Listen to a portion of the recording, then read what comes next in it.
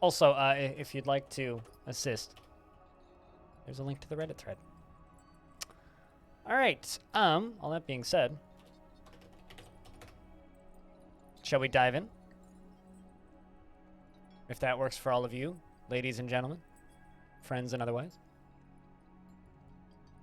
Reigns of Terror Day 4, me think? 5 years in, we have, what, 84 dwarves, something like that? We've lost a few, due to not having stuff for moods, which is unfortunate. We do have an artifact door. We've cleaned out the caverns a bit. And we are very far underground. Where are we even? There we go. Let's pause and just have a look around. So before we do anything, I'm just going to do a little tour. So once again, this is my kind of September, October fort that we were running. The whole point of this fort is to make it into an eventual necromancer tower. This is the kind of area where we are claiming the caverns a little bit. I'm going to be working on this for the next bit. We're going to be making this into an area where we can farm animals and do some underground farming. So I'm going to try and seal it off. It's not that high that we're going to need to go. Admittedly, we aren't going to actually need to seal off that much. But we're working on it. We've already got kind of the process of getting things sealed off going. I've cleared out this kind of chunk here. We're going to kind of go around the edges and fill all this in, and then go up and build a wall kind of around the edge of this. And that's going to be an area that we're going to use. We're going to build us a big old reservoir down here, and that's where we're going to pump water up. We're going to get water from over here into our reservoir. Because right now we're using the water from this side to power our power supply, which is that. So we're going to need to start pumping water from the right into a reservoir, and then we can pump it up into a into a reservoir up top, which we're going to use as a drowning chamber. I know that eventually we're going to have to deal with zombies, and when we have to we'll deal with that when we get to that. But for right now, we're mostly getting invaded by goblins, which is fine. So we're going to build us a drowning chamber, which is a form of destruction that I really enjoy. And I think we are going to designate that now. As far as the fortress itself goes, it is not that big just yet. It's this kind of central stairway, a little walking area there, and then it just kind of goes down through those circular rooms, which are going to eventually become our tower, down to here. We got some storage up here, and that kind of pizza-shaped area up there is our guild halls. Down here is like just kind of our general chill-out zone. And then if we go down a little bit, this is kind of our forges for right now, as well as a bunch of our crafting. And then if we go a little further down, that's power, as I already showed you. But if we go a little further down, this is our tavern, which is probably the artsiest part of the fort for now. The kind of orangey area up top are the temples. The central area is the tavern, which I want to do some more designs on the floor.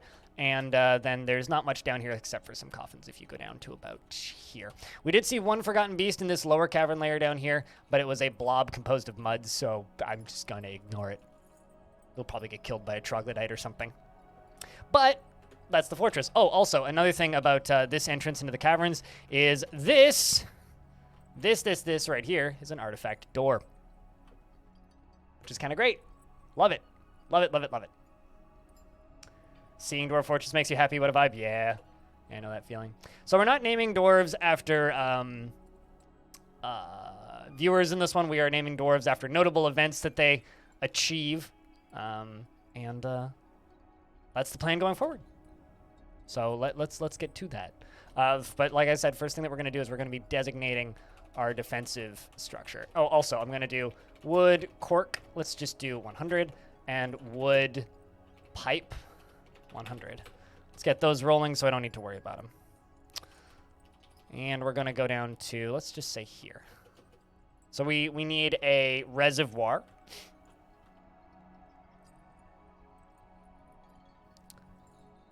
Which, you know, actually the way I think I'm going to do this is I'm going to dig it out. I'm going to dig out the reservoir. And then we're going to smooth it. And then we're going to,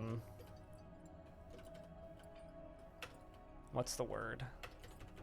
Once we're done smoothing it, we're going to channel it down one. That's how we're going to do this. Actually, you know what? Let's go a little further over.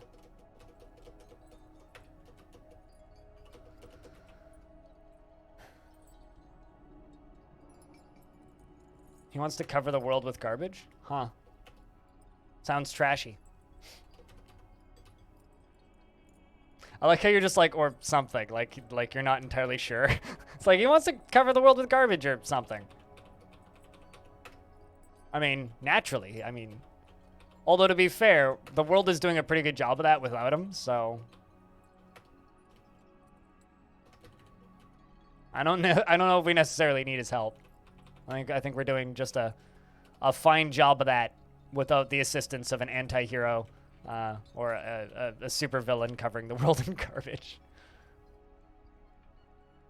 So how's the summer job been? And I assume it's been like taking you out of the house a lot, so you haven't been able to be around the streams, Ozzy. I understand that.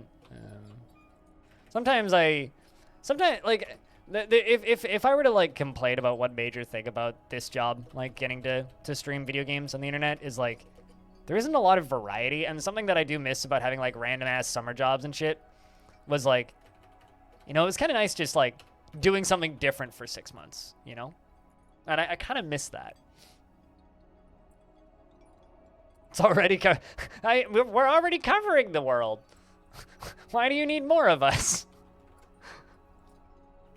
Like I said, we're doing a good enough job as is.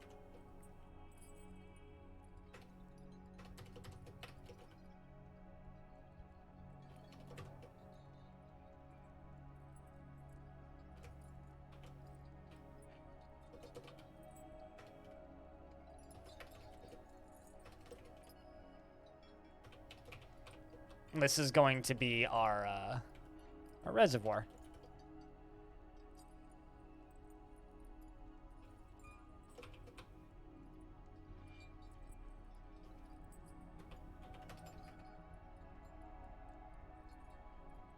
So plan for today is to get pump stack built and functioning. That's planned for today.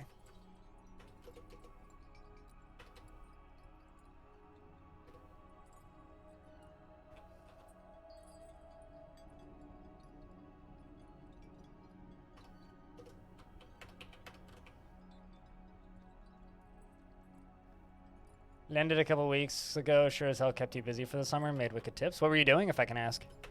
I'm assuming something in the food industry if you made wicked tips. Because hell yeah. Get paid.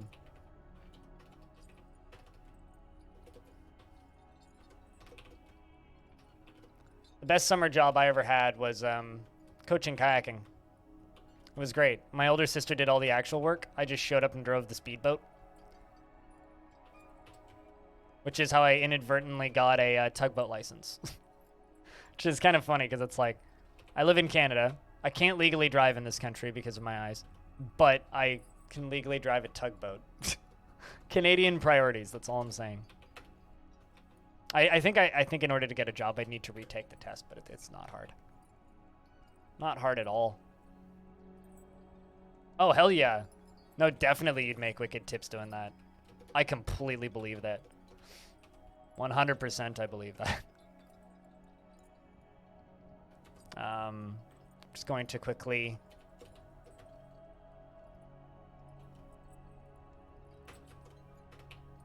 queue this up so that I can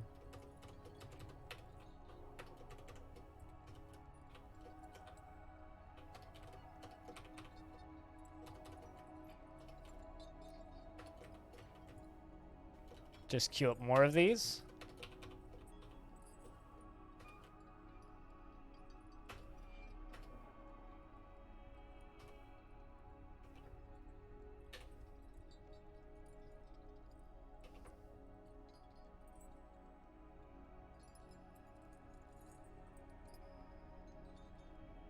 When the wealthy tip, they tip. Oh, that's for sure. Yeah. And people who, like, you know, have boats at a marina probably have money to be able to tip.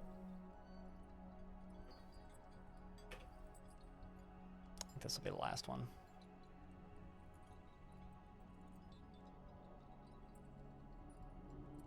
Yeah, at least for right now. Let's also pull that lever. Deal with the crocodiles. $400,000 plus boats there. That was close. And a dwarf who's a cheesemaker has been possessed. Never saw much bigger than... Oh, well then I guess you didn't see Bezos' yacht.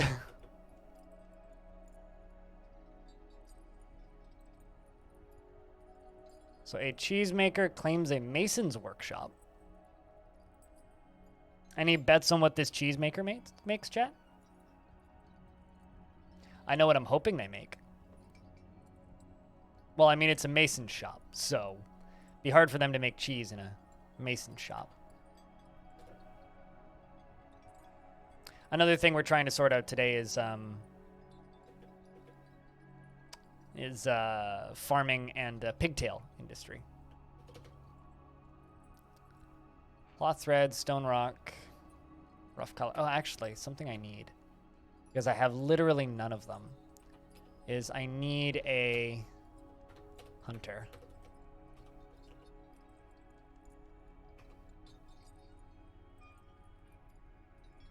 Also, we do have a baron and a baroness in the fort. Married couple.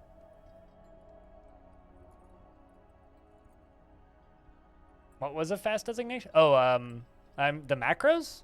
That's what macros do. Macros speed up designating significantly. Jabberer is fighting by falling. So we do have a problem currently. Let's see if I can trade for some animals and slaughter them.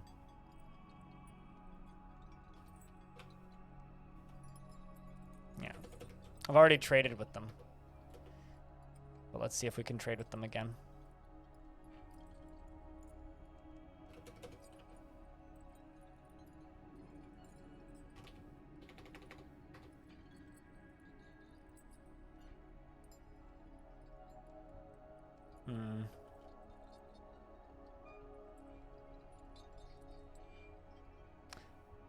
No, I've had people ask me if you can sell goblins to dwarves, and I don't actually know. Let's try it. See what happens. What's the worst that could happen?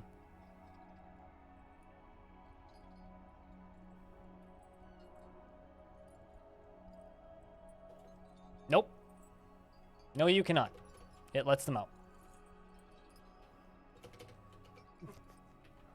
Because I've never actually tried it before. Also, we've got goblins chasing my dwarves now.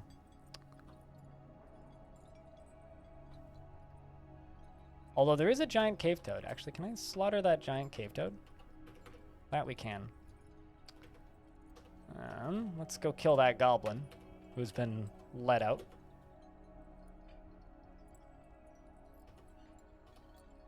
Seems like the dwarves all ran away. The goblin is running away now. I'm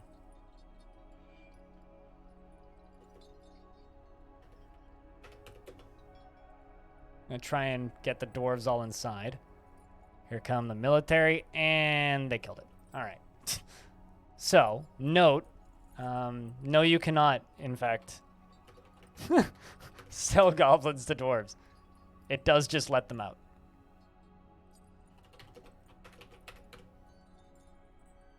It does indeed just let them out. Right, so the dwarves are now getting out there for realsies.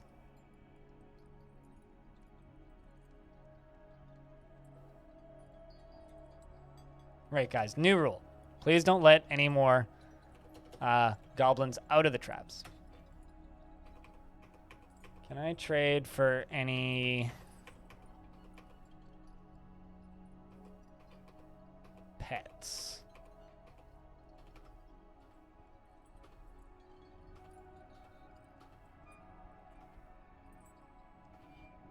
They need to have brought pets for me to be able to trade for them, though. Oh, they did. They brought a reindeer cow. But these have, like, no value.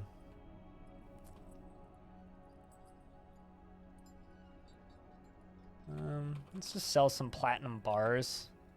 Just some fancy bars, because, like, I got plenty. And they're already here.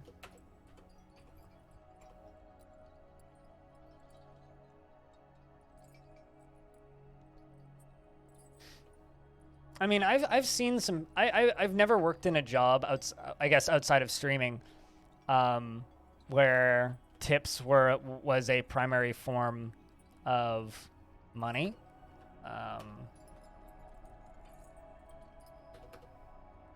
I think streaming is like the only job I've ever had where tips were are like my main source of income. So I've never had to work in a traditional job like that, but I do.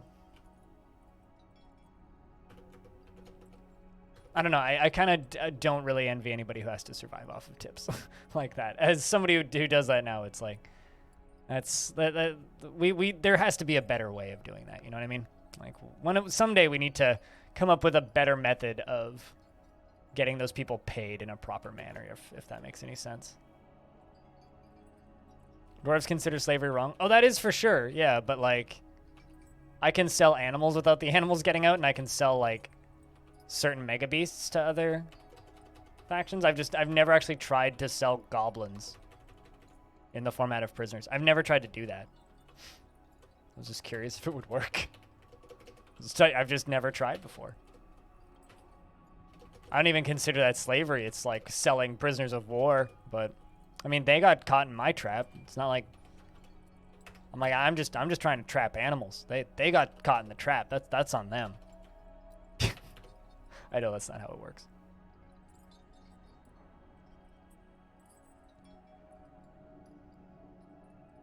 Yeah, no, that makes sense. Orange. That makes sense. I think I've taken a limo like once or twice. There's definitely been times in my life where I've been to a concert and the limo is cheaper than the taxi. Like there was one time I took a limo from a venue to the restaurant that we were going to afterwards, and it would have ended up costing us about $60 because it was a pretty far trip for the taxi. And the limo was like, I'm a flat fee of $40, and we're just like, fuck yeah, we're taking the limo.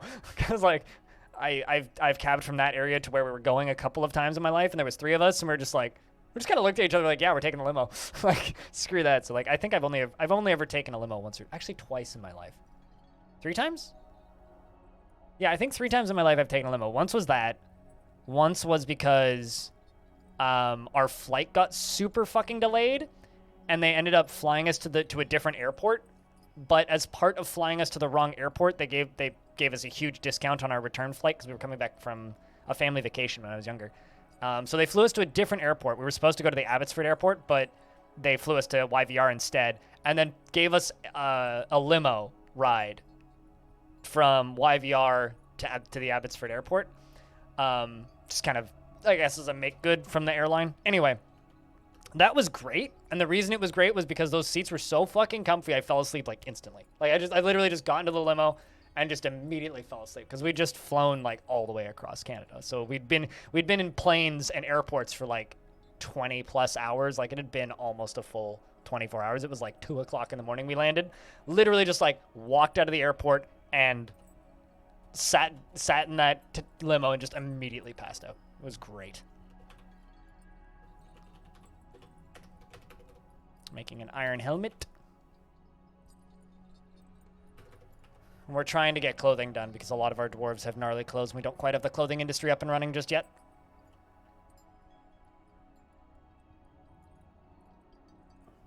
You know, it's funny that I say that I don't really envy anybody who has to live off of tips, and like quite literally all of my money is just formats of tips.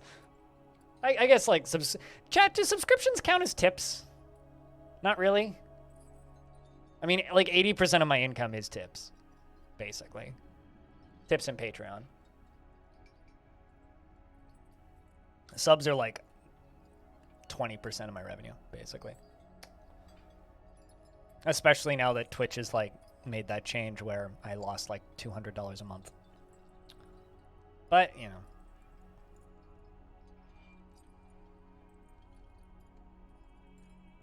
I mean, ad revenue doesn't count as tips because you want to know how much I make in ad revenue on Twitch? Before Twitch changed the auto hosting stuff, I would make about $15 to $20 a month in pre-roll ad revenue. About 15 to 20 bucks. Now I make about $6. In the last 30 days, I made $6 in ad revenue. It's like, wow. Okay, cool. Excellent.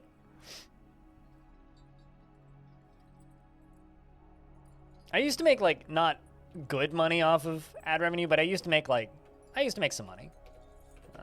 Now it's like, yeah, I make like literally nothing. Let's smash that goblin corpse. Bonk.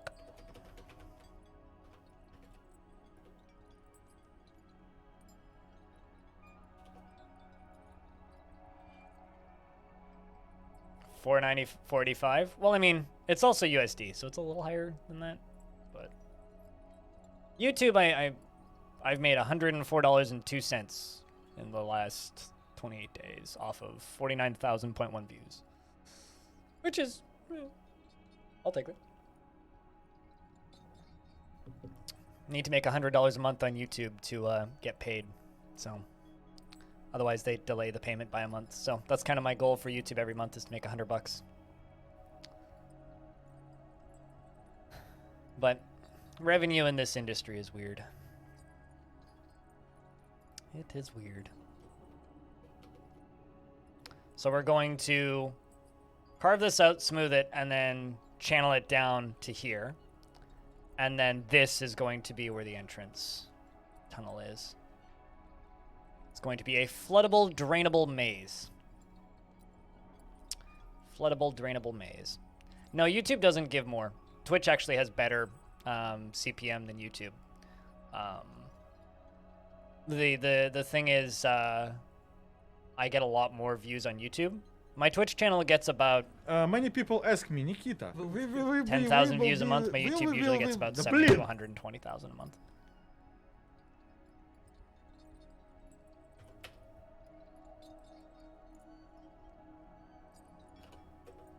Ryan, how are you? I'm a floodable, drainable maze. Aw, thank you, man.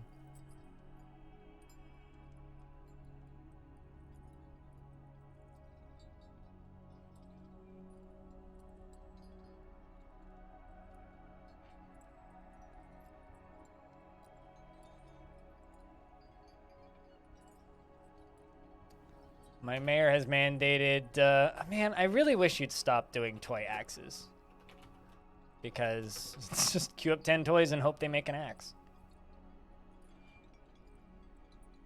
Did you watch the race? I woke up at 6 and watched the second half of it.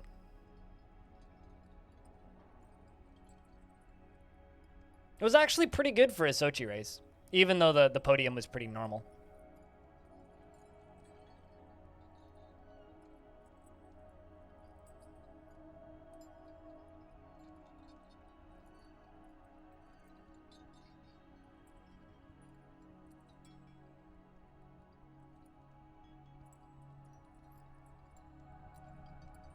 Haven't even watched the highlights? Gotcha.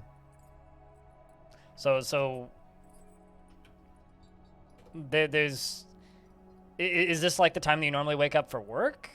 Like, is there any logical reason for you being up this early, or is it just I'm just awake early? And this sucks kind of deal? Also, I should check in on that cheese maker.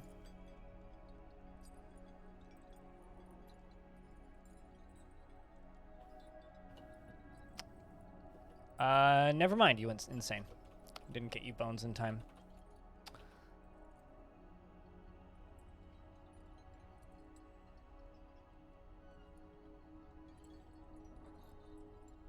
Nope. I don't actually know why I woke up for the race. I didn't actually set my alarm for the race. I was planning on watching the race after stream. But I just kind of woke up at 6 a.m. I just kind of woke up at like almost 6 a.m. and was just like, well, I guess I'm awake. Fuck. So I just like rolled over and turned my phone on and watched 30 laps. Kind of felt like trash when I woke up today, so.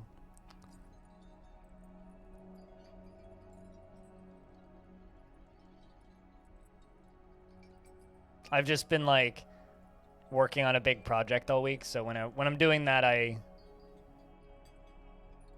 don't sleep as well when I'm working on big projects because my brain is constantly just like, "Woo, big projects," you know?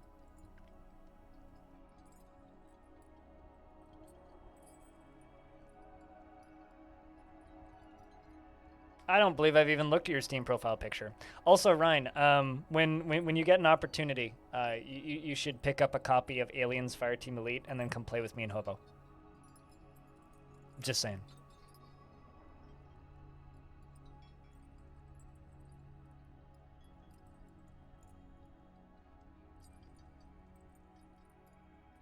There you go. That cheesemaker died.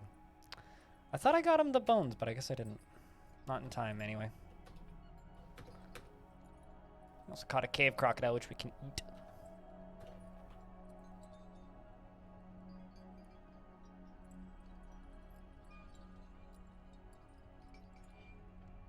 Yeah, Tuesday's gonna be weird for me.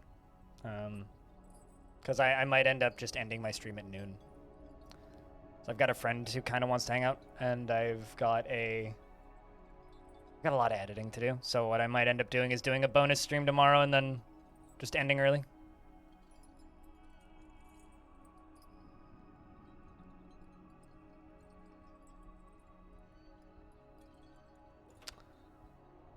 An unused silk cloth. Well, we ran out of silk.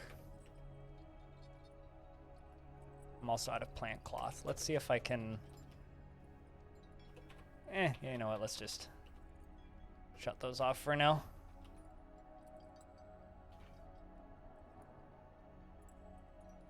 Shut those off and then... Oh, they are actually still making plant cloth.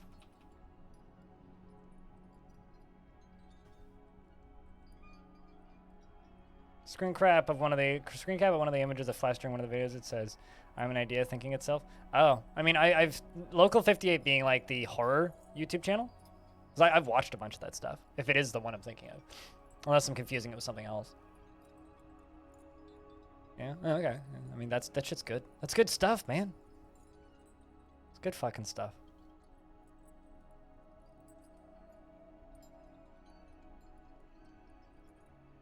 Look at all that. All right, so now I'm just gonna smooth the whole thing, floor and all.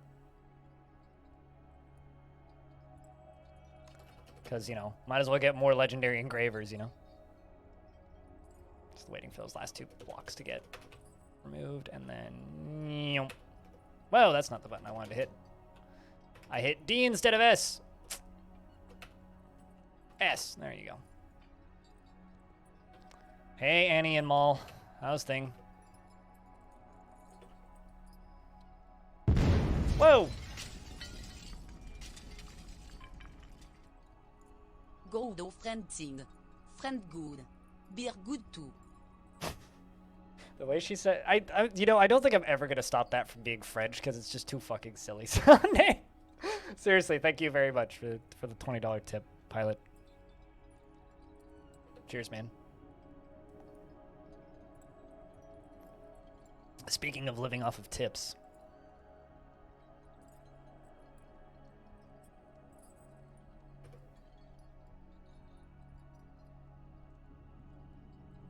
Also, shoutouts to the person who bought me 17 coffees yesterday.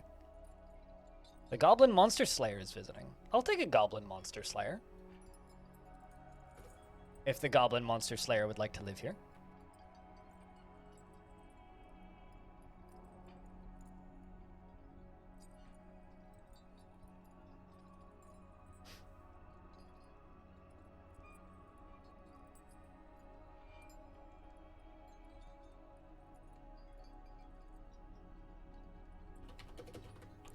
Let's also get the first of many slate doors installed.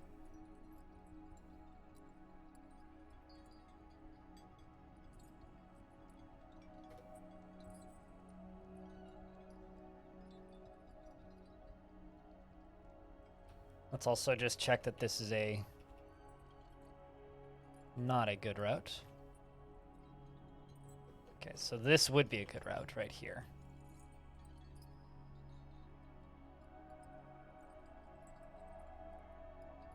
But it goes right through that.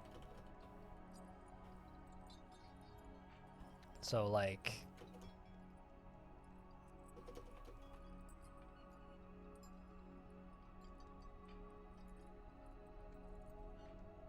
trying to figure out where a good spot to put the pumps would be.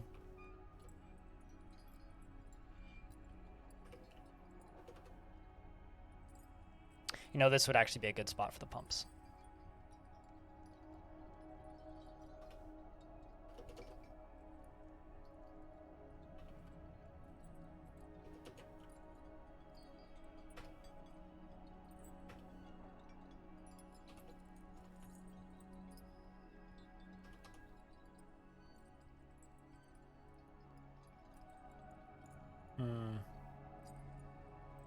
No, it's not. I need to find a good spot to build a pump stack, basically. First month with your own money? Well, welcome back, man. First month with own money. I'm glad I finally coaxed you into a false sense of security, thinking that subscribing to a Twitch channel is a good idea. Thank you much, man.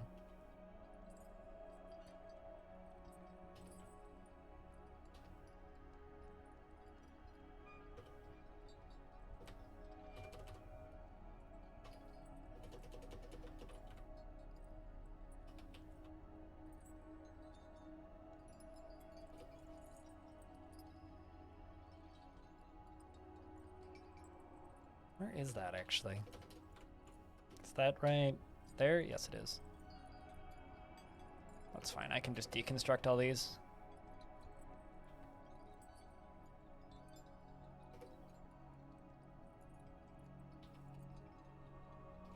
So let's just...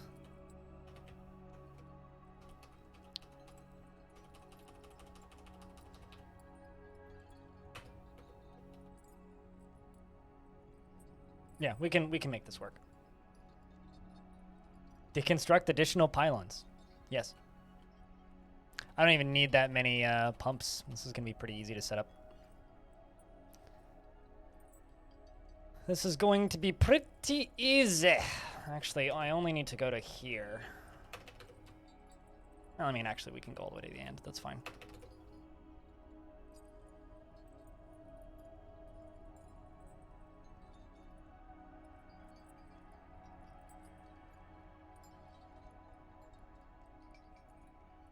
Time to spend 98.89 on something before it becomes 123.69 again. Are you talking about gifting subs or something? I'm confused. That's a lot of money, regardless. Yeah, I mean, I've been debating on and off internally about whether or not I should do some sort of big subbing thing for September, but like, I don't know. I don't know, man. It's weird. Like, I was thinking about doing a thing on, like... You? Yeah, no, you never gift subs. I was thinking about doing something where, like, I would say that I would, like, match every gift sub up until... Thanks, Nano, for the 12th month. Welcome back. Enjoy your lurks. Crypt lurk nav peak crypt there. But I was thinking about just, like...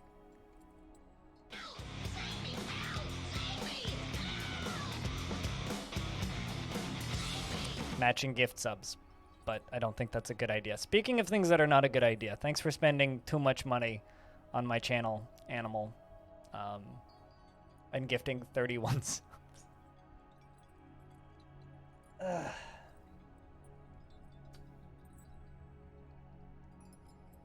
That's a lot of subs. Chat, can I just get a lot of beers in the chat? Also, shoutouts to everybody who just got subs forcibly forced on their heads by an animal. Cheers, man. Anyway, that's a level 5 hype train. Orange, thanks for giving us sub. Cheers, man.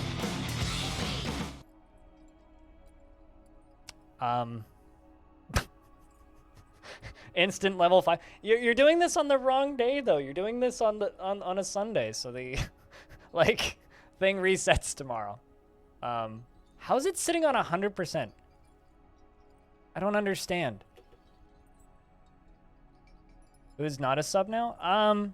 Plenty of people. Plenty of people. I've never seen that before.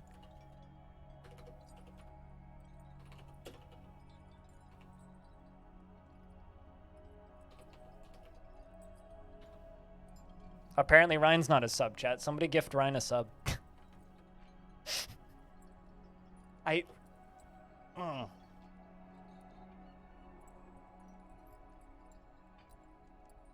It's 483 sub points if I'm reading that correctly. That's... No, it's 102 actually. Thanks, Orange, for the 100 bits. You gotta run to the bank first. You only got cash. I mean, don't worry about it, man. It's all good.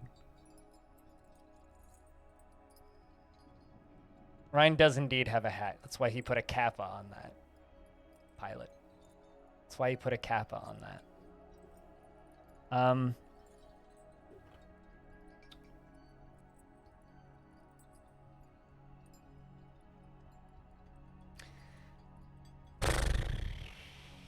Anyway, I'm awake now. Thank you very much, Animal, for gifting 31 subs. And Orange, thanks for gifting a subscription and cheering 100 bits. Before that, because I didn't really say much of a proper thank you, Tamika and Nanochip, thank you very much as well for those resubs. Seriously.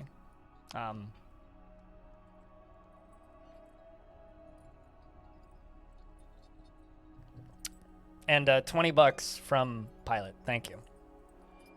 I mean, a lot of people just got gifted subs and Dark.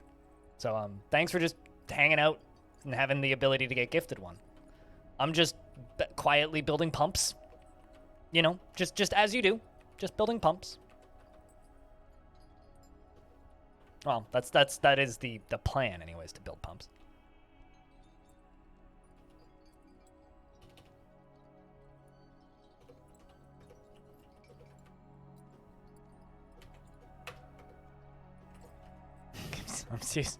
I mean, I don't know what I was totally expecting, Animal, but just thank you for the insane amounts of generosity you've thrown at this channel over the years. Because it is kind of insane.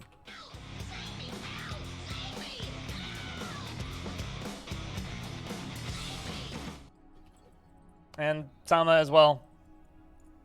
Thank you very much for gifting 5. Cheers for the 5-pack. Bring us up to 430, I think. Good lord. More soup? Soup hype. Yeah. The question is, what kind of soup? Tomato soup? French onion soup?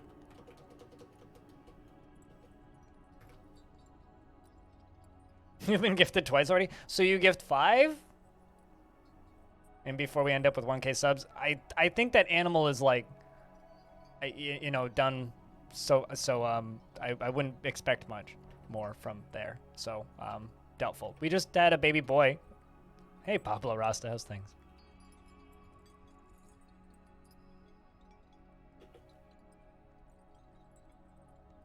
I think the bot has alcohol poisoning, that much is for sure.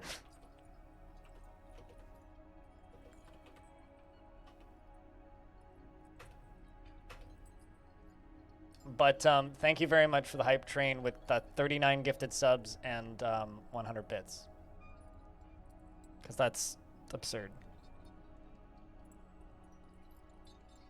And I received an emote. The hype ears.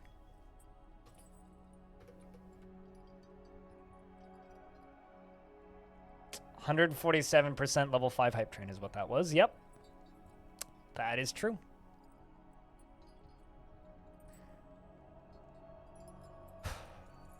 Thank you, Animal, for your insanity. Cheers, man. But yeah, no, I mean, the highest that I've ever been at is 600 subs. I think it was like 610 subs or something. And I do not expect to hit that again anytime soon. Cheers, Sama. And thanks for swinging by briefly to support the stream from time to time. Because, like, it really does go a long way. Because, like, the stream is what pays the bills, which is what allows me to do the YouTube stuff, right? Like, the DF YouTube stuff and the not DF YouTube stuff just wouldn't be able to happen if it wasn't for the streams. It's like, I know there's, like, some people that would love to see me just do YouTube full-time, but that's just not viable, so... Just thanks for swinging by to support the streams even just a little bit. Hey, Ripterus, what's up? I actually did kind of get up to watch the race today. Kinda. Kinda.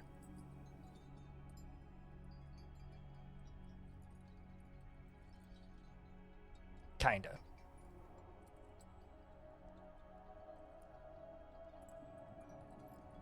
Hey, Insane.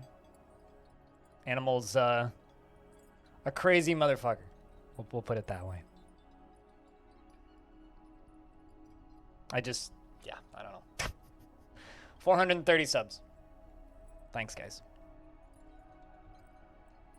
Just thank you. Lots of people get ad-free viewing. Just hell yeah.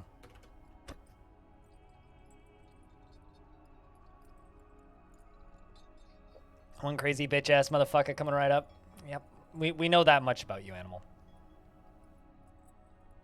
I wonder if you're in first again for gifting subs. I'd need to check. I'll check off stream. I'm curious. Do you like fries with that? No, I'm trying to, trying to stay healthy. So like maybe no fries this time. Maybe next time. Thanks for the offer though. Need to remove these tables.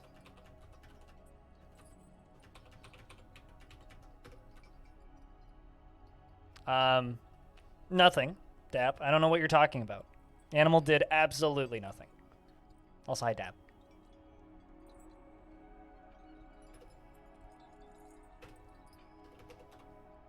Actually, I think the correct response is it's the Stay Puffed Marshmallow.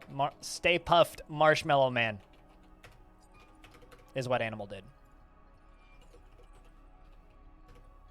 Because whenever anybody says, "What did you do?" Insert anything here. I have to respond with, "It's the Stay Puffed Marshmallow Man."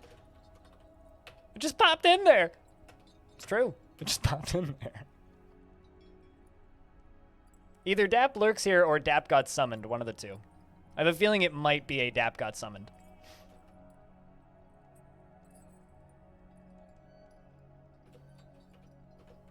Just a hunch, though.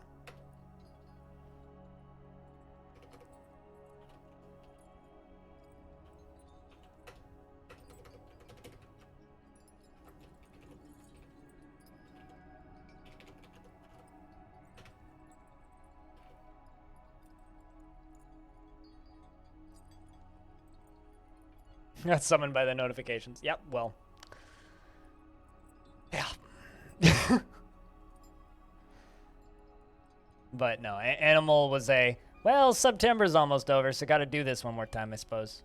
Mode. So that's 31 subscriptions. That was an instant level 5 hype train.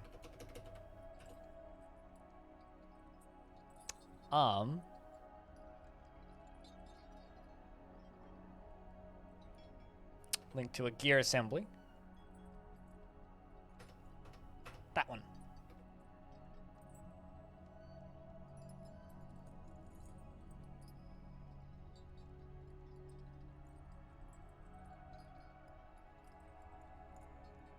Sometimes you go crazy. Sometimes you're just very generous.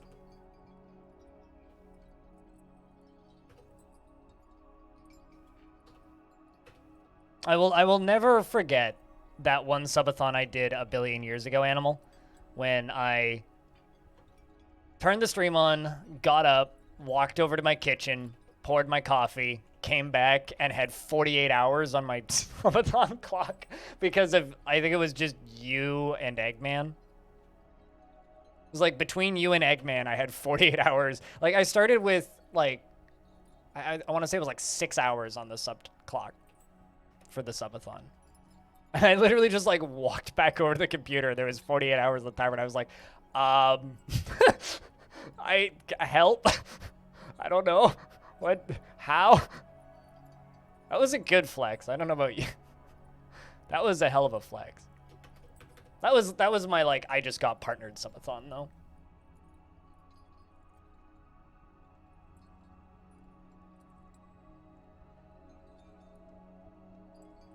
That was that day where I got that run in RimWorld that was less than 2 minutes.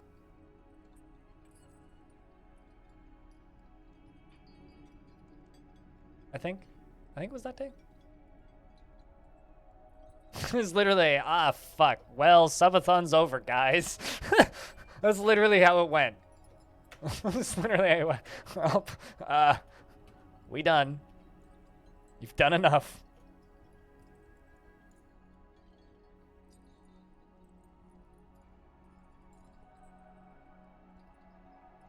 All right, so we need to go all the way up to here. Let's bring some doors up here. And let's get those doors put in first. Then we'll drag everything out. This is gonna be a pretty quick pump stack build, I think.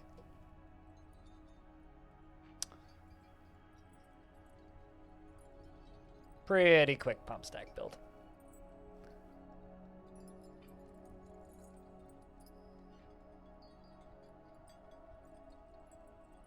But anyway, how are you, Animal? How's work been?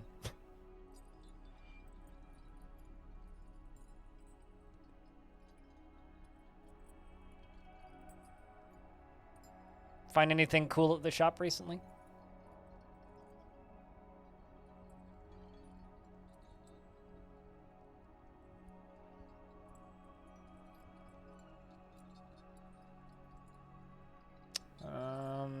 They just canceled all the weave and thread into cloth.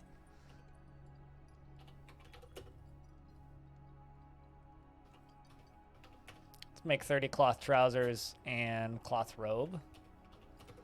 Let's queue up some of those.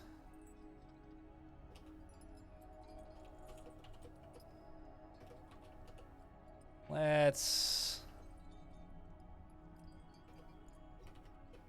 get let's get an axle installed here so that I can make sure that everything's shut down before we get this pumping. All right, so that obviously works, and then I can flip this and we'll see if this works.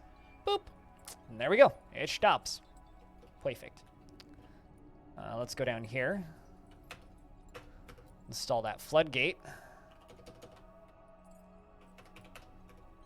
Let's mine both of those out.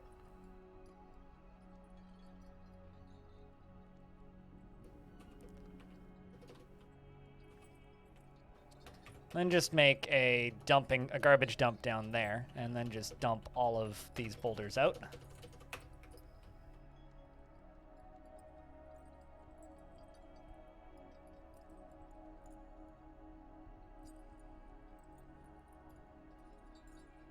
It'll take them a minute to get them all removed.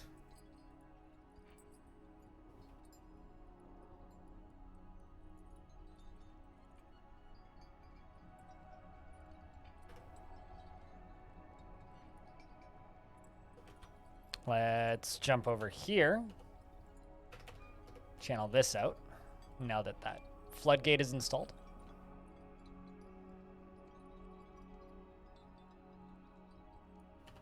Let's also put a slate door in here, and then we'll lock it and seal her off once I get a lever installed. So let's put a lever down here and call this flood on off. And then we'll connect it to that floodgate. A jabber is falling. Yeah. Jabbers keep falling off the cliff. Hey, Zycrum. How are you? Thanks for the resub earlier. I did see it. I was just making coffee when it came in.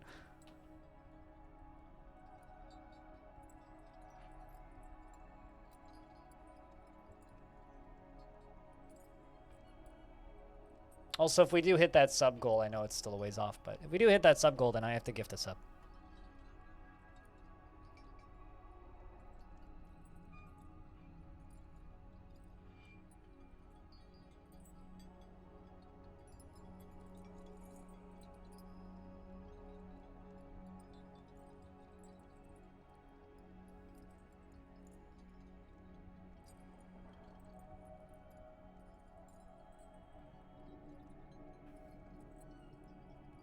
To do the whole baby going to sleep, but not really. But not really, cause haha. So what you're saying is haha, baby go burr and not sleep?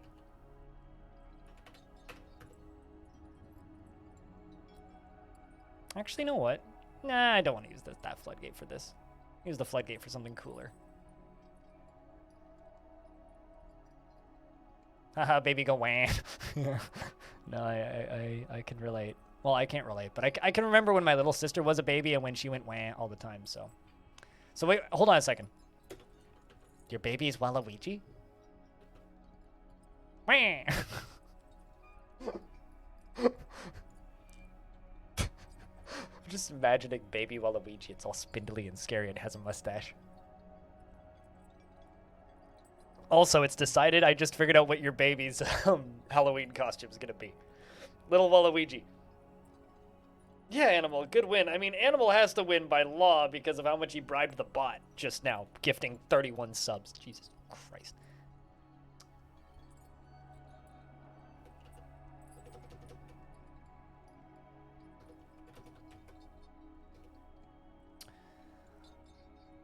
All right, well, that door is locked. Let's make sure those pumps are off. Yep. And I can pull this lever. Well, let's see if this works. Yeah, oh right, yeah, you live in boring parts of the world where Halloween is like a non-thing.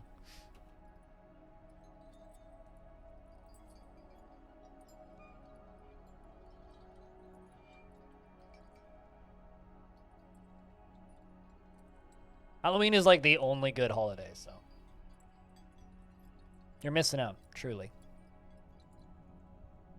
You just went all in and threatened the bot. Threatened the bot with streamer's bankruptcy. It's like, I'll make sure you have no gerb. All right.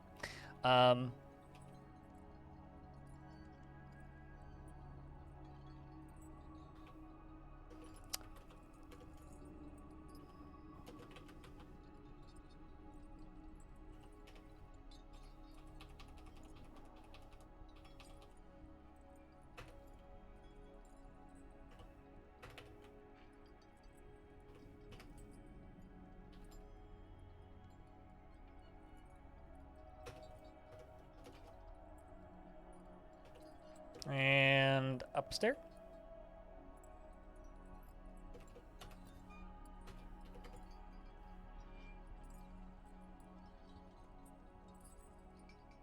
How dare you call things boring? You have great things like fuel and medicine shortages?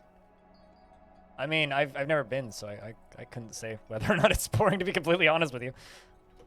I hear that your housing market is almost as fucked up as ours, so I'm sure we can relate on that level.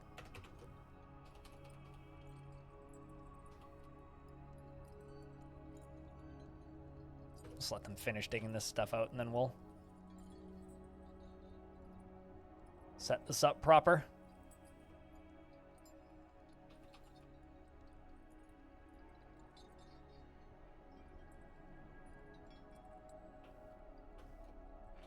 Also, you guys have a fuel shortage? Excuse me?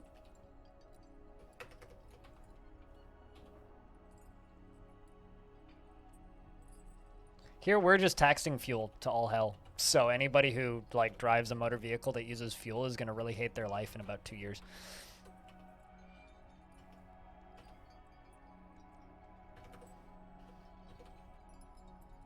Let's just get this all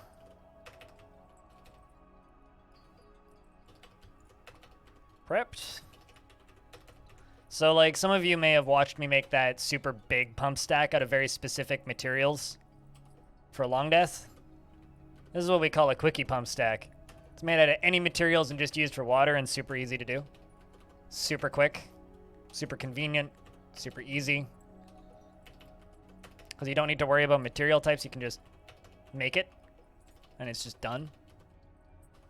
I have this done in a GIF. It'd be great. All right, let's let them cut all that stuff out.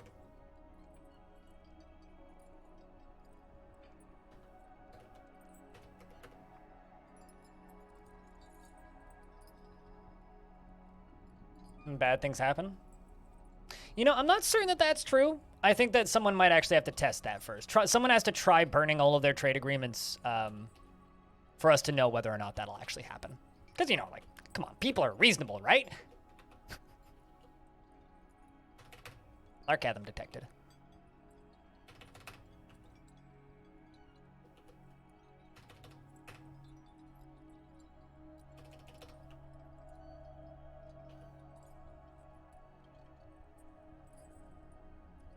Oh, there's already a pump there. It's like, why isn't this working? Because there's already a pump there. Duh.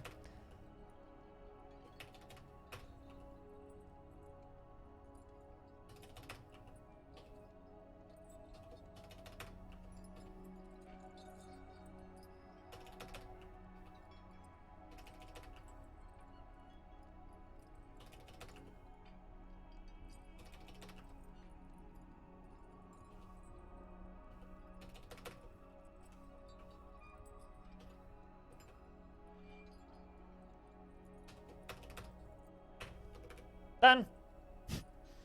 Now we just need to wait for them to make it. Hey, Bog2. You know, I remember the night that, or the day that you guys passed that vote. I was listening to the news live.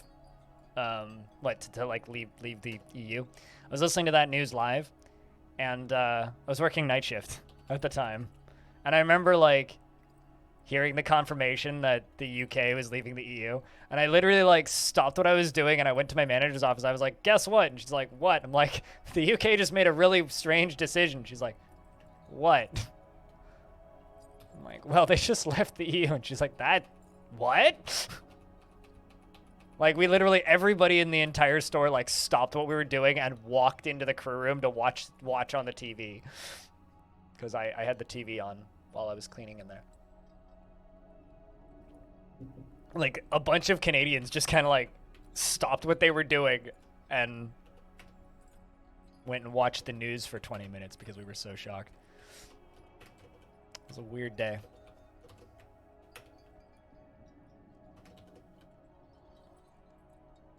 The only thing that shocked me more in politics since then was Trump getting elected. Or that's the thing that shocked me the most in politics aside from Trump getting elected. Although, maybe Trump getting elected shouldn't actually have surprised me all that much, but I was more just impressed with that one. I was like, really? But, you know. The Simpsons were right all along, apparently. Sudden politics minute.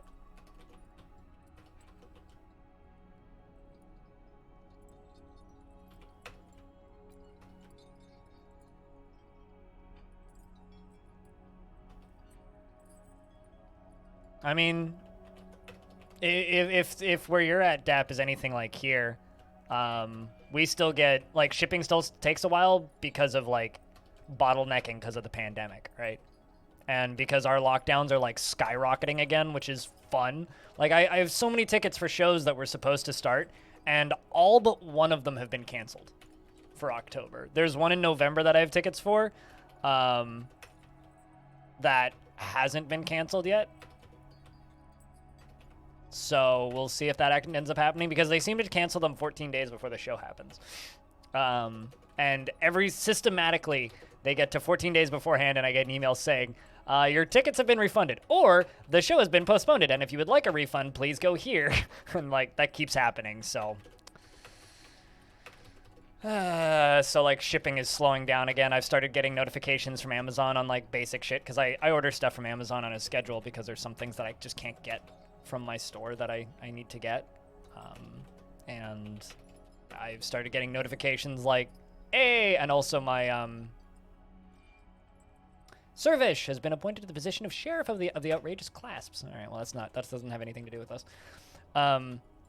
Like my pharmacy sent me an email saying that they can only give us so much insulin starting soon. Also, this is kind of terrifying. The Werepanda warlord, Einod Baumrechter, has come. A large panda twisted into humanoid format. It is crazed for blood and flesh, and its eyes glow chartreuse. Its brown hair is very curly, and you will know why you fear the night. All right, well, that is horrifying, but it's okay. We have the ultimate weapon, doors that I can lock. So I will lock these 2 doors and hope that there's nobody outside. And if there is, they die. Go kill that turkey.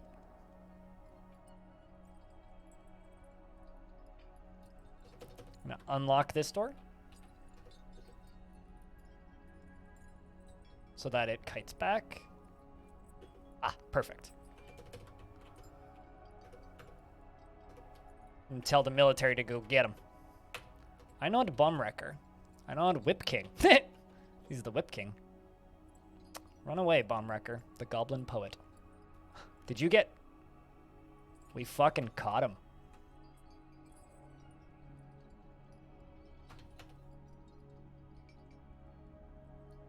Brah, we got him. What should I do with Einod Bomb Wrecker?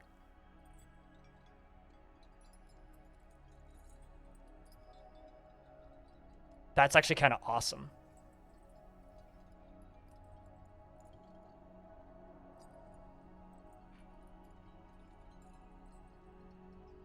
How did you dodge that sub bomb, Admiral? Really? Like, that's actually impressive.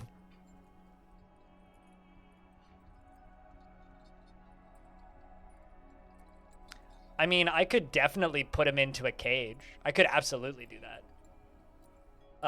But I wouldn't want the dwarves to be able to see in there because they would just, like...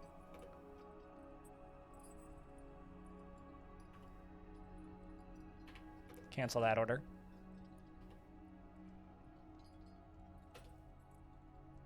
Well, he did kill the named turkey. So somebody's turkey pet got killed, which is unfortunate. But...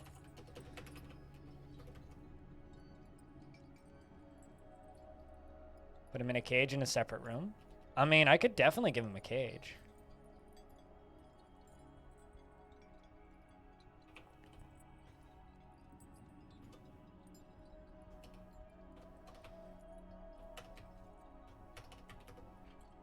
I could totally seal him off, too.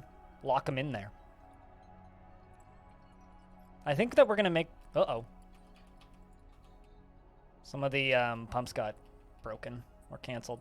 Oh, I know why. It's because I locked doors, probably.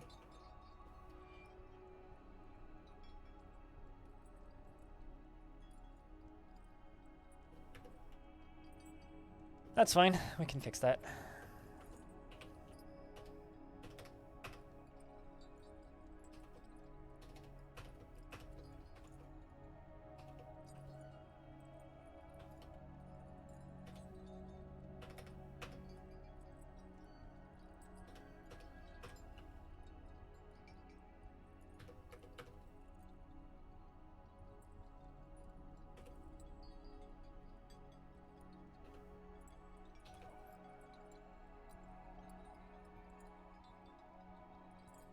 Just gonna pop in for a second, going to bed.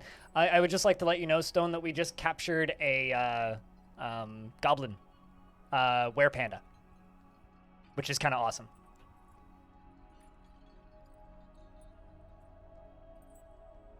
But you have a good night, Stone.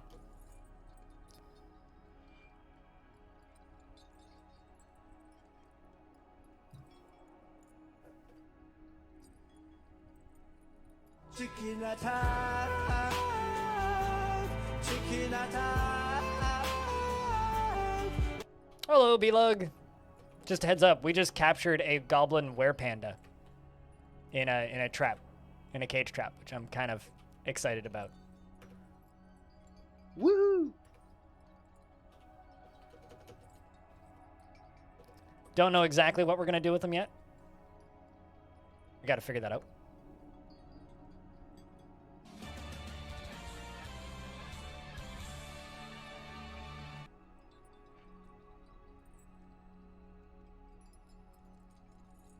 Wonder if something is stuck somewhere. Because frame rate just got a little cruddy. It was just fine until a few seconds ago. Gotta figure out who's stuck where and why. Actually, I know why. It's probably because of all of the channeling that I'm doing. Channeling's kind of rough on the frame rate. Yeah, Warlord werepanda. A Warlord werepanda.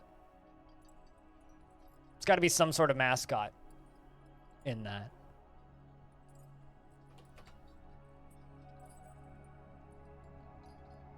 We can see some werepanda action. They'll just kill each other, though.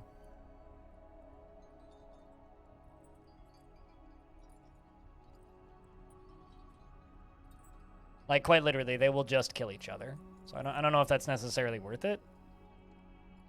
But I'll definitely make a room and put him in there. By himself. Absolutely, no questions asked there.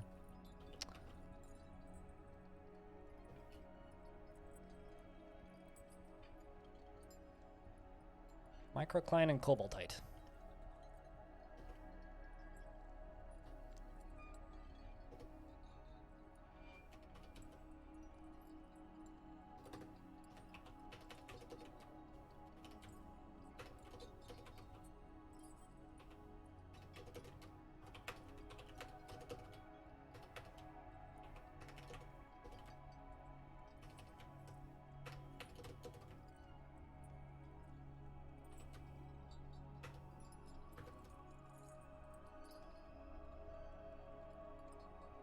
Also, hey, Dominoc. How are you? Pandas bark? What? Today I learned? I guess?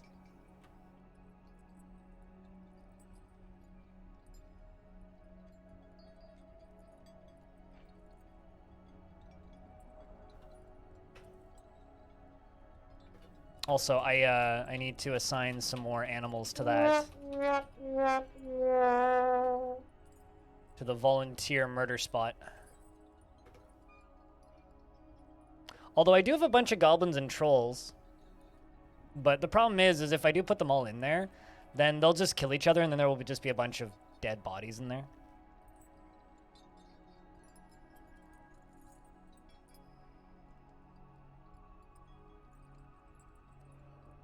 Finished Stella today, inside still better? Yeah, I think I'll stick to just inside. Also, hey, audio. What up? How's things?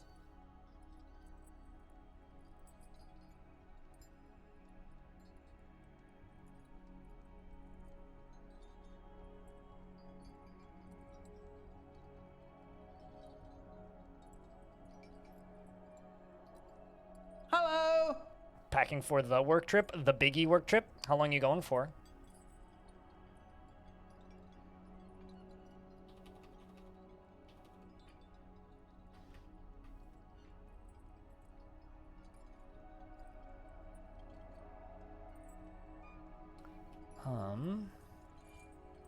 What was I looking for? I was going to go do a thing, and then now I'm completely blanking on what it was. Mostly night work? I gotcha. Doesn't sound too bad though.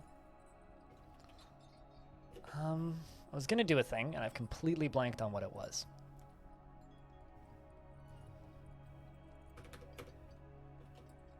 No, it wasn't the stuff in the bedroom for the goblin poet.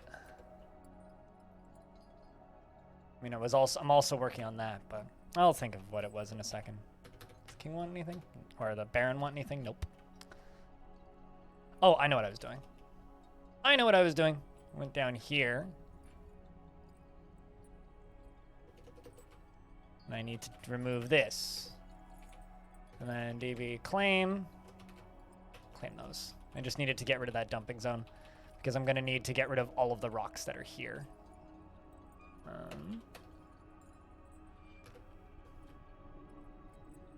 Let's make sure all of these pumps are connected. Yep, they are all connected.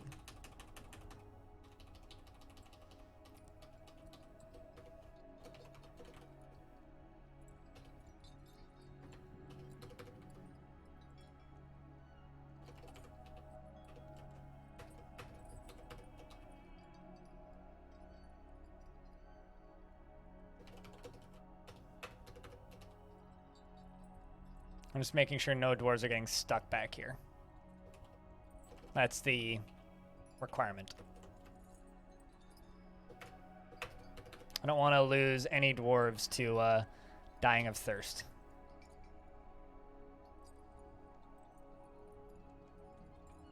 If it all works as designed, well, that's good. Hopefully, smooth, easy work.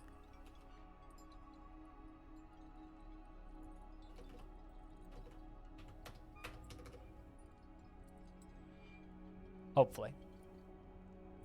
Lurk time for you. Thank you very much for your generosity, animal. You have a good lurk. Yeah, that's kind of what I was thinking, Jimmy Tibby, is that's kind of, like, we definitely need to have that as a mascot somewhere. Just because of that.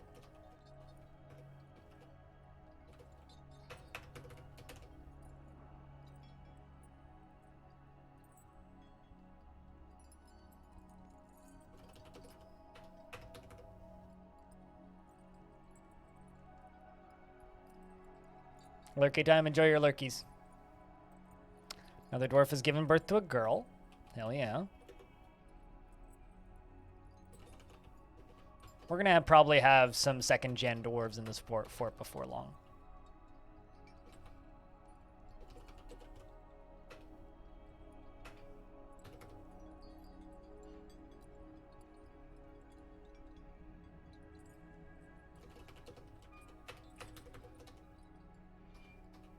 Just making sure there's no dwarves. Checking.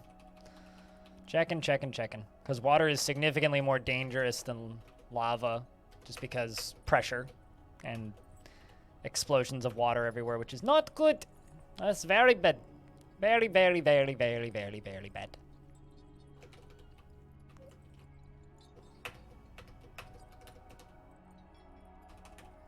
Perfect.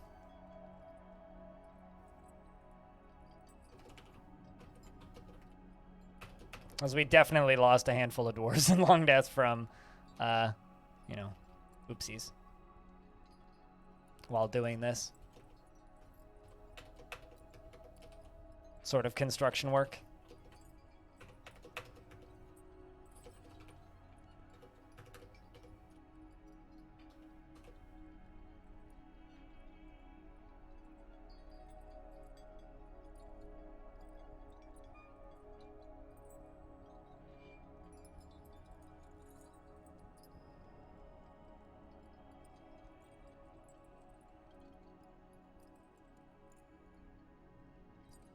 It's always nice to hear the literal sound of a bolt falling out of a chair when you sit down.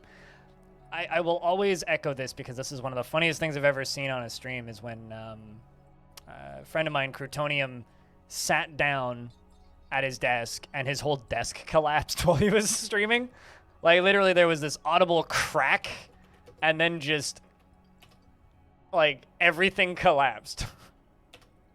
Like, his chair broke and his desk fell at the exact same time. And it was just him, like... And then the camera, like, fell on the ground, and it's just him, like, looking up at the sky just laughing.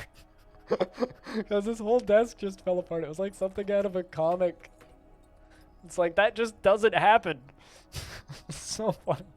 I felt so bad, though. There we go. Getting that rock out of there.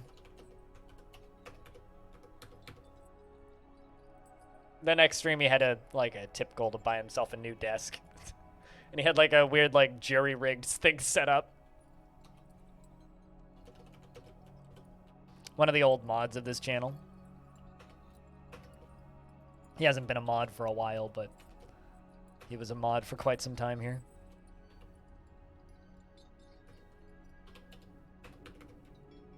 All right. Pump stack's officially done.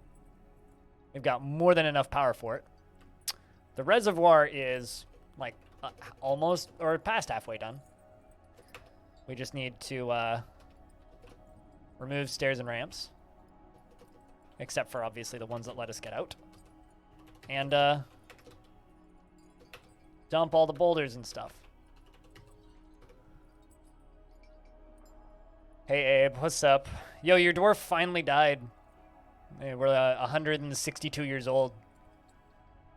You did get one more murder in before you died, though. You went kind of crazy towards the end.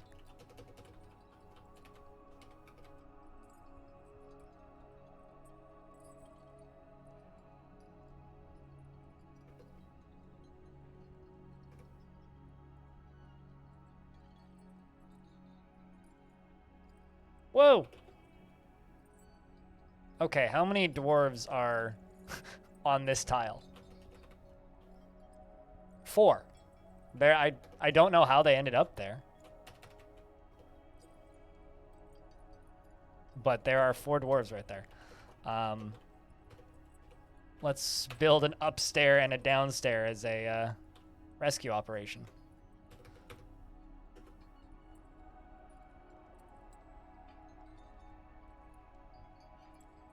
I was wondering why the frame rate kind of got bad. It's because there's apparently 4 dwarves stuck on that one tile, and I don't know how they got there. But they're there. 2 of them are kids. Hold on. Is this a whole family? Lorebaum, are you married? Yes, you're married to Olan the Engraver, who is not on that tile. Well, regardless, we're getting them saved. Give them a sec. And now you guys are free, and we can remove the tile. Dwarf Fortress.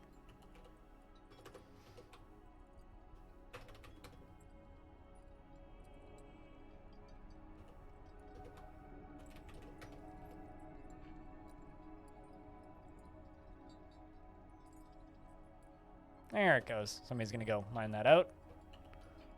And then we're gonna go up here and remove construction. And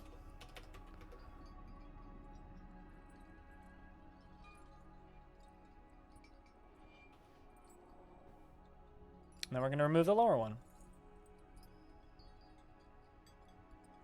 And a dwarf's been taken by a mood.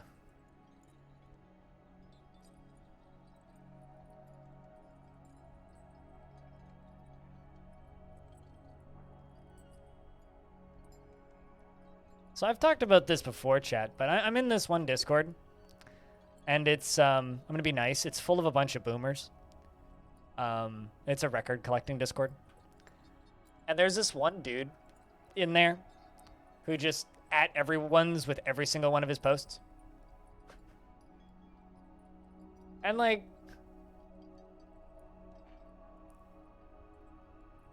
he's a decent enough dude.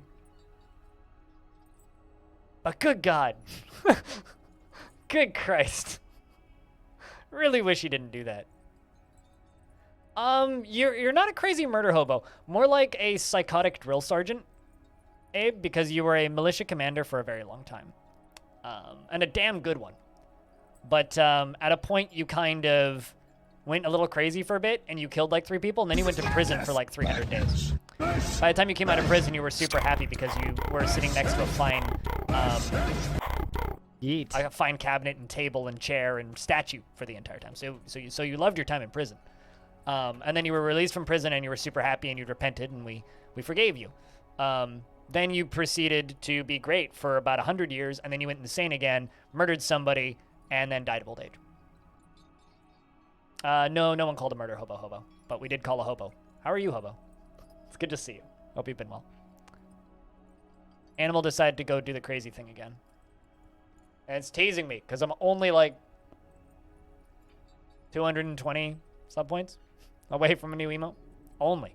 I'm so close. So close. Not really.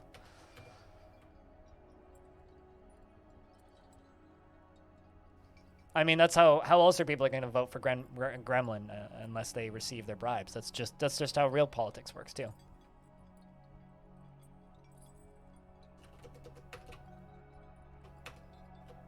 I also captured a goblin werepanda.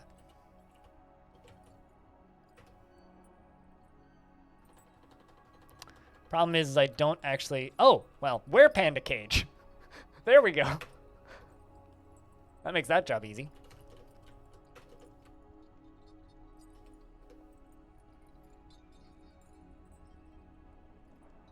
I woke up for the last 30 odd laps of the race because I just woke up at that time. Watched it. Well, it was a fun race. Kind of sad at the end, but fun race. Then went to bed again, and then woke up 30 minutes before stream was supposed to start. Zulgar the Engraver has created Shos Lurul Nemur Zizuk, a nice mug, and claims it is an heirloom in the name of the family ancestor Lykot Crafts Toked. I want to toke those crafts too. It's worth 13,200 Zathal. Fragment mutes the crevice of slapping. I'm gonna give you a nickname because this is mandatory. Zuglar Slappy. Also, you have a kill. You killed a dwarf in the year 549. Do you have any, like, military skills? Aside from obviously being a legendary engraver. Nope. Well, you're joining the military after this. Slappy. And you dream of mastering a skill, so. This is a nice mug. Our craft store ship is of the highest quality. It is encrusted with round quartzite cabochons, and this object is adorned with hanging rings of nice and mango wood, and menaces with spikes of schist. On the item is an image of a pear-cut gems in pigtail. On the item is an image of a giant raccoon in giant cave-toed leather. Heh.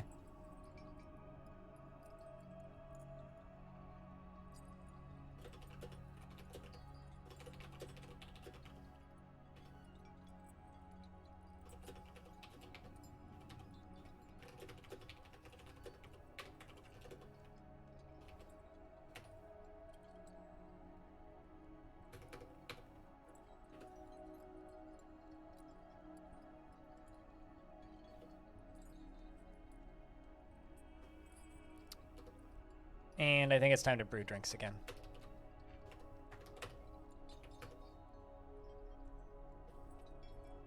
Oh, also something I totally haven't done. Don't cook plump helmets. Even though I got tons of them. Totally could.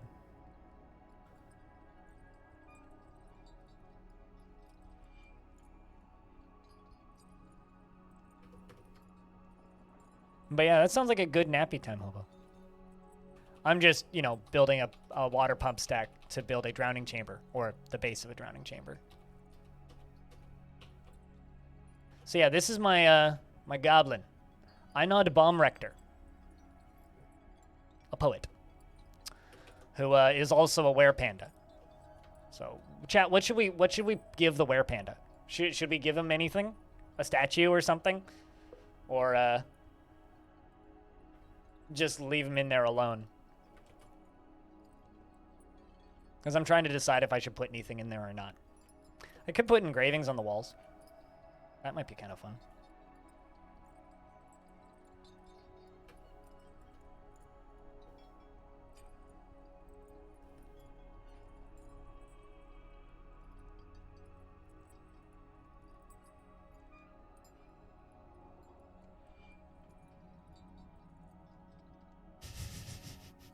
Meanwhile, Diamond is just like,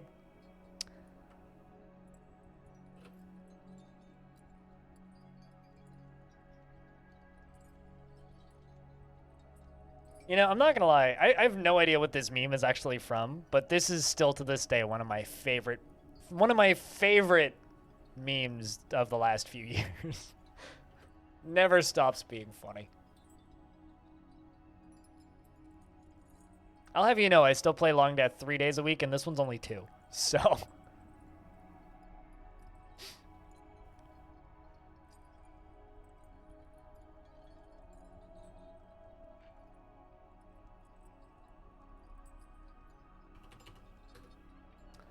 It's a lot of boulders that are still going.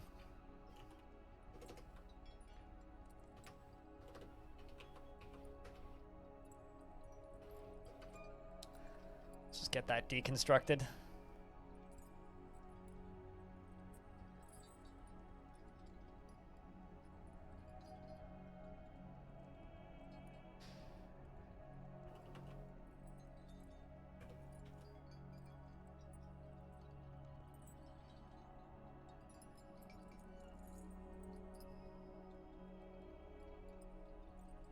Besides, as I've said before, it's just some much-needed variety. Speaking of much-needed variety, how do you guys feel about lava getting fired into the sky? The scary thing about this volcano is look at how close those houses are. Like, that's a fucking city right there. Also, 494 homes destroyed still.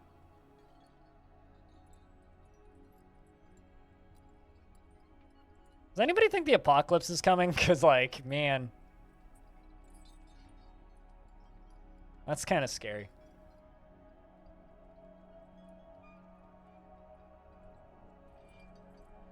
The reckoning is coming. We're all doomed. Maybe. I don't know. Possibly. But yeah, also Ryan, I don't know if you're still lurking or not, but like it really kind of it's kind of funny. I feel like I should stop talking about metal shows on the podcast, because every single show I've talked about essentially has been canceled at this point. Every single show I talked about has been canceled. So now I fear that like the other ones are going to get canceled too. It's just Earth trying to go to space. No, Earth is so mad at us, it's trying to just propel itself away from us. It's like, well, maybe if I just like blast lava in this direction, it'll like propel all these guys out from under me. And on top of me. Everybody in Australia just immediately loses the gravity and falls off of the Earth.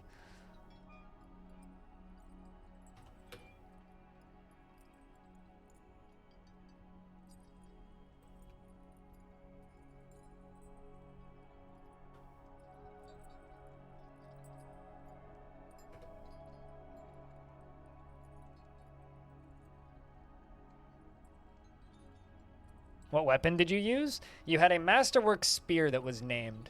I'd need to check what the name was. It was probably something nonsensical DF related. Ironically, the people that you murdered were generally part of your own militia squad too. Which is kind of grim. But you went like 100 years without murdering anybody, so I think that's pretty good. We had another baby boy. Speaking of, how's Slappy enjoying the new job?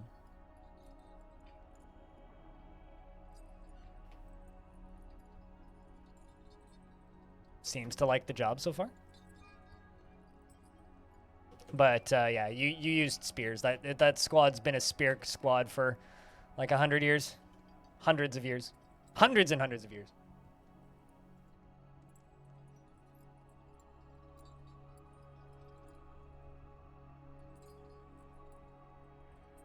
Speaking of, Dwarf just named an iron short sword.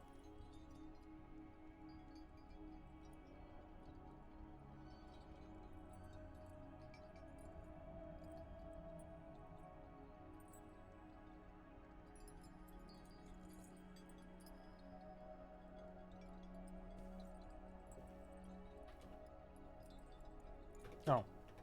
Also, the Goblin Poet has transformed into a were-panda. That sentence is never going to stop being funny for me. I think I'm going to put an engraving here. What's the name of that? Were-panda? Einod Bomrek. Okay.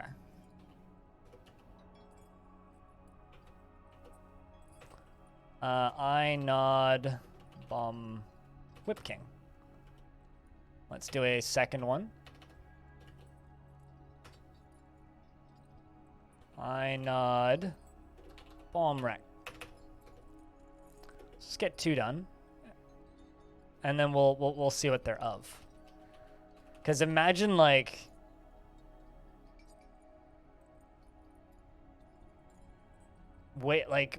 being captured as a were creature and then waking up and then just having engravings of yourself on the walls.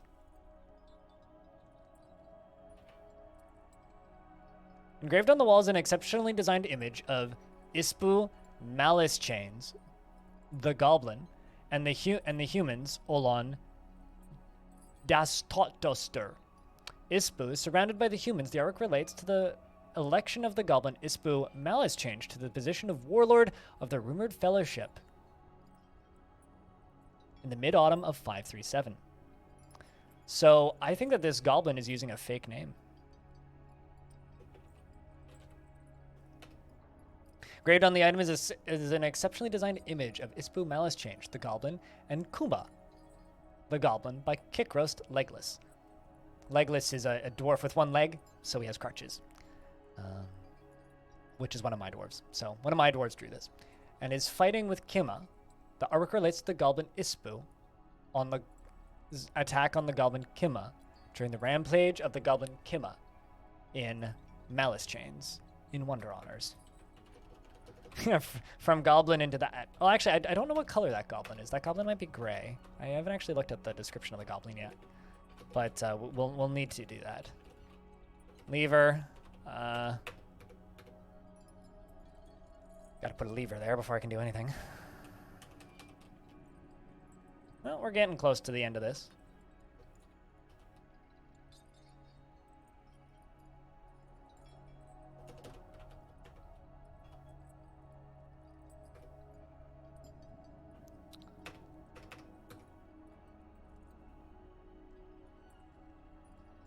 So I'm going to hook this lever up to that cage, seal the wall off, and then release the goblin into this room. So we'll just have a were-goblin in this room. I don't know what I'm going to do with them.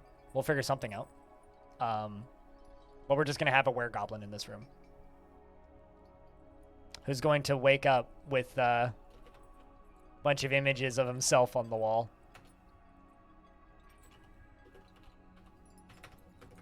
Who's using a fake name as well. Probably using a fake name because he's got infected with lycanthropy. So this last image that we engraved of him is an exception designed image of Ispu, Malice Change, the Goblin, and a pool of trifles. The Mule Bone Earring by Udil Kubakastok. Ispu is embracing the pool of trifles. The artwork relates to the claiming of the pool of trifles by the Goblin Ispu, Malice Chains. The Ispu Malice Chains from afar. In 551. So claimed an artifact at some point, which he doesn't have in his possession now. All right, so I can unsuspend this. We can get this wall done. We can release him. And then I guess we have a pet. Maybe this will be the prison lair whenever we need that. Oh. Apparently Fat Jagged has a prison sentence. Should probably make prison cells because, well... 1, 2, 3.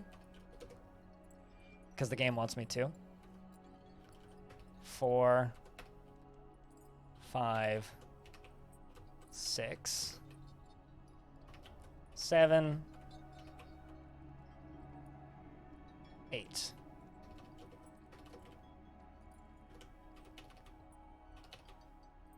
It's probably because I failed to complete an order.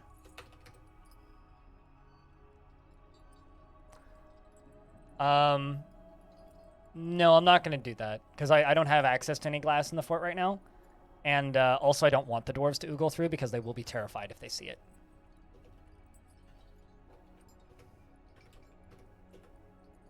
But they'll hear the screams.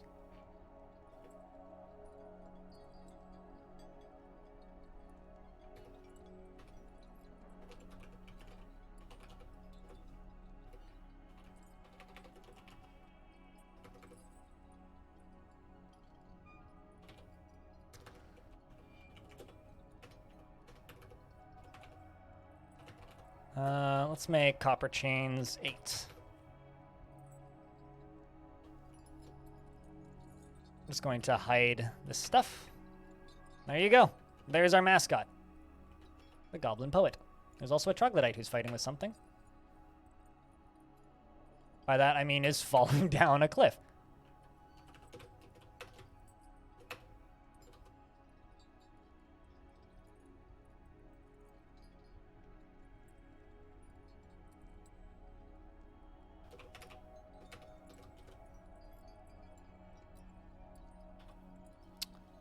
I'm assuming we're starting those beds. Yeah, I mean, sometimes it's good to, like, stress your dwarves a little bit if you're training them to be, like, hardened individuals, but, like, I think at the current point, it's more work than it's worth. I have a zinc chain. Well, we can just start with that and work to better chains eventually. And I need a captain of the guard. You know what? I'm going to give it to Ral. You can be our captain of the guard. You need an office and a dining room. And a weapon rack and an armor stand.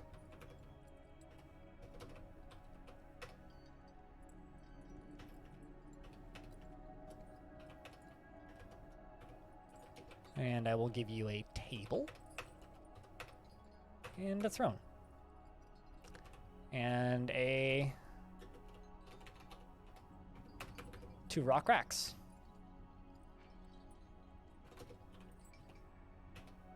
Used by Justice. Meanwhile, a vile force of darkness has arrived. Well, it's time to bring the dwarves underground. Where is the vile... Oh, there's the vile force of darkness. Here they come. Goblins be running. I won't fight them until we have the pumps ready, so...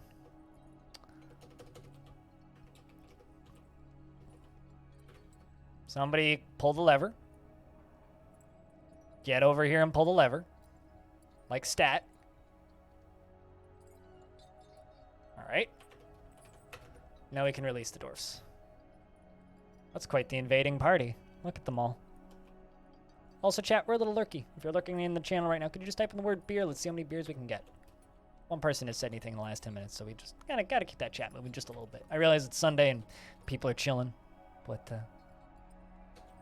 just a heads up. Just curious. Cheers, everybody. Thanks, guys. All right, dwarves can get back to their work. Also, you know what? I'm gonna do a thing.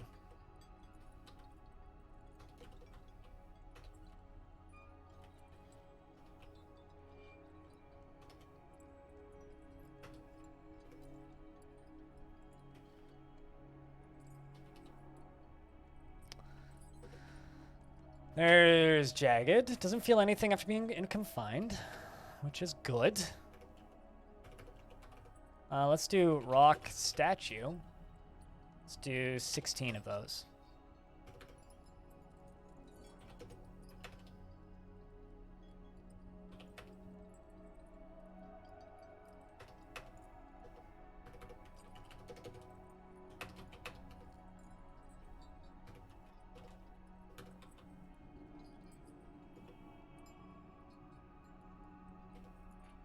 Wait, hold on a second.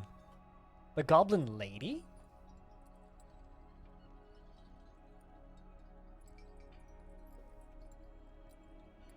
Where are you?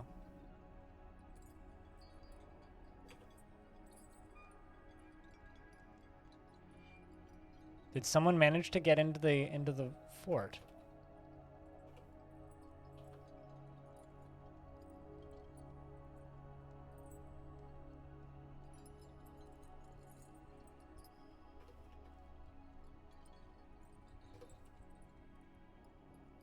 Ulko.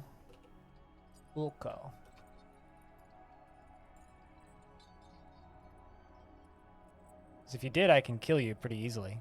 Unless you're already dead.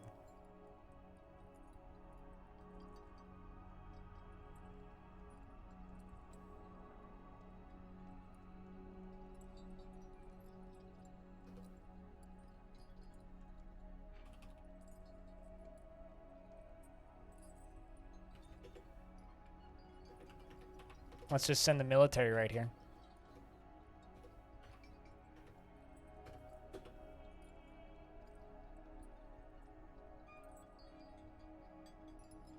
I mean, the blood got cleaned up pretty fucking quick. Where did it end up? Hold on a second. Let's look at this. Corpses.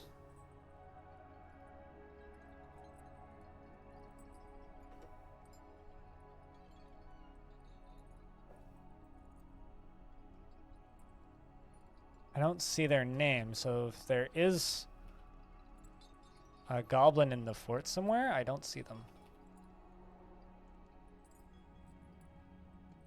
I don't know. I do not know what that was.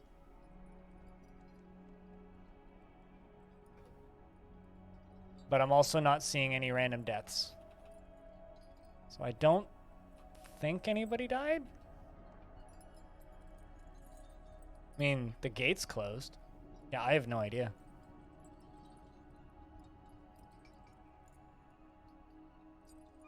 Huh. Alright, well, I don't know. Bunch of troglodytes are fighting. By that I mean falling off cliffs. I love it when I just look at a combat log and it's like, takes full force of the impact. Their foot takes the full force of the impact. It's like, oh, you fell off a cliff, didn't you? Yeah, stupid troglodyte. More like troglodork instead of troglodyte.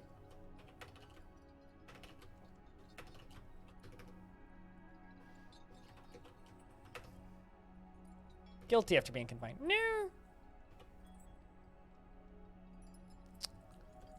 Beak dog is fighting. Okay, they're just. Well, a beak dog just died. Oh, so a beak dog is bleeding out now. Or no, now it's fine. Beak dog was bleeding out because it got into a fight with a cassowary, which is a big bird. Also, hype trains are off cooldown. Fun fact. Okay. Thanks Twitch for notifying me of that. Yeah, I don't think we have anything to worry about. I think we're okay. What was it we were doing? I think those chains are done.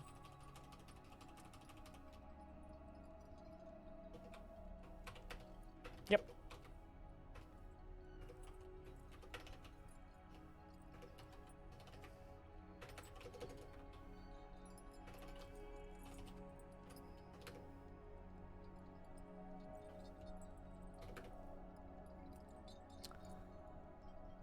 You know, always just those. You shed Sword Thunder. Sword Thunder's a really good last name. I like that. We're just kind of at that point right now where it's like,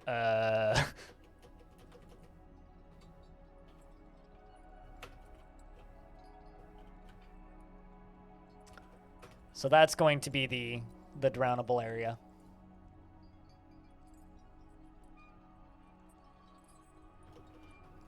And I think what I'm going to do is I'm going to go and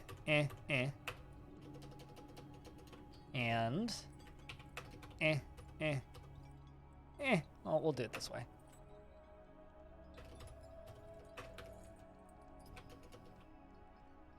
Although I'm going to make this significantly more nice looking, because right now it's a bit blocky for my style. Little bit blocky, you know? Gotta make her more rounded. I like my forts curvy. Thick and curvy. Let's do that and that. And bring you up top here.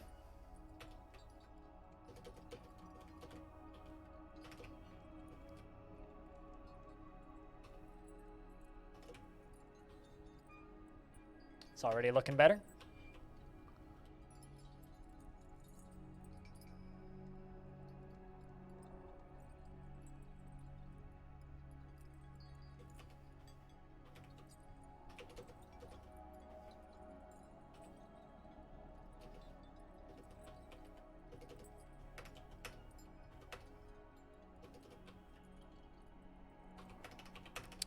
But yeah, no, the whole point of this drowning zone is to just make it look cool, really. It is a long drowning tunnel.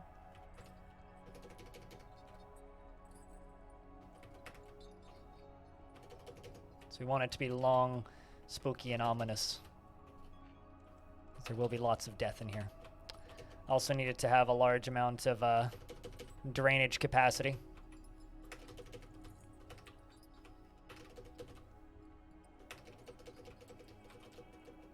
And then this here will be my way up to the surface.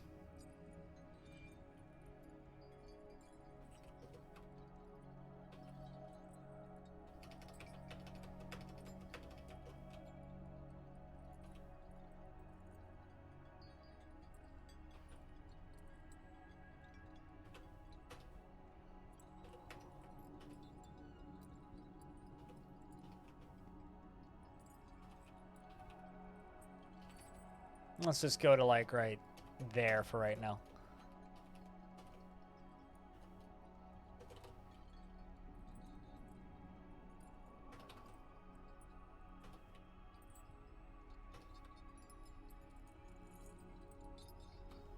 And we're gonna do this and that so that I can seal it. How other people design their forts? I mean, how do you design your forts? I feel that I put effort into making my forts look abnormal because I think a lot of people, not that this is a bad thing necessarily, but a lot of people definitely do the, a lot of people do the kind of, what's the word?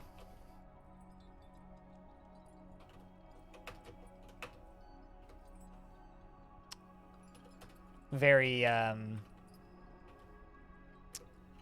am I blanking on the words here? A lot of people do very blocky forts, and I like keeping things very interesting looking if possible. How do dwarves dig their forts lore-wise? What, like an adventure mode, Ocean? Very vertical, a lot of large blocky rooms.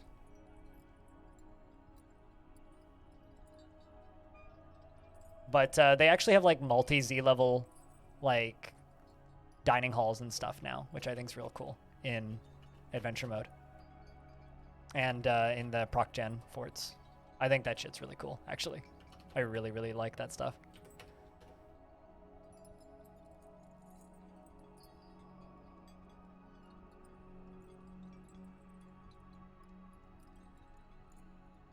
How about Lord of the Rings? Lord of the Rings has nothing to do with Dwarf Fortress, though.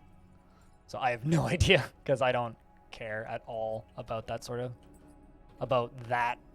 style of dwarves, because it's not DF style of dwarves. It's Tolkien. Dwarves and Dwarf Fortress are not Tolkien dwarves. Poet is transformed into a panda. It's our mascot. Mascot.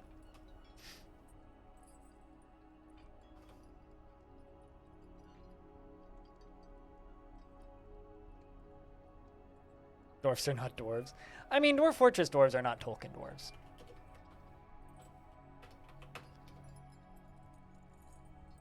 I feel like I would like Dwarf Fortress a lot less if that was the case.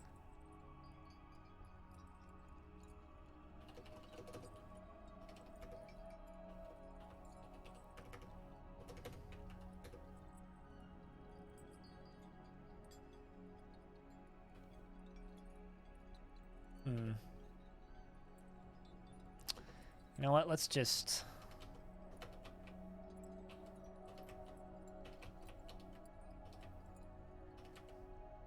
do this. For this side.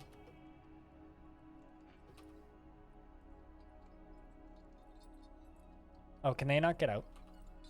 I think they can't get out.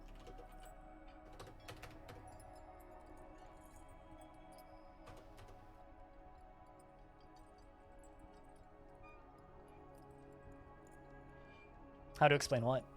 Hey. Oh, how you build your own forts?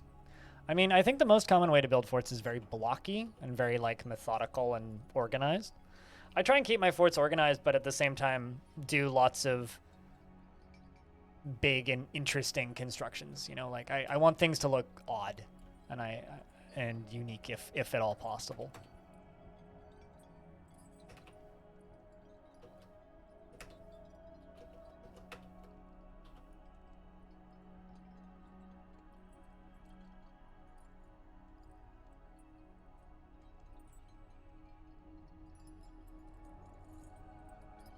Hello, Yoshi.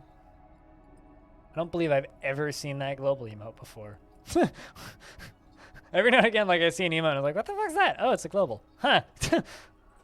It's probably how other people feel every time I use PR Chase.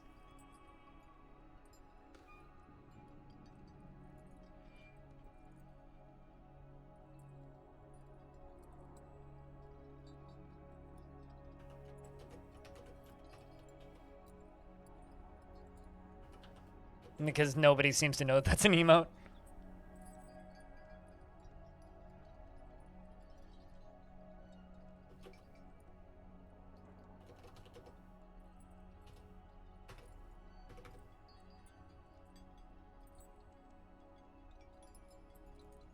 Getting pretty close to the end of this.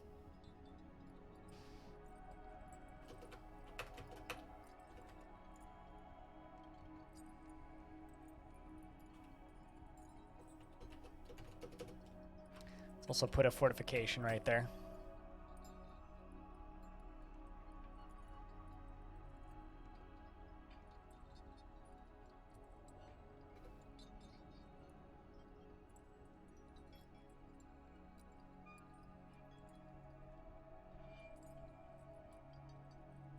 I mean, you can also post screenshots on the Discord if you like, Abe.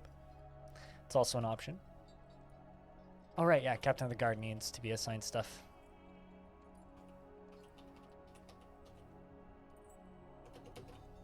How come this stuff got suspended? What?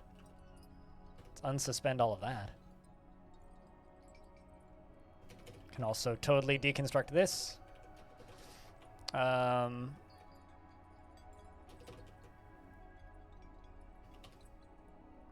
Used by justice, used by justice, used by justice, used by justice, used by justice, used by justice, and of course, used by justice. For more common areas, also fairly narrow, but they do tend to grow out organically instead of out of necessity rather than being meticulously planned. Gotcha. Yeah. I mean, I think that's pretty common. I mean, a lot of forts in DF tend to just grow as needed rather than planned, which is why I think a lot of them end up being a little messy. But I don't think it's necessarily a bad thing. Like I always say, like, play DF the way you want and make forts that you think are visually appealing. Part of the reason I put so much effort into making unique looking forts is because, like, I play this game a lot, right? And you have to keep a game interesting to yourself if you're playing it a lot. And one of the ways I do that is by just building everything differently. I mean, obviously I have similar ideas that I use from fort to fort, but I try and make it so that every fort for me is at least relatively unique.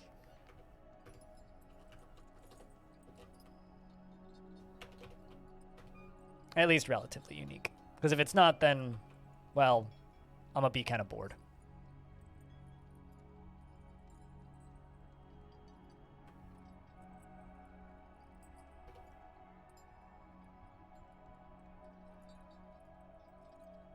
Uh-oh. I'm also just realizing that we got a dwarf stuck in here.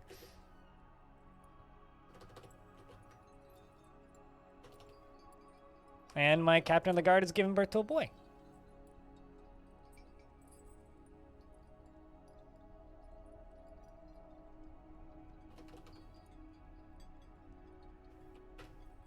I tried pretty hard to not get a dwarf stuck, but yet here we are. There we go.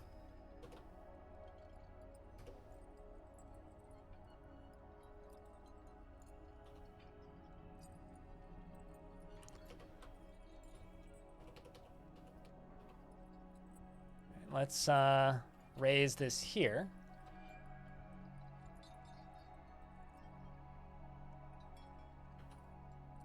Let's make you out of quartzite.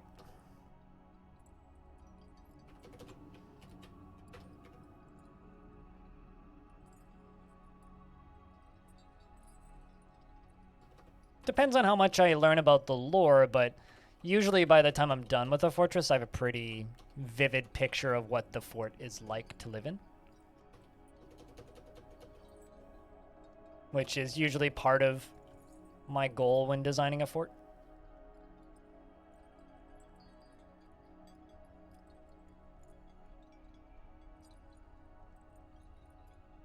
It's usually part of the goal, is to try and figure out, like, well, what would life be like here? And what would I like life to be like here? I said the word like way too many times in that sentence, but I think you're picking up what I'm putting down.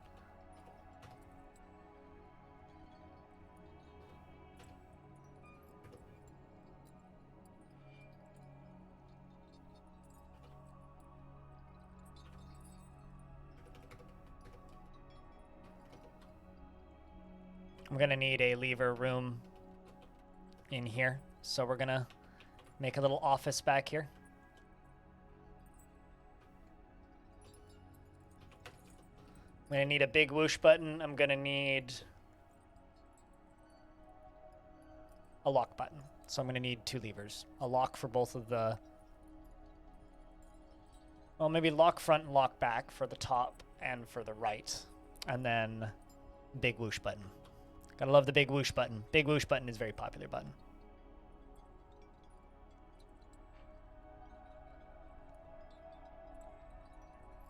I mean, for me, it's not even imagination. Like, I don't really consider this to be imagination. This is more just like, I know how to make patterns in my brain, and I just make patterns, right? And when I first started off with DF, my forts were not all that exciting. But I think they've gotten more exciting as time's gone on. They've gotten more interesting to look at it as time's gone on. It's like, I don't want to call it a skill because that makes it sound cooler than I think it actually is, but it is definitely something that you kind of need to put effort and time into to make it better, you know?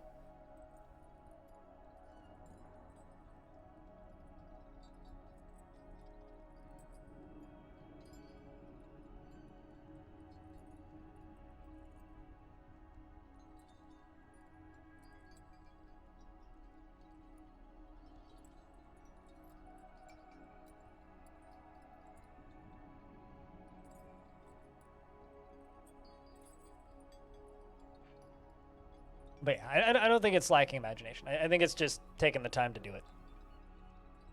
More than anything, I think it's just taking the time to actually do it. I think anybody can do it. Silvery Guild now has many members. Stoneworker Guild. Did you not already have a guild hall? Oh, they want a grand guild hall. They want it to be upgraded. Arr, okay. The Silvery Guild, eh? Which one's the Silvery?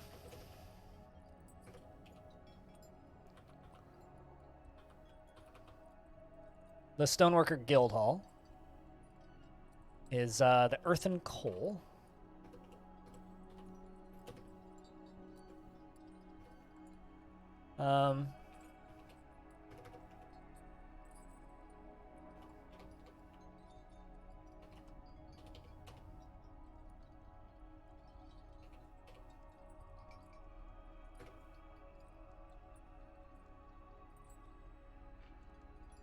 It's a skill? I mean, yeah, like, the stuff that Cupo does, Sigil, is for sure a skill, but making patterns, I don't know. I don't know, like, figuring out how to make a circle, I don't think is really a skill, but I don't know. I don't think it's such a huge deal, but do I have Oh, I do have visitors welcome areas. My library allows visitors. Oh, let's remove that. I don't know how much I trust the world right now.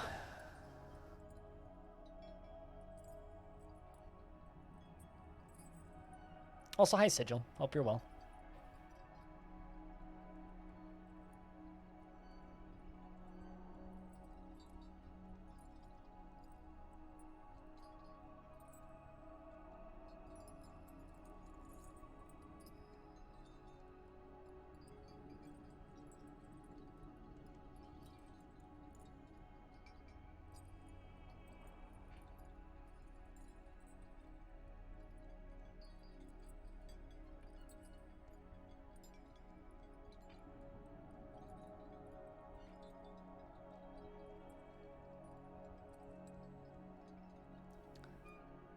Do I, like, not imagine military fortresses be, like, rowdy and aggressive? Well, I mean, it depends on the fortress. I'm imagining this fortress starting off with good intentions and then slowly descending into madness. That's kind of my image of this fort. Because the long-term goal of this fort is to slowly turn it into a necromancer tower. That is the long-term goal of this fortress. So right now I would imagine this fort to be kind of like an outpost in a warring area. Like, we are from a faction that is based over here, and we knowingly settled in the middle of enemy territory, right? So that's kind of what we are so far. And so they're expecting to constantly be at war, but I would think that this fortress would be kind of brave and, like, full of, not necessarily rowdy, but like we're gonna show those sons of bitches kind of thing once we're ready, right? Like that kind of thing. But beyond that, like I don't think that they're necessary. Like once we actually start raiding and once we start fighting back, because I haven't found any like very good combat metals yet. Although silver warhammers need to start happening because I was smelting some galena. Actually, I don't know how much galena I smelted. How much silver do I have? Not okay. I got 64. Let's do silver warhammer 20. So like we will eventually get to that point, I think, where we slowly start to go crazy once we start raiding. But for right now, I would just think of this as a pretty standard like happy party fort, you know. But it honestly it depends on like what's going on in the world. Like I think every fort kind of starts off pretty dwarfy and vanilla, unless like they're all inherently cruel or something. These dwarves seem to be pretty standard dwarfy dwarves, so I'd imagine that they're just doing dwarf things and not too much aside from that, at least currently. They'll certainly get to that point, but at least currently, maybe not so much.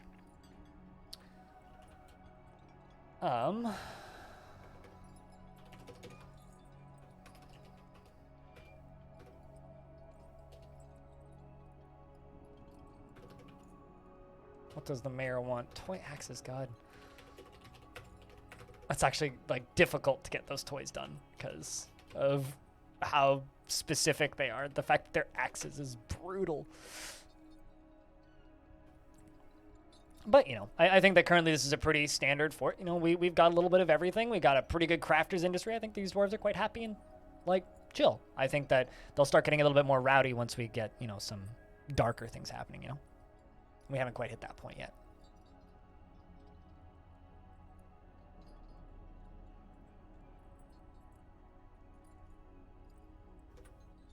But I think it depends on the fort. This fort currently, I think, is just, pretty standard dwarfy industry stuff.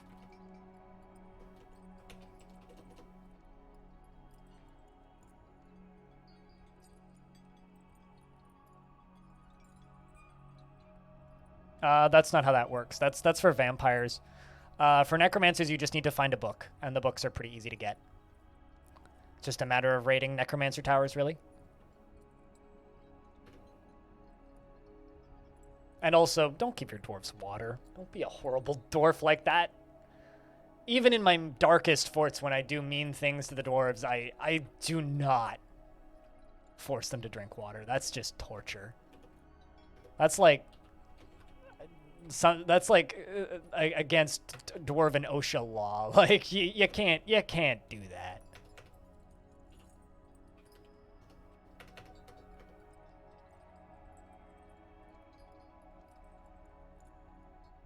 Not doing vamp. So I'm going to be completely honest with you.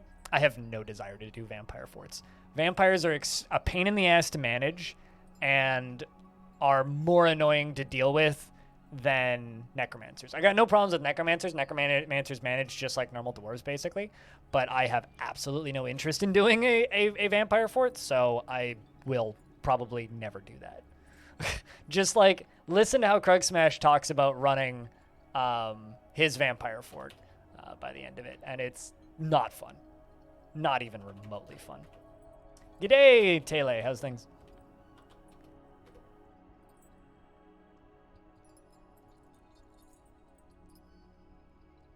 Water is for dwarves that desperately need a shower. Sick dwarves and animals, yes. New siege? Yep. We're getting like 2 or 3 a year now. 2 or 3 a year.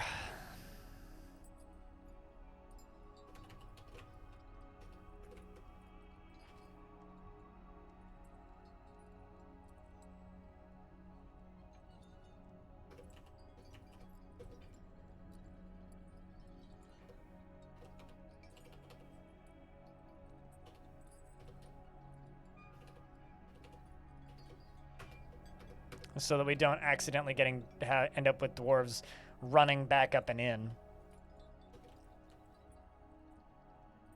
So this is going to be big ooh whoosh.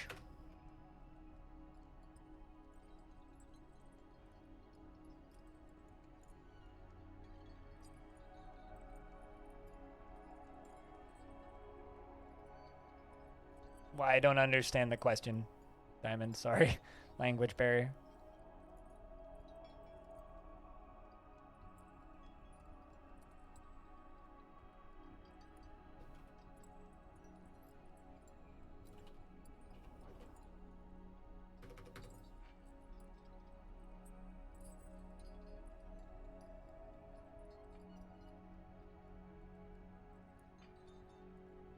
benefits? Is that what you're trying to say? I mean, not really. It just kind of means I can't go to the surface for a bit.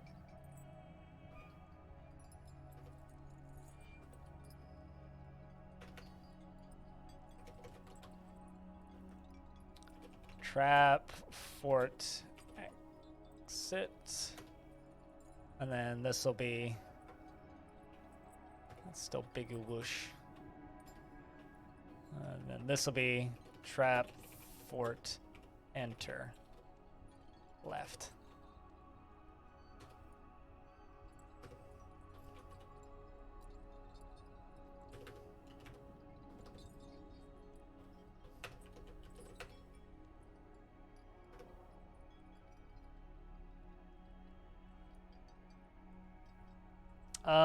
Well, we're working on building this, which is going to be our actual fighting spot, which is going to be a drowning chamber. It's not free Goblinite. I mean, like, you do get the armor and stuff from goblins, but it's not free because you have to take it off of their corpses.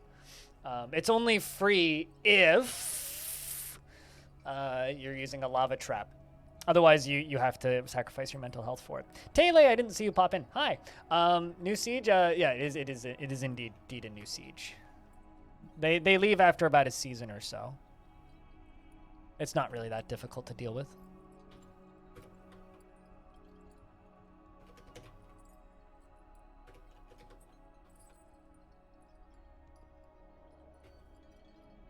You're ready. This is the only one that's not. Raising.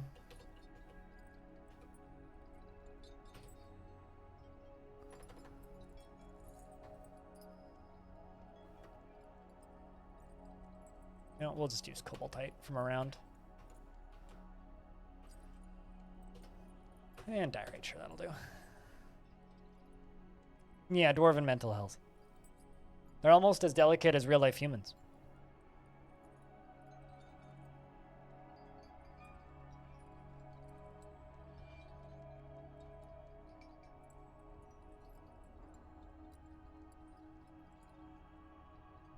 Also, speaking of Earth being awesome. Also, 514 homes destroyed.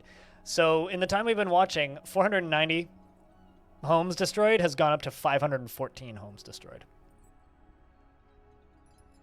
Holy shit. That's just today. Also, Salon Defender, the Swordmaster, had bestowed the name Olmlu Mustain on a sword.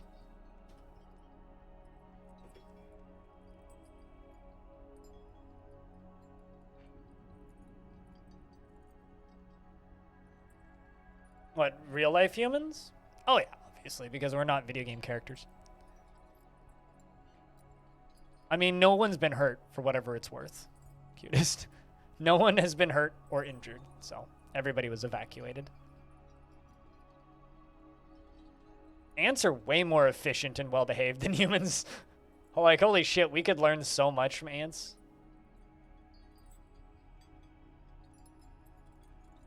Like, imagine if we were half as efficient as ants. Actually, if we were as efficient as ants, the entire world would be dead. Let's pull the big whoosh lever and hope nobody's standing on it. Boop. Donk. Done. Accidental. Accidentals. I could actually get this filling. Let's do that. Let's get her filling. Geronimo.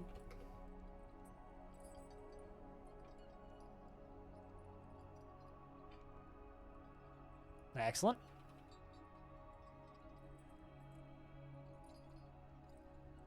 There she fills.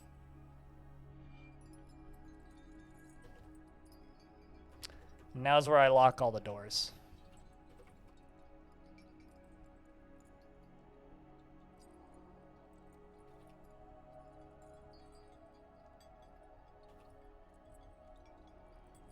Also,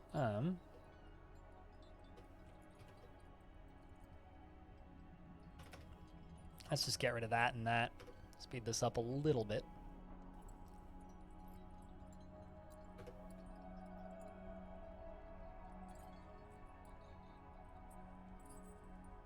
But, yeah, there we go. We're now filling. It's going to take a little while. By a little while, I mean a long while, but still.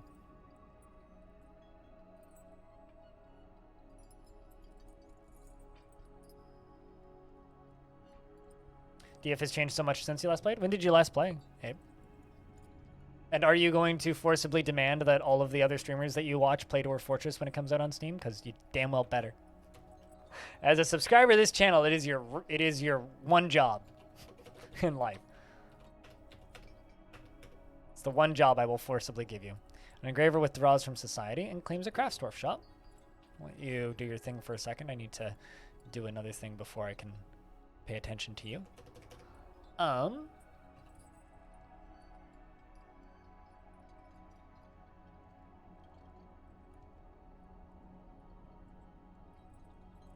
Bunch of books.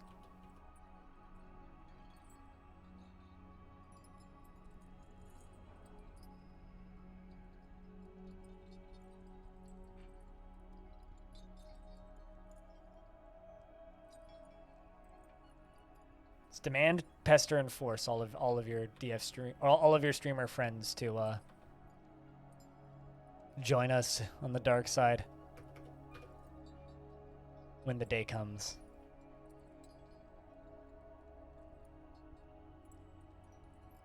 There we go. Should be good.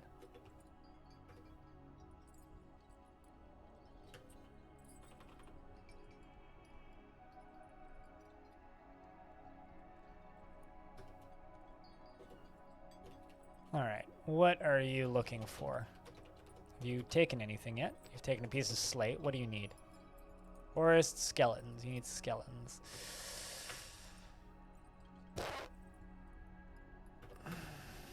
Man, that whole needs skeletons thing is proving to be difficult because these caverns are not very busy.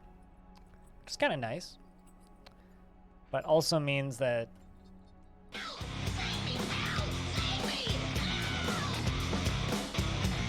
we have an issue. Sup, blind. Sup, Wisdom? How's things? 14 months. Big thanks. Welcome back for third month on that streak and 14 months total. Jack and I get a big round of beers for Wisdom. Keeping that subscription around as long as they have. And hopefully into the future. Cheers. Thanks for all the support.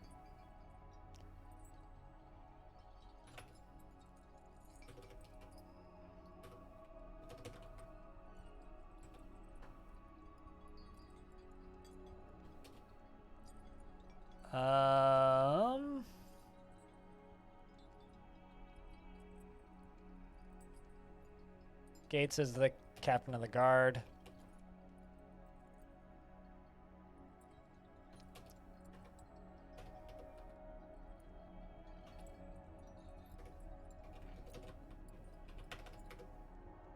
There we go.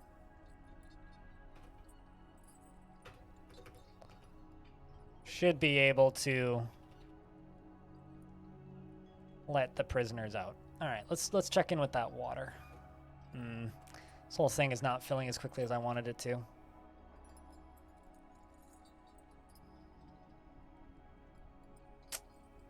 You know what? I'm gonna do a thing.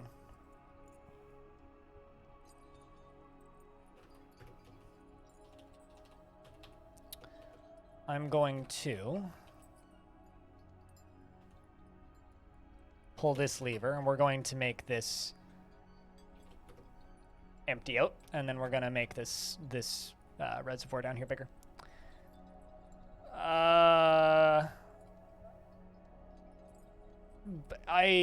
Well, first off, I don't really care.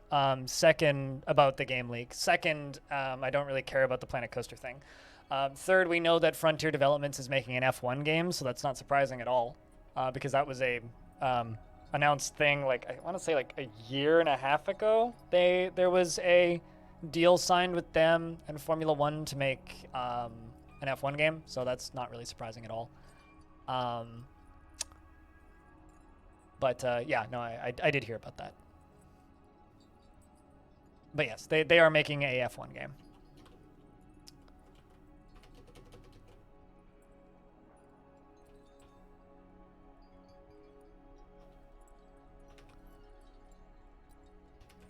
That's been, like, known for a little bit now.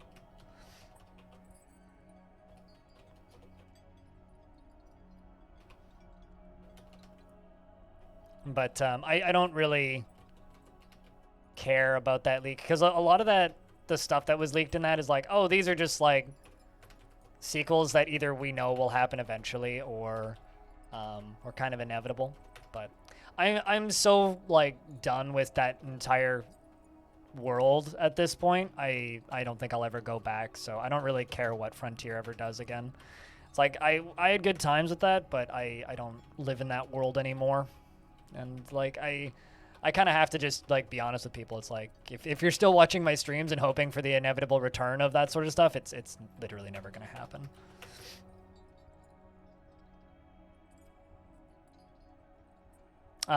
Well, yes, we are going to use water-based defenses, but the whole point of this fortress is to inevitably turn it into a or to eventually turn it into a necromancer fort.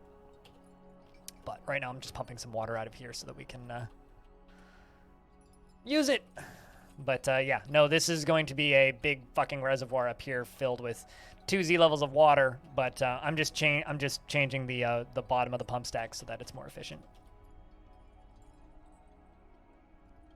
Some of them are in fact in the works. Like there's a few games that were in that leak that are either announced or very heavily rumored. So there are a few, and there's one game that's like got announced right afterwards. But yeah, there's a few games in that leak that are like confirmed coming, or things like there's a new Mortal Kombat and a new Injustice.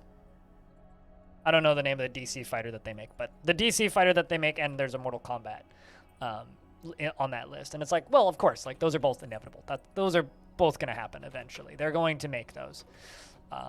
So, you know, it's a lot of those are like, yeah, of course. I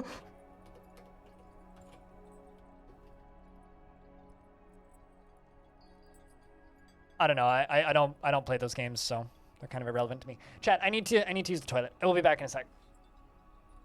I'm also gonna pull my insulin out of the fridge so I can prepare for lunch. Back in a sec.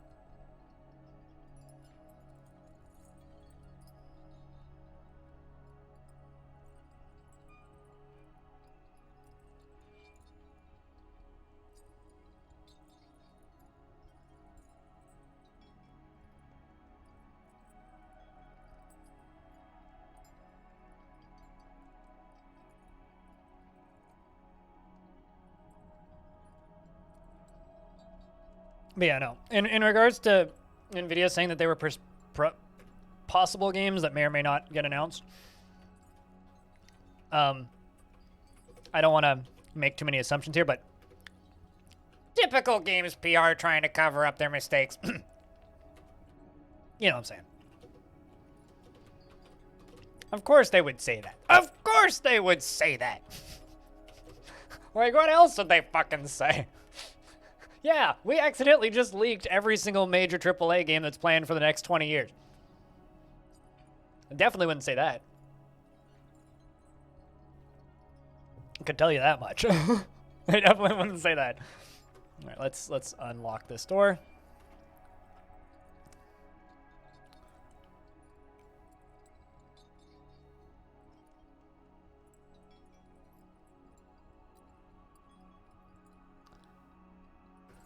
Also, hey, the siege is done.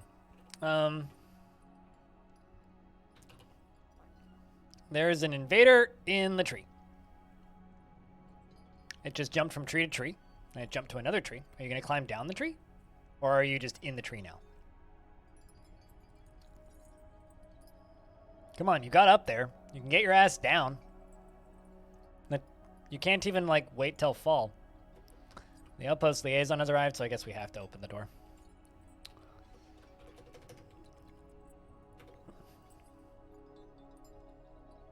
It has become one with the tree. It's certainly become one with something. You suck. What? Why are you booing me? What did I do? Sometimes I understand why I'm getting booed, and for that one I don't.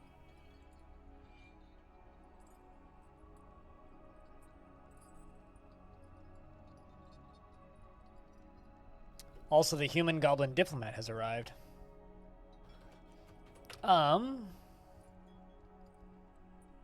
Let's see if this, has given that dwarf what they need. I doubt it.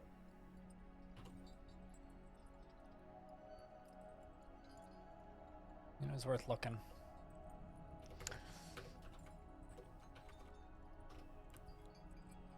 But what I can do is I can trade for,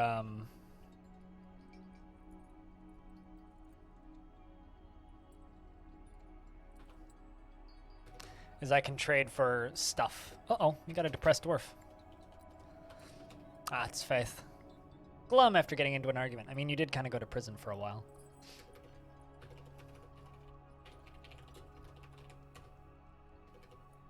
Why did I say copper armor?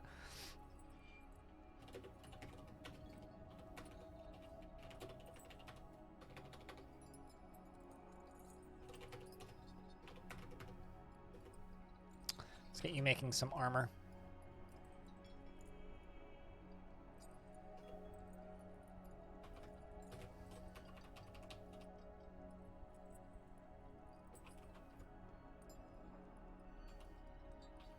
All right, let's just jump up to here. Make sure that they're using the correct dumping zone, which they should. Greetings, noble dwarf. There is much to discuss.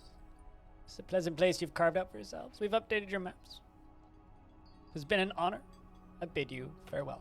All right, so the human diplomat has come and left, who is a goblin.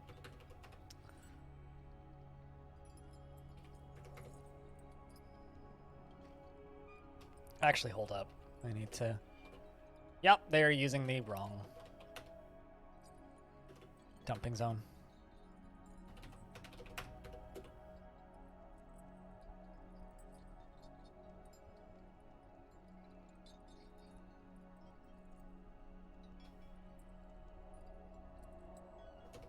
All right.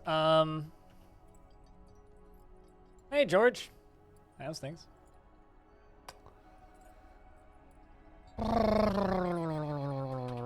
Let's bring gems. Don't have any pets I can give them. Sell them some sandbags.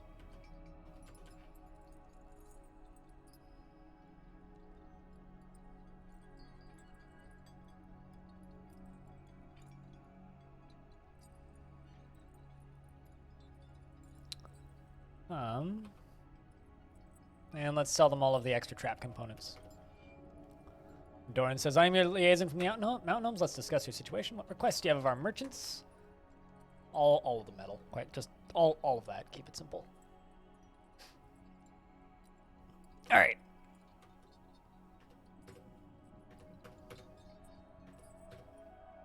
And I look forward to our meeting next year. Our fortunes rise and fall together. I will say it is bloody interesting that the humans outpost liaison is a goblin, or the humans diplomat is a goblin. Please tell me you're still not going to the wrong. No, you're not. All right, so I need to buy an animal from the traders, and I need to cut it up. so that we can immediately, and I do mean immediately, save that artifact.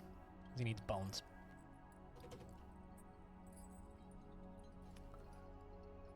In fact, I need to get some sort of animals, like, breeding.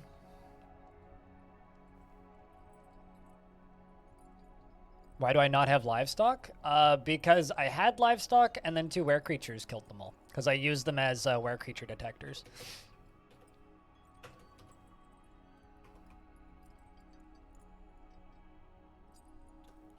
Let's buy a bull. Let's buy that. Let's buy that. Let's also buy a cat. Cat'll help.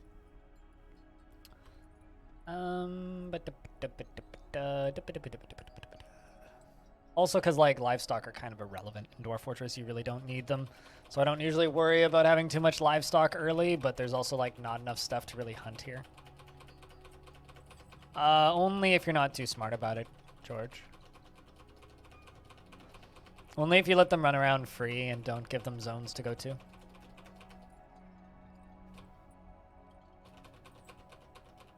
I don't need that hive. I'll buy the nest box, actually. Give that to the poultry. I do have some turkeys, but they're all pets.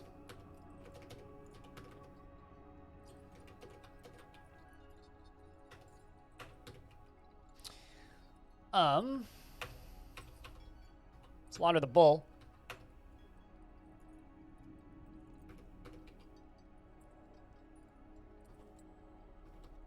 Put the dog, the cat, and the mule there.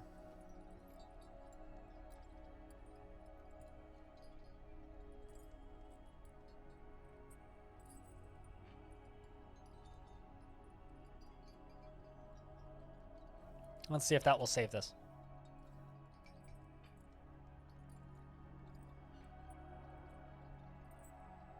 I mean, livestock doesn't cause any lag issues for me. Almost nothing except for dwarven pathing causes lag issues. And if you, like, set up your pathing correctly, you generally don't have any issues. It's back in 2011. Yeah, I would consider literally all of your knowledge outdated at this point. Or out of date at this point. Wait, what the fuck do you need then? If it's not that, what do you want?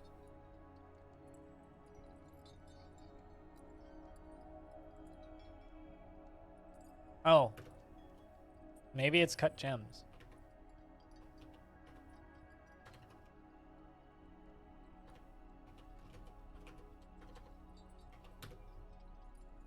Maybe?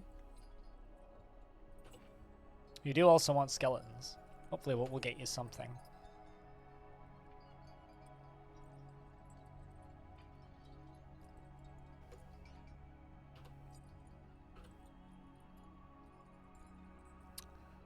I got to read some words that you guys write. What was the last thing I added in? Jams of the strawberry tastes of berries. Schnoozeberries smell of noses. Tea is based off tea. Brilliant observation. 10, 9, 8, 7, 6, 5, 4, 3, 2, 1. Liftoff. Oh, 1, 2, testing, testing. Is this your spacecraft? Stutigious snacks. There you go. We're all caught up. Thank you.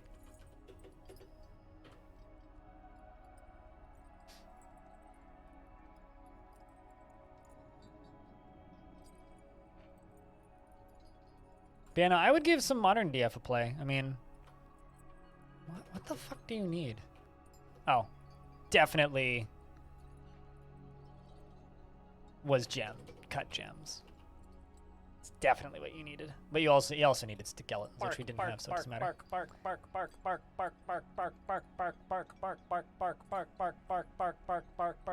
What, the word stories? You guys did good. It was actually like relatively coherent. I will be honest, I was very perplexed when I woke up and opened up my Discord and saw you guys counting down. Didn't realize you guys were in the count room and thought you guys were just goofing off. And I was like, what's going on in here? I was very confused when I saw that. All right, done. Let's check in with the other reservoir. Yeah, you know what? Let's just seal this off and pull the lever. Get them filling again.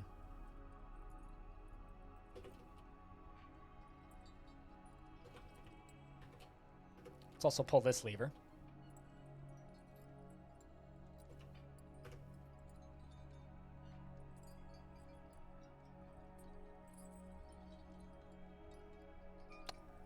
Oh. The giant Lemay has come. A gigantic creature resembling a human, almost unparalleled in size. It's the tall one. Lem. Well, I think we can fight that. With a little bit of bravery, I suppose.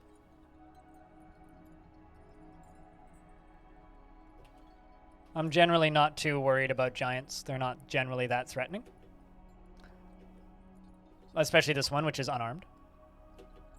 And never mind, we actually just have a pet giant. Cool. We now has giant. You know what I'm going to do? I'm going to put the giant up here and release it next siege. Yeah. That's what we're going to do. I'm going to put the giant up here and release it next siege. Cage traps are indeed OP, yeah.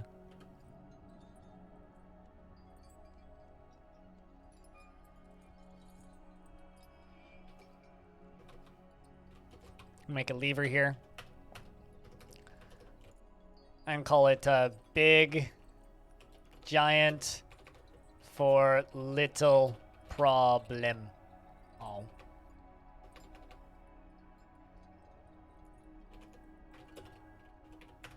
Big guy. There you go. Big guy lever.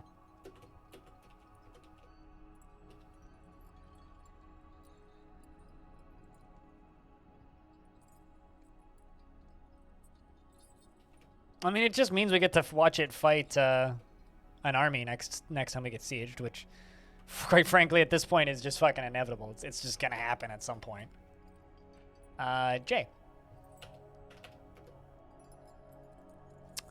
Meanwhile, that engraver, Kodel, has created Thanmozib Thonshovith, a slate mug, and claims it as an heirloom in the name of the family ancestor, Zugler Boltstrap. Who's ancestor of a lot of dwarves, I think. 7,200. Zethal is the value. This is a slate mug. All craft store ship is of the highest quality. On the object menaces with spikes of guava wood. On the item is an image of dwarves in slate. The dwarves are traveling. The artwork relates to the foundation of the Dark Cosmos by the reigns of terror of the Rag of Suns in the early spring of 550. On the item is an image of dwarves in Morion. The dwarves are traveling. The artwork relates to the foundation of the Dark Cosmos by the reigns of terror and of the Rag of Suns in the early spring of 550. On the item is an image of Oleg, Spider Rampage, the Goblin in Cow Bone.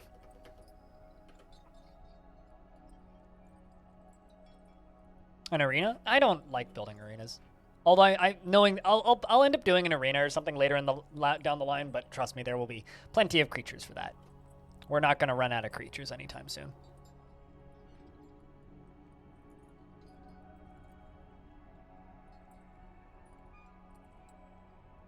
Also, just an FYI, we're at war with the humans now. It's interesting that they... Wait, no, we're not. Never mind. I had the goblins selected. For a second there, I thought we were in civil war all of a sudden, but no, we're not. I misread that. My bad.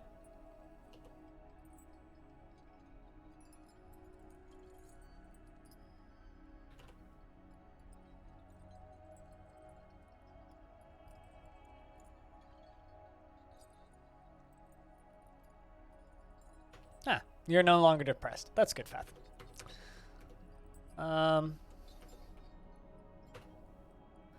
Mara wants Toy Axe. Can I just queue up Toy Axe directly if I do it from here? Rock.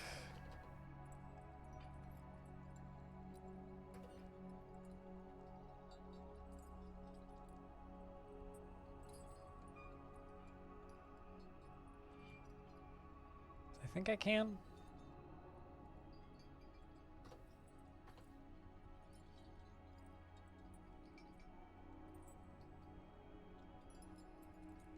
I Like if I make a toy, specify what they make it out of? Yeah, ugh, that's annoying. Oh well.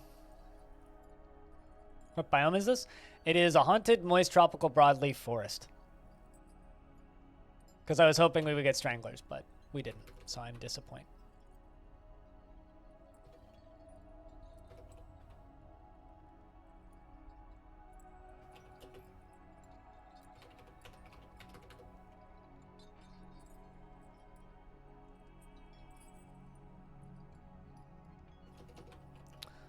Also,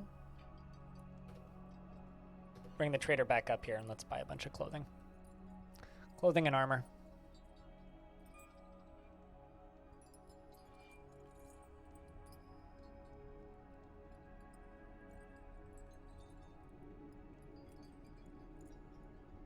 Also, chat investments are open if anybody's looking for investments to invest their tickets.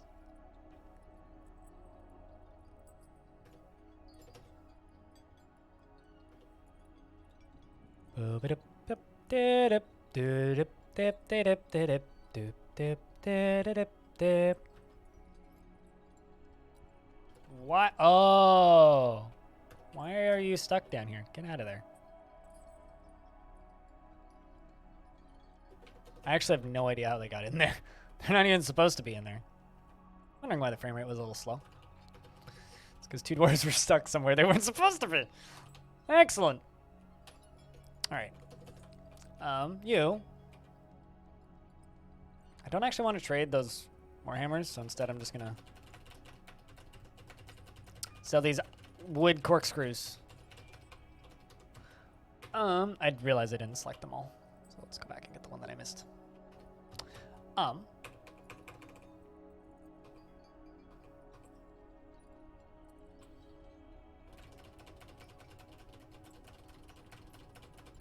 Maybe don't bring all of the backpacks.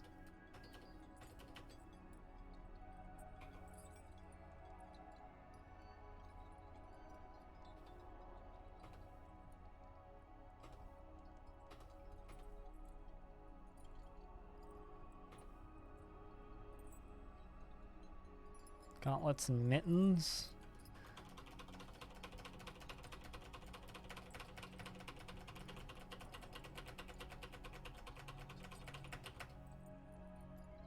Let's just trade for all that stuff.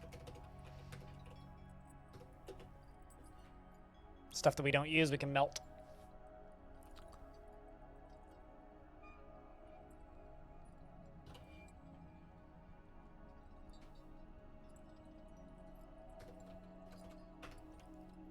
Also, corpses should be redumped. Because a lot of corpses got left here.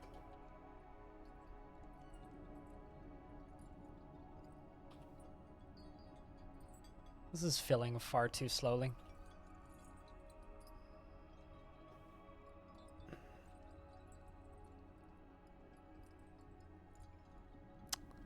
Pisk.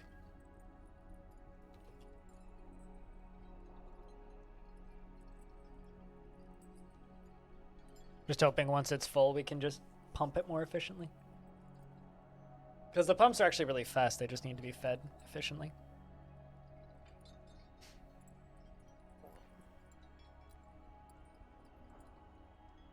The merchants have gone on their journey. Goodbye, merchants.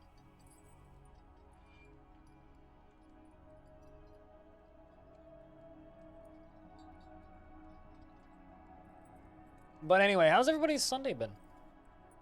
This fort's pretty chill, I think. Hope you guys are enjoying a little bit of variety. Speaking of variety, look at that beauty. You know, I know it's horrible that 514 homes have been destroyed and 18 kilometers of roads have been destroyed, but like, there's something hauntingly beautiful about volcanoes. It's holy shit. Here's a link to that stream if anybody wants to see it. I have it running in the background. I'm going to be watching it until it's done erupting because I love looking at volcanoes. It's like my favorite internet entertainment now. It's one of my favorite trends of the past like 5 years is that people have good enough cameras that are accessible enough that they can do that now. Like previously, it's like photos of volcanoes were like rare, and you'd see the same photo again and again and again. And now it's like there's actually just like easily accessible images of volcanoes just all the time, and I kind of love it.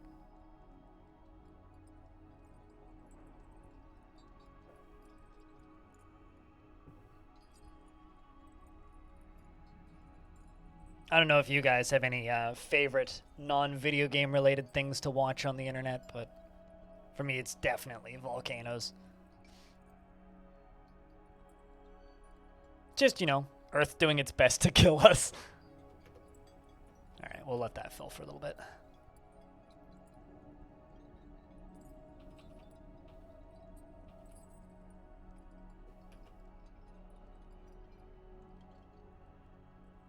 Watch asteroid obliterate Earth. You know, I'll be honest, like, if there was an asteroid coming towards Earth and we had no way of stopping it, and it was just a matter of time and it was going to hit us inevitably, and there was a live stream of it, I would probably watch that live stream. I mean, wouldn't you? Like, if that was a live stream that existed, wouldn't you watch it?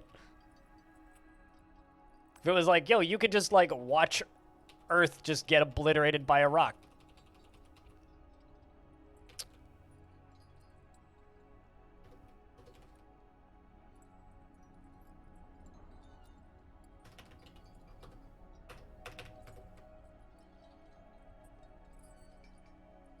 Earth would just turn into the Purge? Yeah.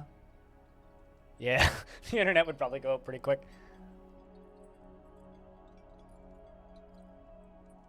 There would be little to see and then too much to see. Yeah. Actually, honestly, probably what I would do is I would get really high, and then I would just lie on my floor, and I would just crank up REM's document and just play It's the End of the World as We Know It, just on repeat. Granted, I've done that a lot already in 2020, so that's maybe not anything particularly new for me, but... Also, I'm going to unsuspend all of my mason shops. I have it on cassette, so I really like to just blast that real loud.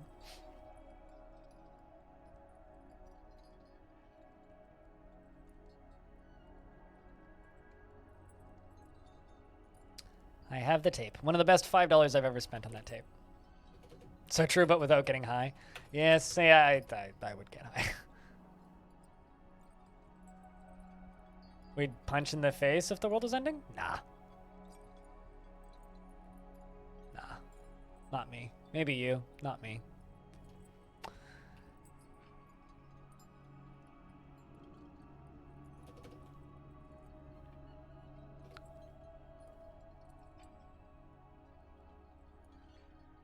I fear that I would be the person that some people would want to punch in the face, though. So maybe I'm, like, biased on that. There's got to be at least one person who dislikes me enough on the internet that they'd want to punch me in the face if the world was ending. There's got to be at least one person.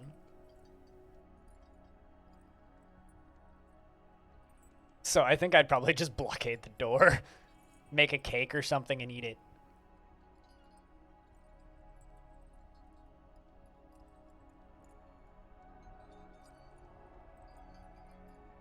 I can't remember the name of the music video, but there was a music video that went kind of viral about 10 years ago.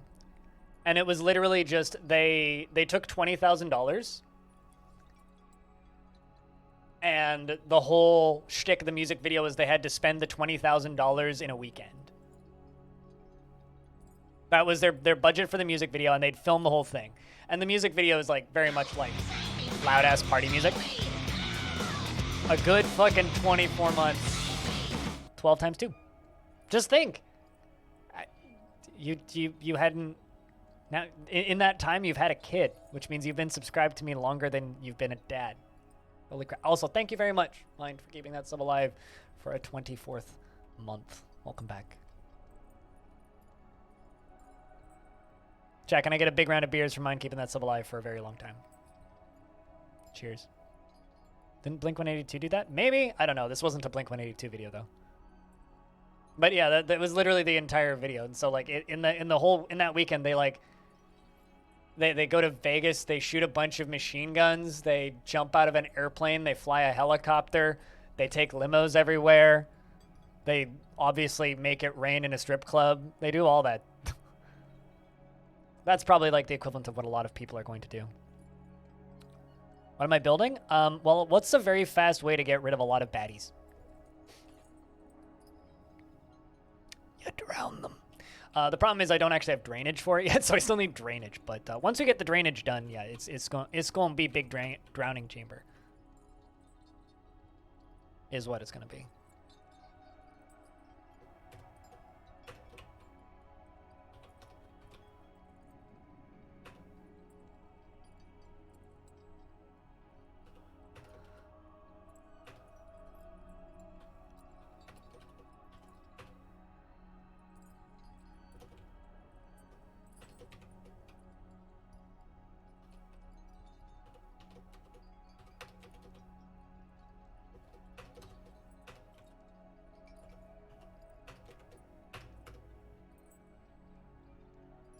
Yes, Socks, and now I shall sing the song of our people. Let the bodies hit the floor.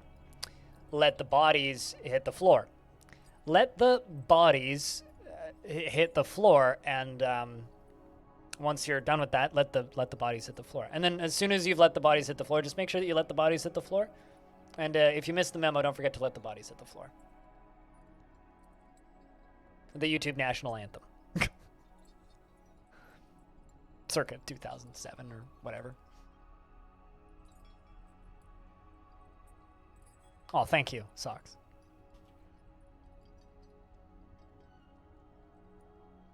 Now, are you impressed with my singing, or are you simply impressed by my ability to remember the fact that Let the Bodies Hit the Floor is by a band called Drowning Pool, which no one's ever actually listened to? Which one are you actually impressed by there? Also, Hendrico, it's good to see you, by the way. Hope you've been well.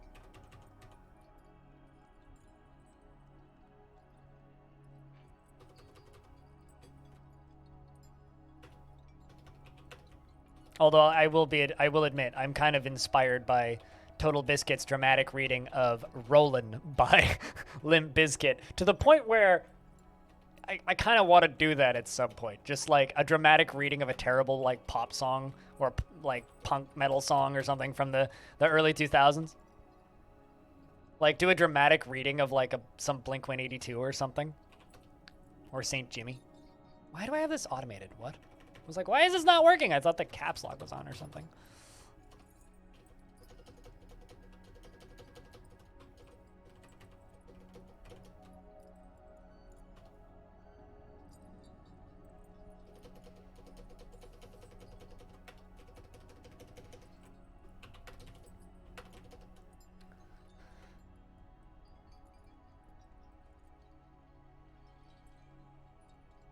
It is very cynically limp, and it's definitely a biscuit.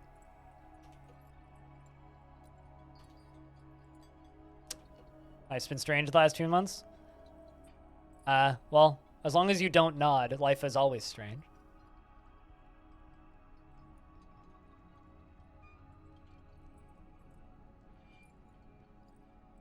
You know what? I will do it. I will make a deal with you, chat. If we can unlock another emote before September's over, I will, which is 700 sub points. The goal is available if you click the sub button. I will do a dramatic reading of the YouTube national anthem and put it up on YouTube.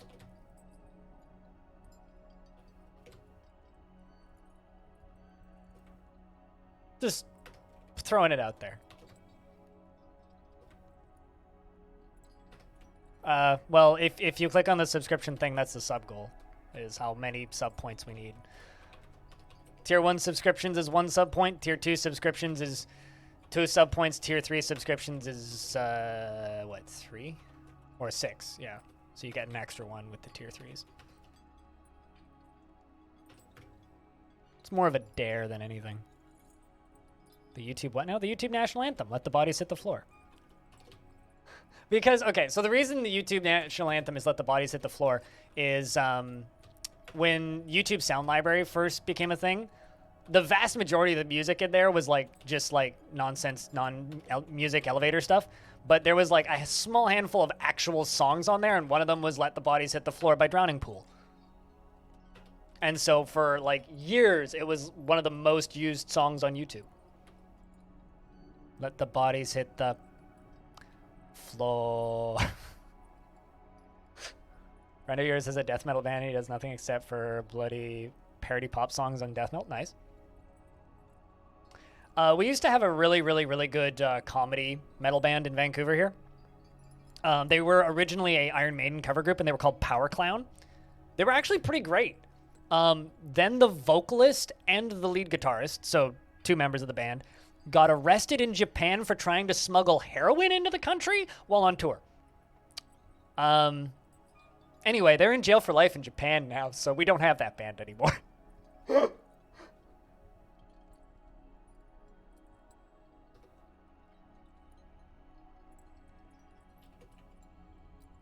That's fine. Yeah, don't... Like, how to ruin your life forever. Get arrested in Japan for having heroin. Yeah, big mistake. That's like one of the last countries in the world. I don't know how long they're in prison for, but it was like in the local newspaper. It's like, local Iron Maiden cover band Power Clown arrested for trying to smuggle heroin into Japan. Add that to the list of dumbest shit you could do.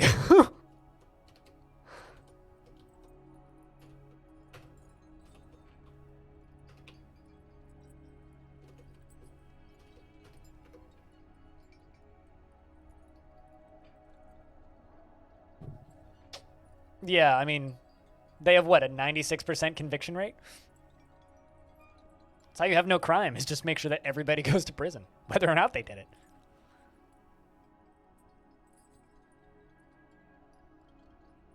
And even better, if you smuggle it into the Netherlands, then you get a finger and a frowny face, and then they give you a bunch of money for it. And then you get spending money.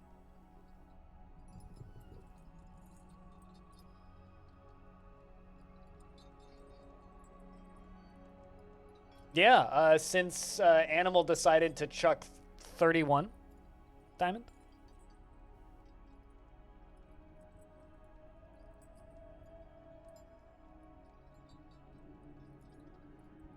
Because Animal single-handedly made a level 5 hype train this morning.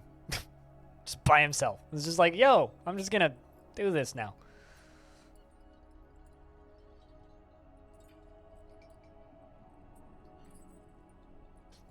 Again? You return again. How was your stream? I saw your stream get posted on my Discord, so I assumed you streamed. Unless you just posted the link for no reason. Just possible. It's perfectly logical. I mean, I've done stuff like that before.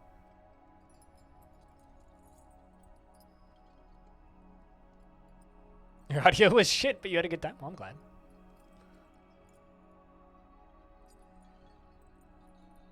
Zorbus goes hard. Oh, you're playing Zorbus. Gotcha. I've never actually played Zorbus. I've had it installed for months, but I've never actually touched it.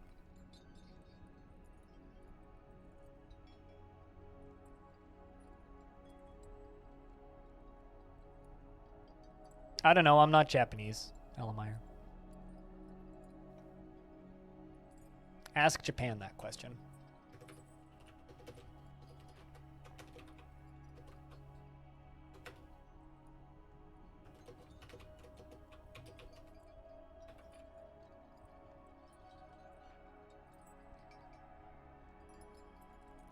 Not even certain that this is filling. I might actually need to make a second pump. Not Japanese? Yeah, what was your first clue? I don't know why that's so funny to me. What the fuck was your first clue on that one?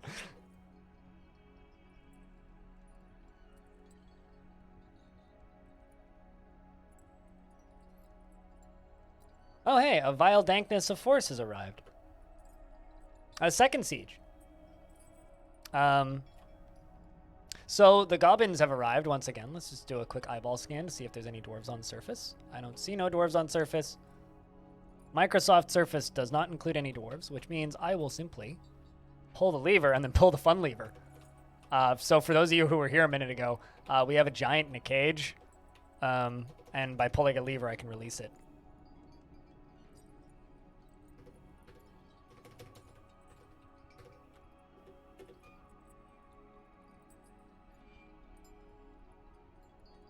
Somebody pull the lever. Boop. Lever pulled. Bonk. And it's closed. Excellent. Let's let the big guy out. The big guy. It's not gonna last too long, but it'll be fun.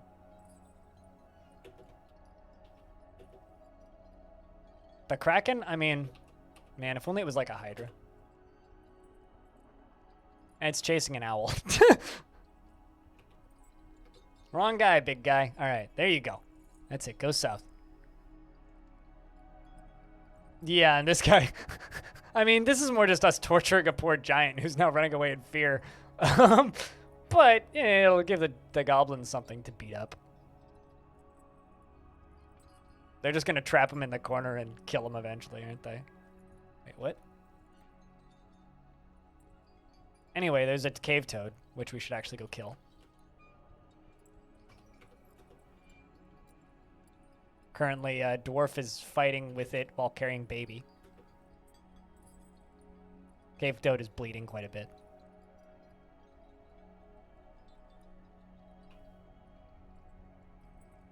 No, we can't. Just run off the map in regards to the giant. Okay, military got this. I also have a werepanda who's just hanging out. All right, there they go. Oh, they got him in the water and pelted him to death. Rip the giant. Anyway, meanwhile, where's that toad? Not that one. Where's the other cave toad?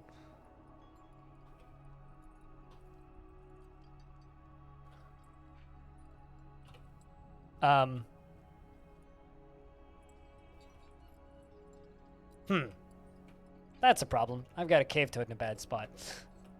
It's fine. Oh, it's dead. Perfect. Let's dump it. Using baby as weapon? Probably. Can actually check.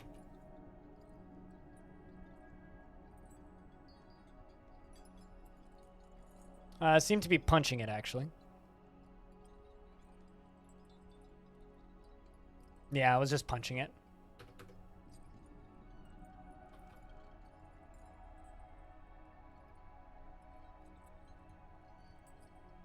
It's actually a lot of gubbins.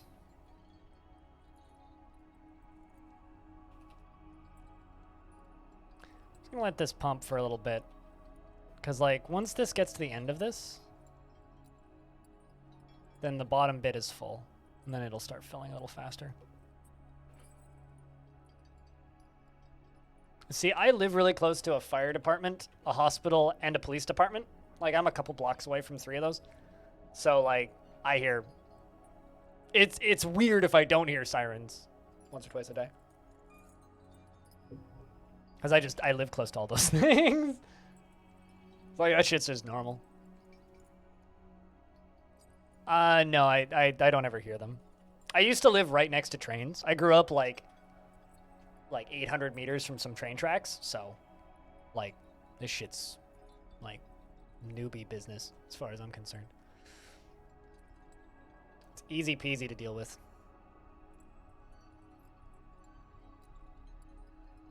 Although last night sleeping was difficult, because my neighbors decided that it would be a good idea to have a party during a pandemic. I mean, yeah, they're allowed to, but... There was at least 10 to 15 people in that tiny ass apartment. At least. Up 1 layer and over 1 apartment. Or up 1 floor and over 1. I'm too, like, programmed to talk in DF terms. Up 1 layer.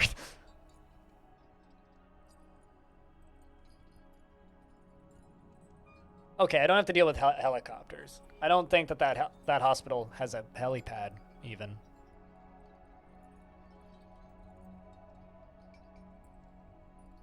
The damn rooster still manages to wake you up. See, I grew up in the countryside. Like, the house that I lived in growing up was in the countryside. And,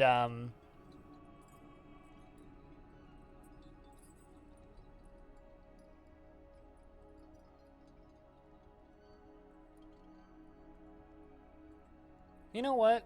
Let's just retract you.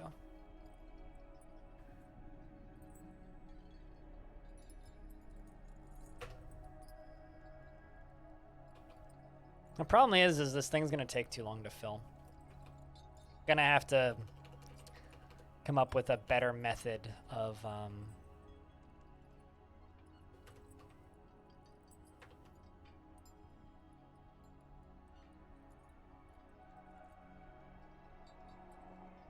building these.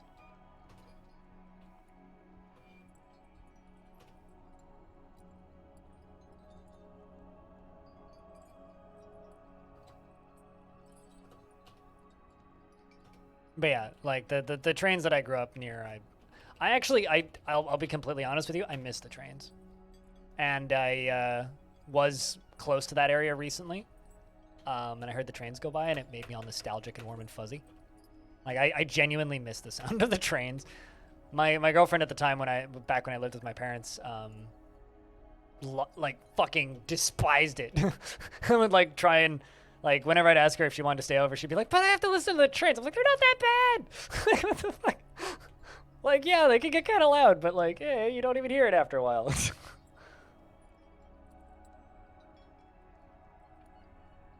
Harleys, fuck Harleys.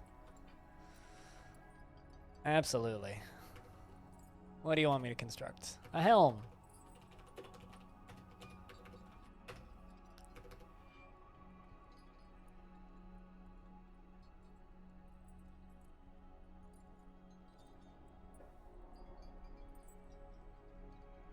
You live near a relative. Oh, that sucks. There you go. That sucks. Don't envy that.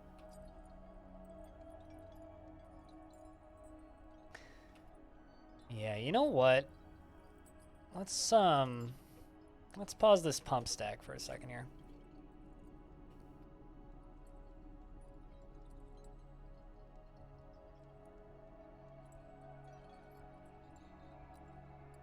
Actually, no, let's not pause it. I need to keep the pump stack running.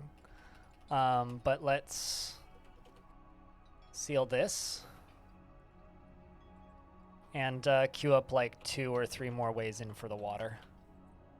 Because currently, it's nowhere near fast enough.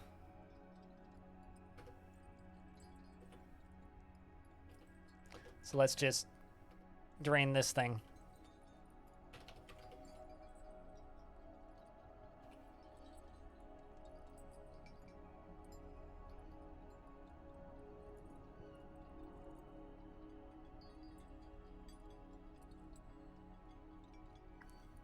Ambulances and fire trucks don't usually drive with their sirens on here? Oh, that's nice.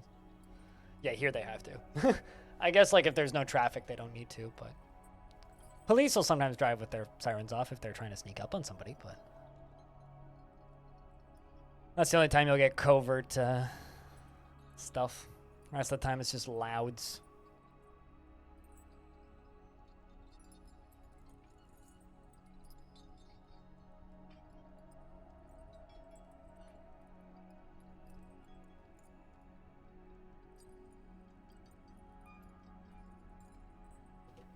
Can also unlock this.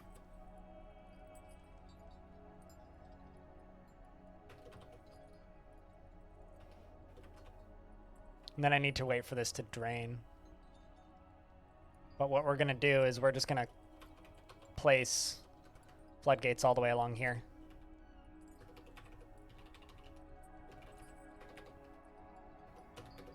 Let's make like 5.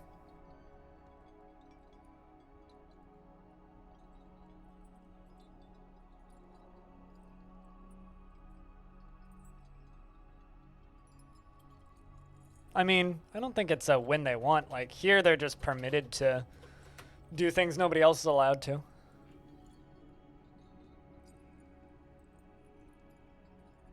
Like, they are allowed to run red lights, pull U-turns unexpectedly. Like, the only thing I've never seen an emergency vehicle do is drive on the sidewalk. Although I have seen police vehicles drive over the sidewalk. But, like, that's generally with legitimate reasoning behind it.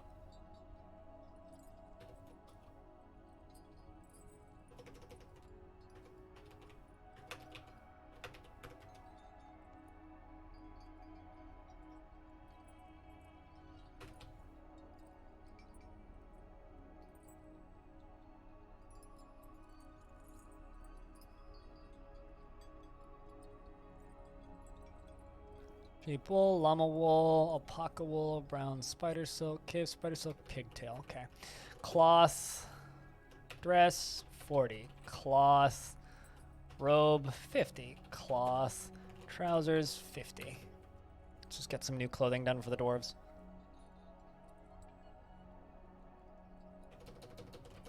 And put some clothers shops back here.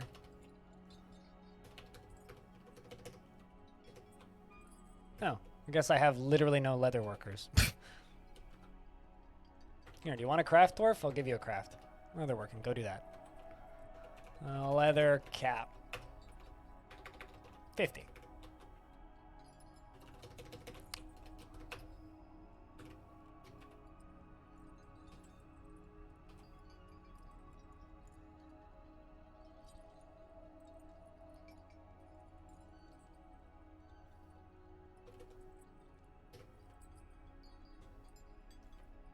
This is gonna dry up pretty quick.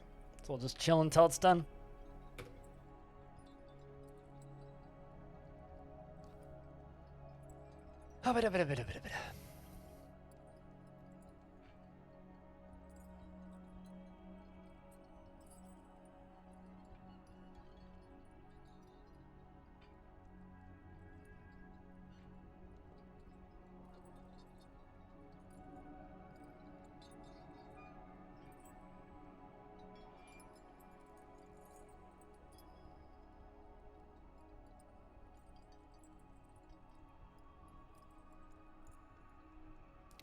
Indication rules: if they can do what they want, they turn on the blue lights.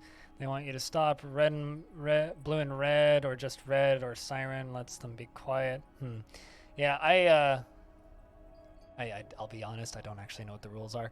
I see blue and red or blue lights, and I get out of the way. That's all I know. And usually around here means somebody's dead. I see blue and red lights.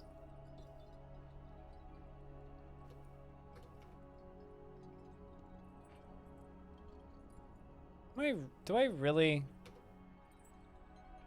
have no plant cloth? There's no way.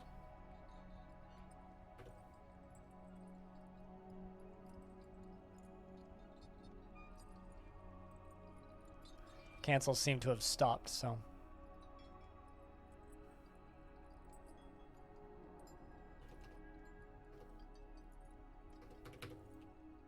Still too much water here.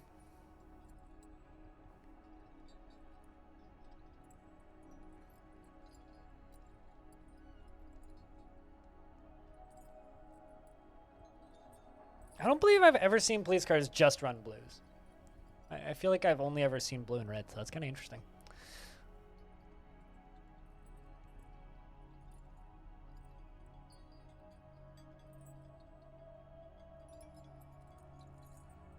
And your Word document is reading and suggesting specific articles about it? That's spooky.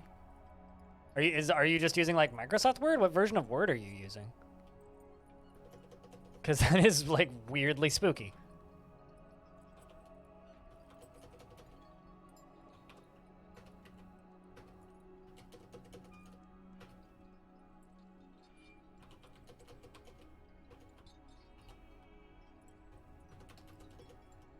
TBH, I'd be kind of not okay with that.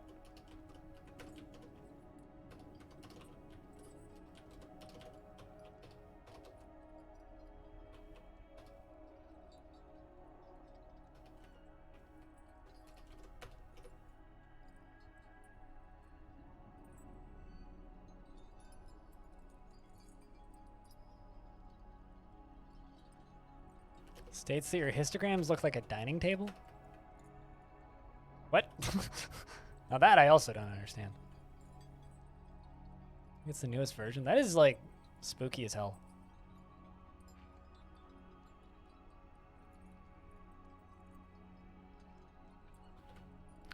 I mean, I generally use Google Docs for everything, and you'd think Google Docs would be the one with like creepy shit like that, but I mean, I guess not.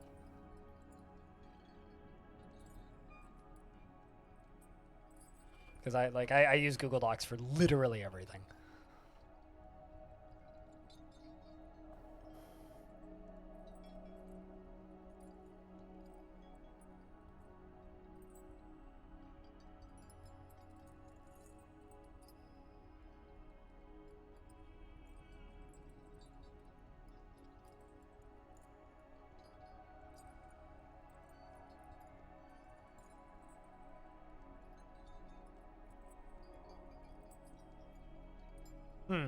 Has a research function. Well, I'm assuming you've already done the research if you're writing the paper, so. Maybe it doesn't, maybe it thinks you don't know what you're talking about. It's just like covertly insulting you. Also, don't worry about the werepanda. The werepanda just tripped into one of my cage traps, and so it lives in my walls. I'll figure out something to do with it at some point. Currently, it's just hanging out.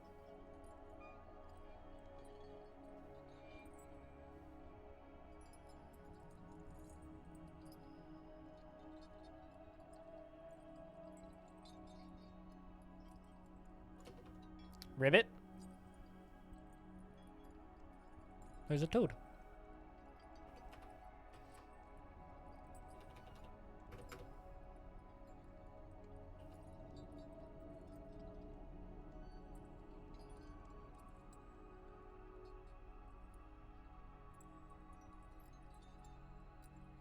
Here comes Frogger.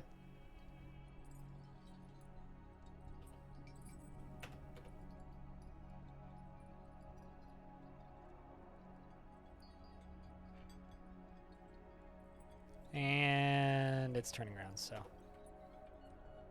cancel the squad.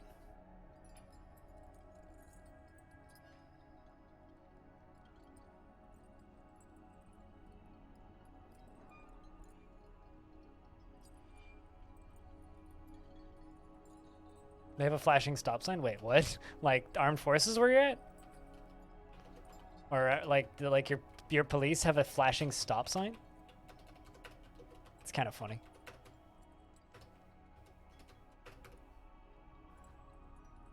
I mean, the police here just like flash their red and blue lights and just follow you. If they want you to stop if you're in a vehicle.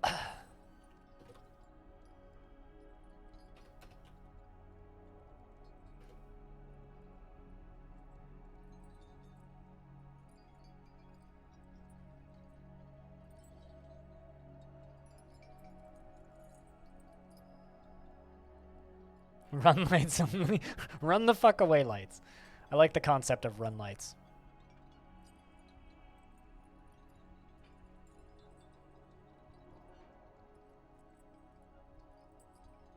It's the GTFO light bulb. It's the get the fuck out of here. ASAP. Now. You've been warned. Turn around.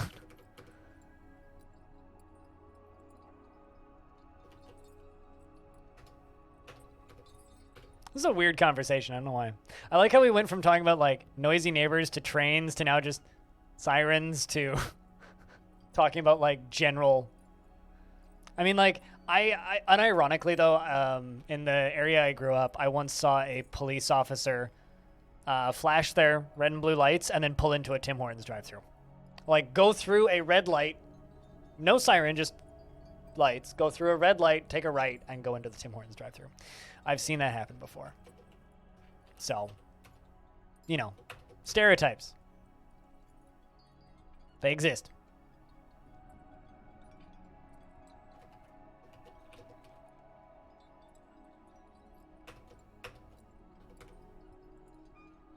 XD is the correct response to that, yeah.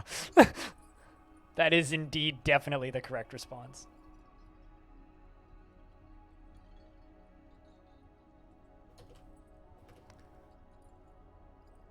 We're just malfunctioning because... Is it that bad?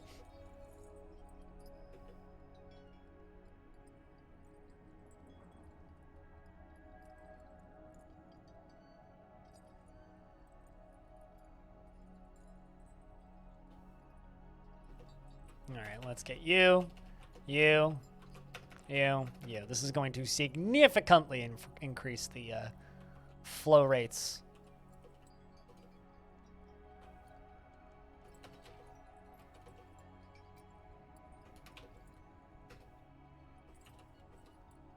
Significantly.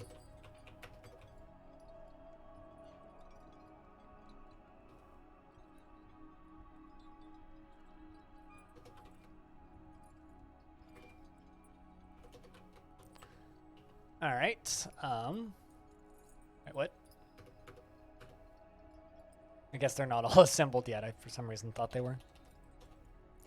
So now we just wait for the siege to leave, but...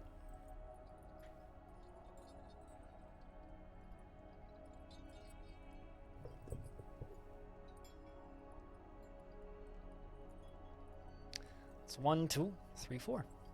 Good stuff. It's 1. Let's get you connecting. Also, I can totally just get rid of these.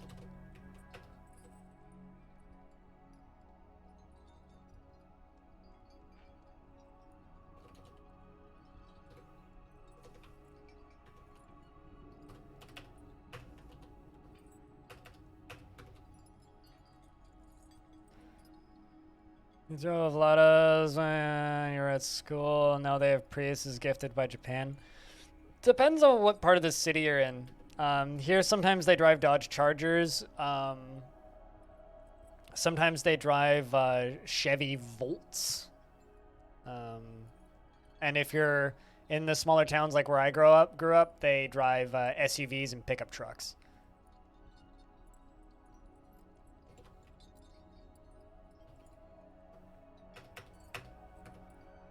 All right, that's all 4 of them, meaning I can go around the edge now and start filling this in.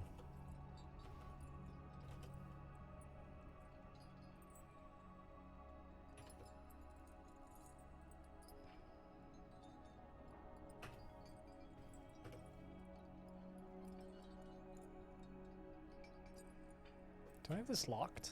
No.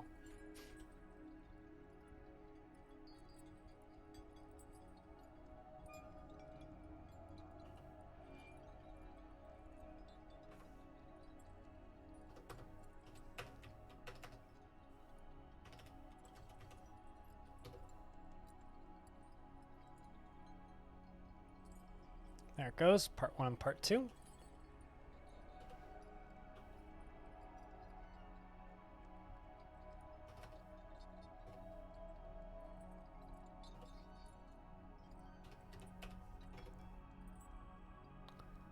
And 3.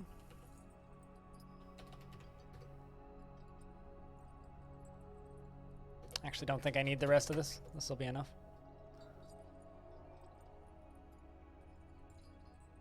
The water starts to flow. And down it go.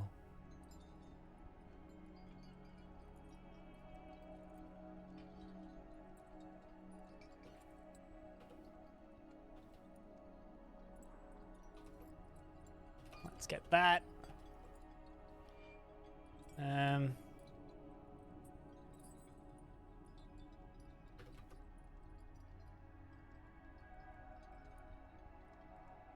One of your stations has a Civic?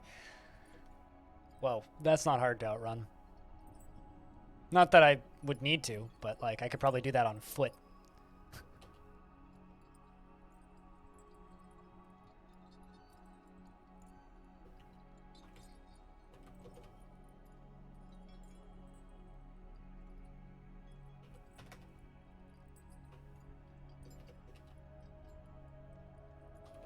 Yeah, I think my uncle, because my uncle works in accidental homicide, which is like manslaughter and stuff.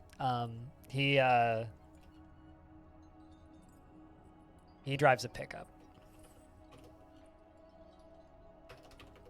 But that's because like he has to cover the entire valley, so he'll go from like downtown Vancouver up to Sea to Sky, which is not always nice in the winter, and the other directions as well. So it's not the nicest roads often, so. That's how I go. When dealing with civil complaints, the police don't issue parking tickets in this city at all. They don't issue parking tickets at all in this city. And the reason they don't is because that's all privatized. Or the city itself does it, depending on the area. Some areas it's private, and some areas it's the city that issues parking tickets. So there will be There are Honda Civics that drive around, or Priuses that are part of various security companies that the city contracts out, and then they go do that. Yeah, the police don't hand out parking tickets. I don't, not in this city anyway. Maybe downtown. I don't know about that, but in my area, it's all private.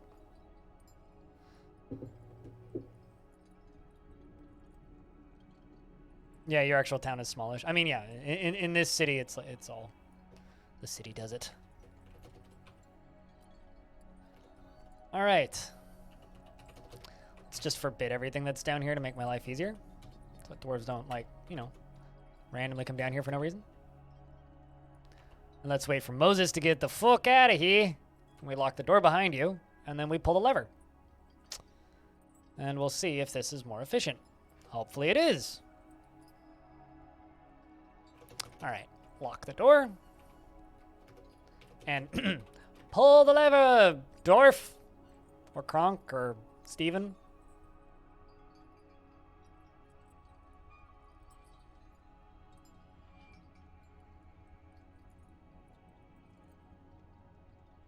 Anytime this year. Assuming someone's coming to get it. Nope, not currently.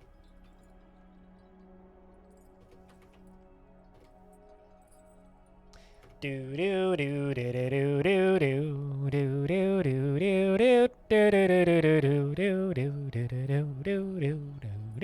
do do do do do. Hey, Banana, what up?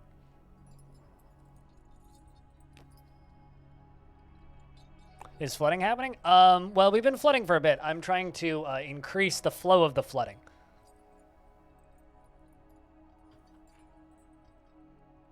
So I've widened the intake. Oh, I forbid it. Duh. Claim that lever. My bad. All right. Now pull it. Siege? Oh, yeah. Second one today. Also a giant. We fed the giant to the siege. This isn't Long Death, if you're confused. This is Reigns of Terror. This is a fortress that I'm eventually going to build into a necromancer fort. This is kind of my September, October fort. We're doing it on the weekends, so Saturdays and Sundays. But the part of town that we're in, this is it right now. You see, it looks kind of cozy. Lots of goblins everywhere. Those are all armies that are actively moving. So it's a little active war zone that we're in the middle of.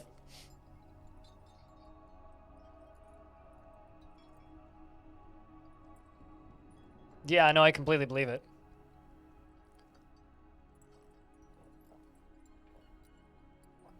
I mean, pickup trucks are terrifyingly big.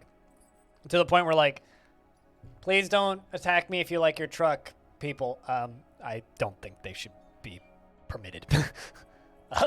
Like, they are. Like, I can't wait until the electric ones are on the market because, like, at least for the time being, like, those things are just... They smell bad, they're big, they're huge, they're loud. 6 years. Oh, hey, DeBerry. How's DeBerry?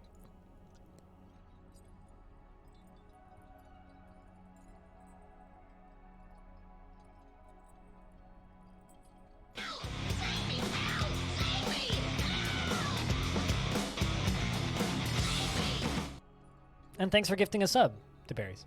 To Eternal. I know Eternal. That's the 4th month for Eternal, I think. 3rd month. 3rd month. That's what that number says. Cheers. Thank you. Also, I'm just going to throw this out there because this is something that I swear that I'll do. I will do a dramatic reading on YouTube of Let the Bodies Hit the Floor if we can unlock another emote before September's over. And if we get close, I'll probably help. I'm just saying. But that requires 700 sub points, which is very far away.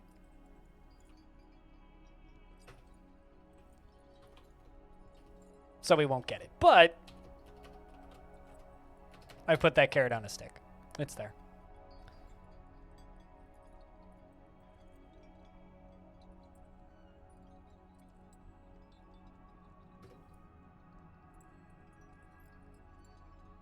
How to unlock emotes? 211 sub points left. Yes.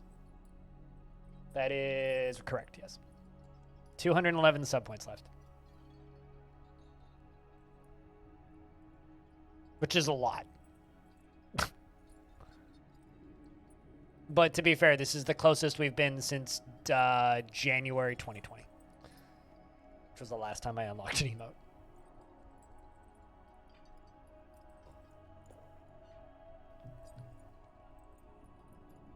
It's only 32 subs. I mean, Animal just did that this morning.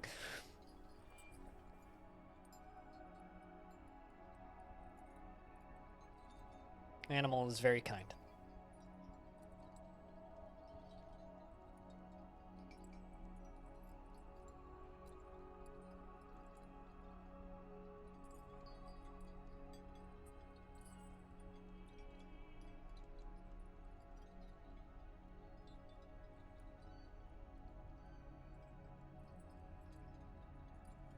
Well, hello. It's good to have you around, DeBerries. I hope that the Chinese food ends up being good.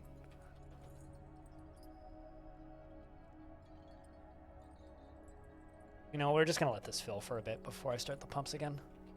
But the thing that we're filling is this reservoir right here, which is currently all dried up because I stopped it. This reservoir is going to be full of water. That's the plan. This is going to be full of water, and that's going to be our drowning thing. It's going to drown things into here. Also, I need to suspend some masonry jobs so that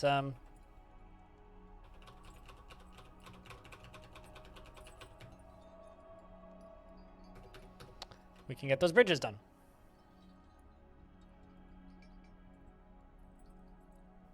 Is what all smooth stone? Is this all smooth stone? Here? Yes.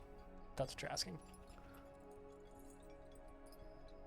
Smoothing stone is easy and quick to do.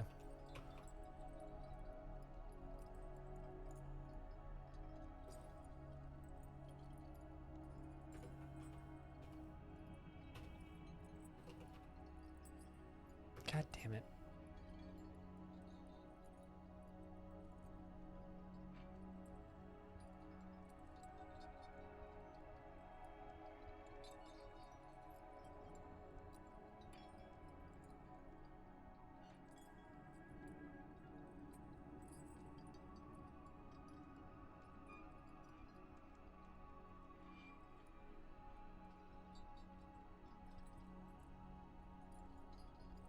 For next year's festival.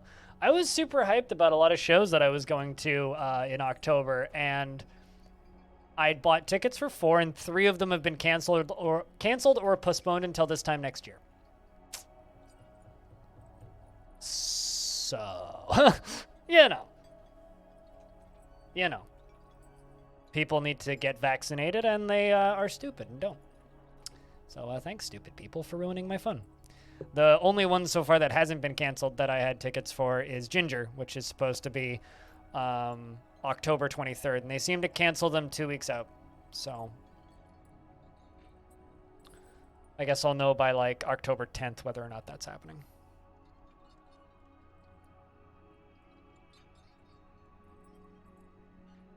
Good for you. Don't get sick, Alien. Stay healthy. Cases here are almost as high as they were at peak right now.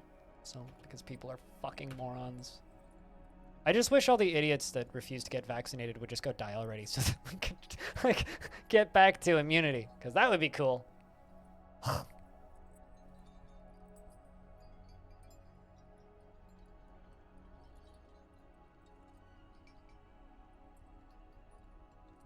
What, that you had 1 ticket? Oh, no, I see. You invested 65, and you had 66.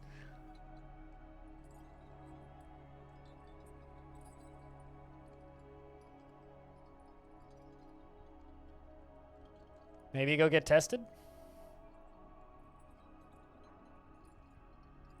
I mean, I didn't think any of these shows would get postponed, but here we are. Although they're booking the big rave festivals here again.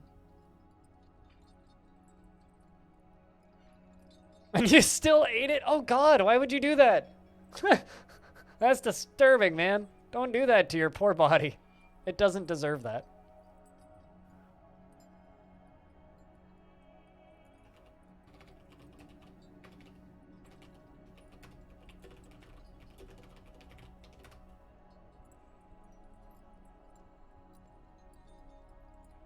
A calculated risk? It seems like an act of desperation more than a calculated risk to me, but you know, you call it what you want. I would consider eating thought-out frozen food an act of desperation, not a calculated risk.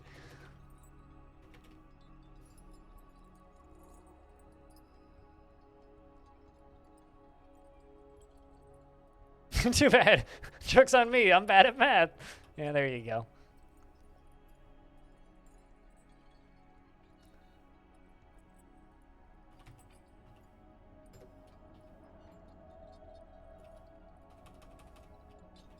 Did I forbid this door? I did. Yes, I did.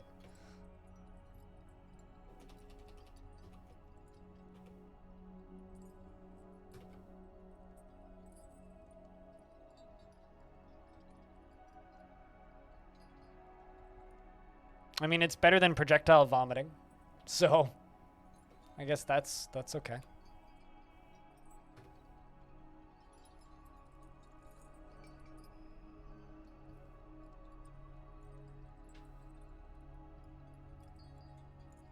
That's way off, but it was quick.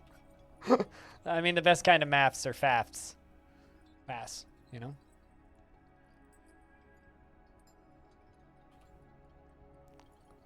I bless the rains down in terror. Alright, well, this fills up way faster.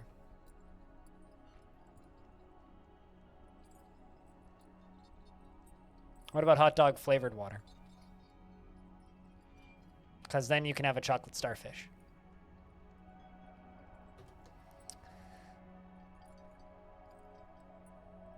Saw it on Facebook? Well, that's your first mistake, is Facebook. But it does sound funny.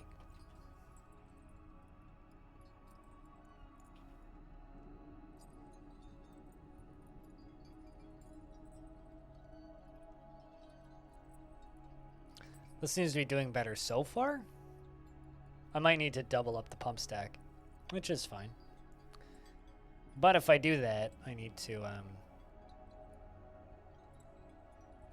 expand it even more.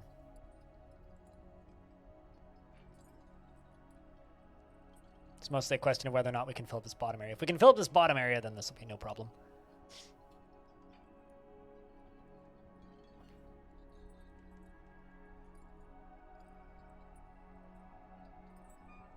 I'm trying to set this up so that it has some pressure behind it so that it'll just like whoosh into this.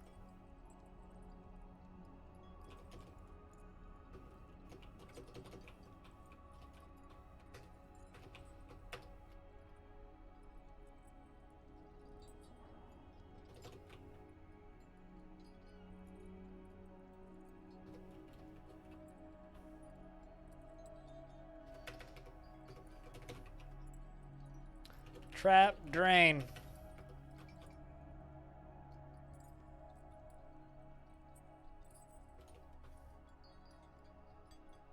Let's see if this works. I think I attached them. Yeah.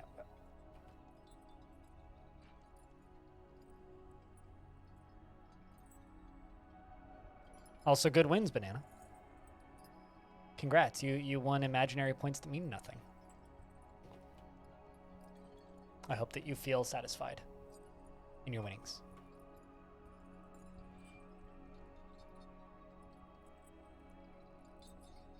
Is there a collection pit where all the drowned bodies loot? I mean, they're gonna all end up down here, but we're gonna have to, like, stumble through them regardless.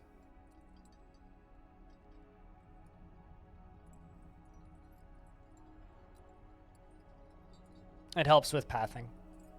Banana.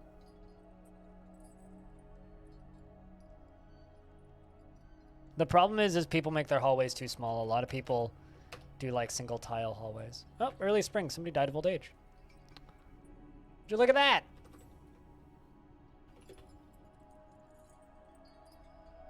Damn. I think I have enough coffins. Hold on, let's check. I may or may not actually. Oh, we do.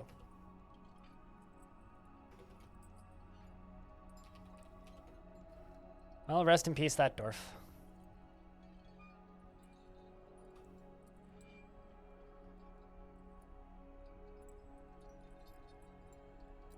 Yeah, this is filling quicker than the last time, that's for sure.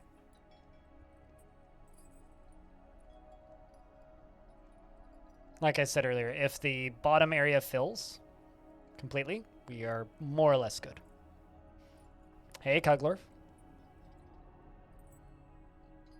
How does the ticket thing work? Every 30 minutes you get 1 ticket, unless you're subscribed, in which case you get 2. And then once every hour, you can gamble them with a low % chance to win. Dwarf gave birth to a girl. And you'll eventually earn more if you so desire. The siege is leaving. It's literally just it has absolutely no practical purpose, but it's just a little mini game where you can bet tickets if you want. It's mostly a way for me to see how many hours people watch the stream for. But if you type in ! tickets, you'll see how many you have.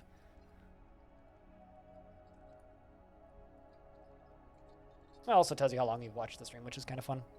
But it's mostly exists as a way for me to tell how long people have watched my stream and get some stats on that end. You want enough tickets for a Game Boy? That's a lot of tickets, man. I once, at a ticket redemption machine, I got enough to get a spider ring. I was very satisfied. There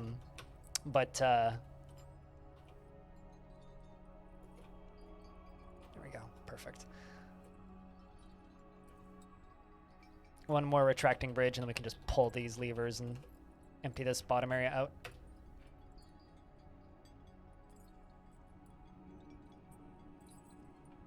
But yeah, it's mostly exists as a way for me to track how long people watch my streams, and without the ticket system, I would have never known that somehow, at some point, T-Pain watched my stream for 4 hours. He must have come from a raid, from a raid, from a raid, from a raid, into a raid, from a raid. But at some point in my channel's history, the motherfucking T-Pain himself, the one and only, managed to watch my stream somehow for a few hours. And you know what? It's not much of a claim to fame, but I'll take it. No, this was before records. This was probably about... Actually, I have a pretty good idea how we got here. Who is that? Have you ever heard the song I'm on a Boat? Because he's the annoying auto-tuned guy in that song. And he streams on Twitch. Formerly really popular pop singer. He's still pretty popular, actually. Like he's still pretty popular. I wouldn't, like, he's definitely not an A-lister, but he's, as he says, he's a C- lister celebrity. Dude's got a fuckload of money, though.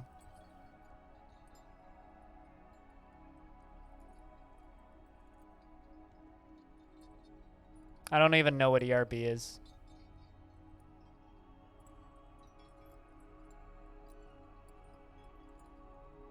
But anyway, yeah.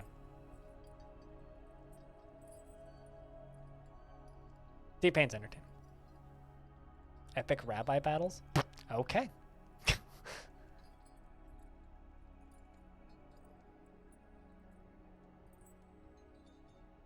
Oh, let's see. Okay, I'll tell you this about epic rap battles of history. It's a part of YouTube I've never actually ventured into. I've seen the thumbnails and recommended. I've never actually watched one, so it's just not my style of entertainment, I don't think.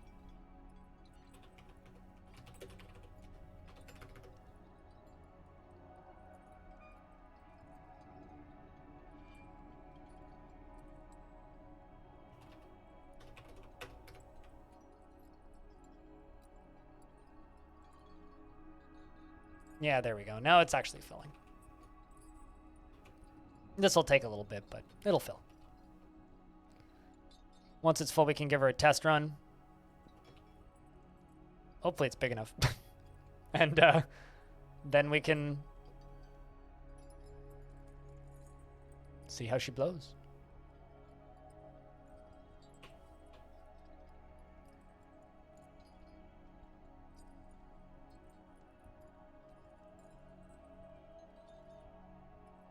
Yeah, I don't know. That kind of internet humor just has never particularly appealed to me. Like, it's one of those things that I know I won't like without even watching it. I don't know if you've ever encountered something like that, but...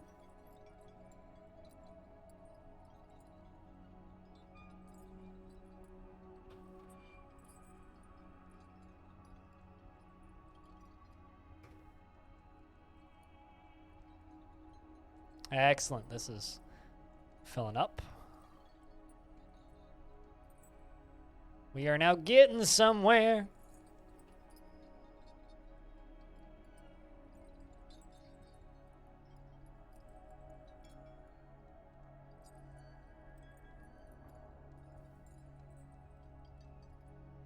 Now, epic rabbi battles, that's something I think I could probably get into. Oh. What? Golden Royal, Keeper of the Seal. So I've got a goblin in my fortress who's the Golden Royal, Keeper of the Seal. Just got into a fight with us and then left. Not sure with what. But has since left the fort. So, goodbye, I suppose.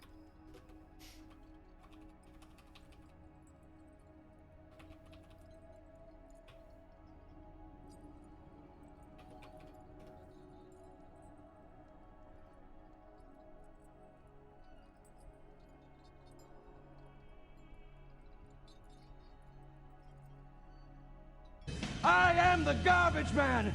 I'm so confused by that sentence. Yeah! Orange, I don't get it.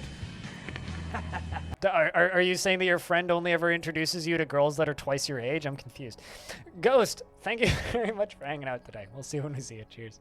Hope you enjoy your new sound command for a while. W as well. What the fuck was that? That's Ghost's new sound command. Because Ghost is the garbage man. Rah.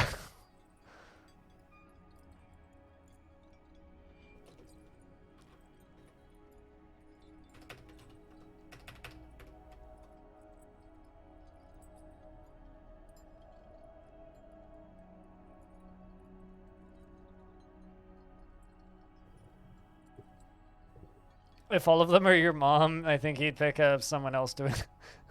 I mean, if all of them were your mom, one of them would pick you up and drive you home probably, so that's not necessarily that bad. Like, eh. Hi, new to this stream. I'm blind. What's going on with this fort? We're trying to, well, eventually it's going to turn into a necromancer tower, but right now we're just building a big defensive structure. This is my, I guess, fourth stream of this fort. We are building this, more or less, down here. It's kind of a cavern layer fort. Currently, the population is limited to 80. We're going to bump it up to 200. Probably next stream, I'm thinking year 10, we'll bump it up to 200. Once we just have like defenses and everything set up, and then we're going to build a big military and try and take over the goblins on this chunk of the world up here where all of this combat's going on. That's basically it. But right now we're just building a big ass water reservoir, which is you know, gonna be used as a drowning pit.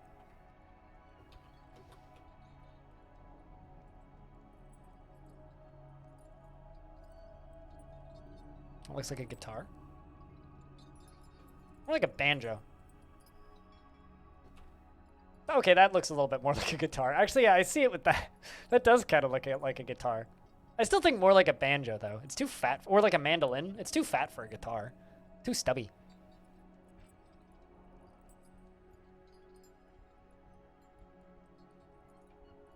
Does kind of like a guitar. Wasn't intended to. Oh, no, not yet. Like I said, eventually. Currently, we're still just a happy, wholesome dwarven fort that is training. But I know where to get the secrets of life and death, so that won't be a problem.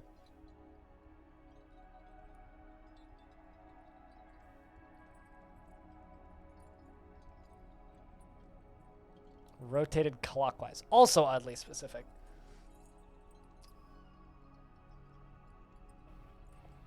To me, it's just a ball and mandolin. It's a mandolin with a big ball on the end. It's like someone duct taped a beach ball to a mandolin. Is what that looks like to me. There we go. It's almost full. Once that's full, this is gonna fill up much quicker.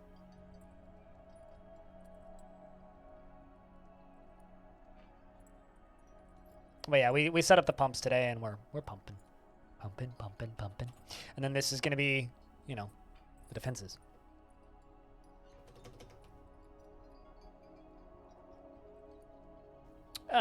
Trap drain.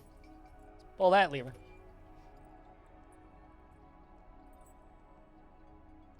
You don't know what a mandolin is? Mandolin. Oop-a-doop-a-doop. It's kind of like a modern lute, sort of. That's a mandolin. It's tuned like a violin, but with double strings.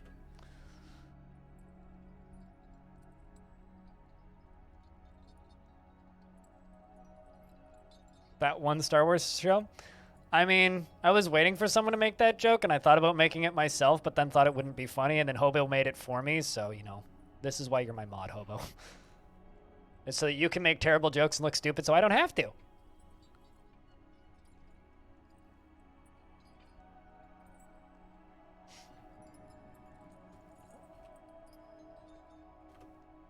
Mandolin's a fun little instrument.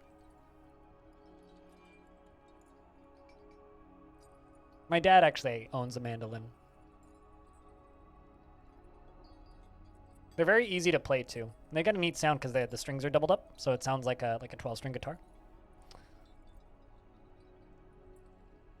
I haven't seen this show, so I wouldn't know. Vinci? Am I going to rely on water for fort defense? Initially. But I'm thinking, like, once we have necromancy and zombies, then we'll just have, like... We'll just drown our own army. No, that's left. Currently, you're going right. Orange, you got to take another left.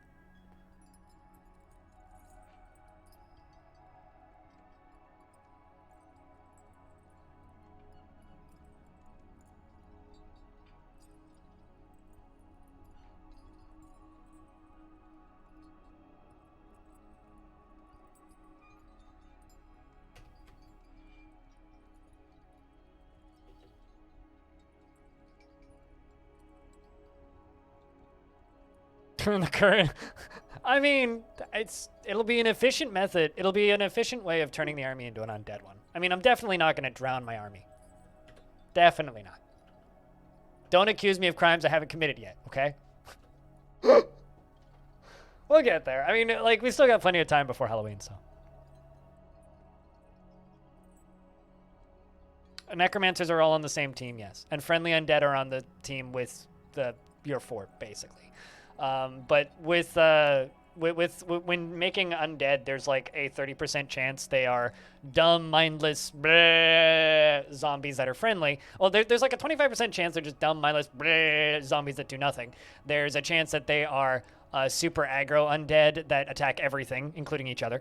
And then there is a chance that they will be intelligent undead and be useful and still operate as normal dwarves. And then there's a chance that they will just be dead. Or unintelligent, friendly undead that doesn't do anything. No, they're not war crimes. It's just science. There's no war crimes in Dwarfort. That's RimWorld. Leave the war crime jokes at the door. We are just going to commit science. Science is not always ethical, but very much science. Yes, I think. Although I don't think kids read books. Can't commit crime. Yeah, they wouldn't be war crimes. They're actually just crimes against, like, dwarfs. It's like, you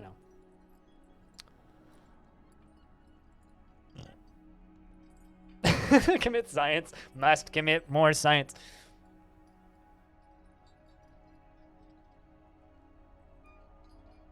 Commit fun? Yeah, commit fun. Must cause fun, commit fun.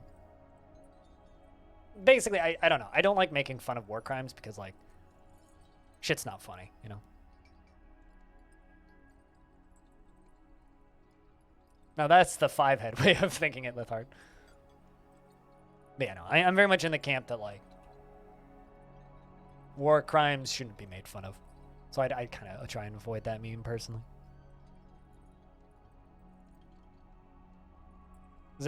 Because in reality, the people that really need to be pointed at is the American military. Anyway, in other news, volcanoes!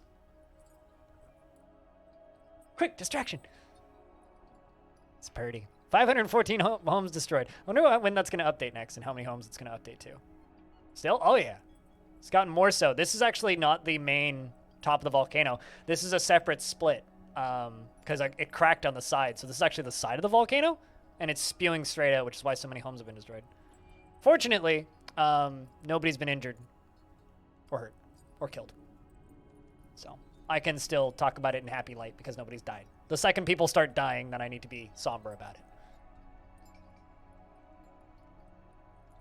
No, they've all been evacuated, Orange, so no one's going to die. Plenty of houses have been. Sure heated you suddenly. Clap. Clap, you bet. No casualties, no. I mean, they knew it was coming. They had, I think it was like 24 hours notice before the eruption started, so they evacuated the island. If you embark, resign, and then reclaim, yes. Otherwise, no, George. So if you embark on a fort, and then you resign the fort, and then you reclaim the fort, it will indeed change their magma levels. So if you want a an erupting volcano, embark on a volcano, then retire the fort, and then reclaim the fort. And then you'll have an erupting volcano. Which I do sometimes, because it's fun.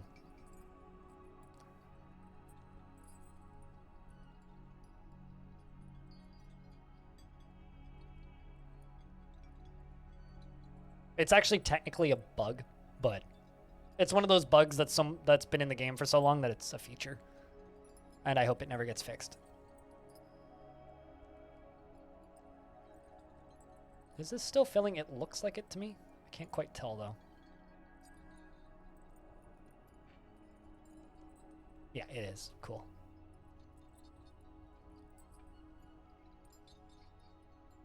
I think I'm going to need a second pump stack plugged into this. I think I'm going to need a second pump stack. Also, that poor toad. This toad has been stuck in here for a bit. Because this is like my power source that's running the pump stack. It's way too much power. Like, there's this poor cave toad who's just stuck down here. Which is just hilarious. Lava is significantly less dangerous than water, though, in Dwarf Fort. Like, significantly less dangerous. It's much easier to accidentally insta-gib your fort with water than it is with lava. Lava moves much slower and you just need to walk around it, whereas water gains pressure and can instantly kill your entire fort.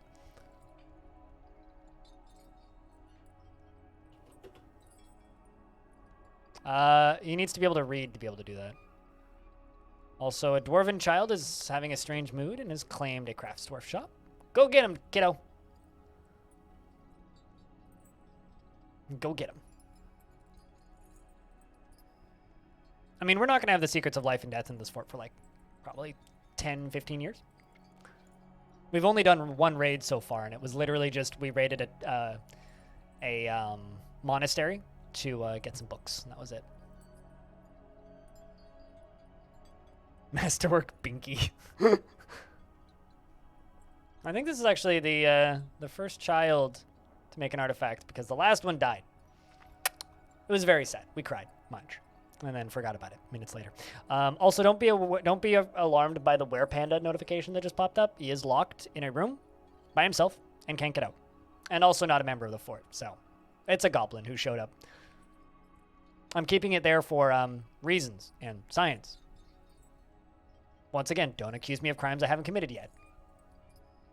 He attacked us. Also, I'm pretty sure they're a criminal because they're a warlord. And I'm also pretty sure they're using a fake name.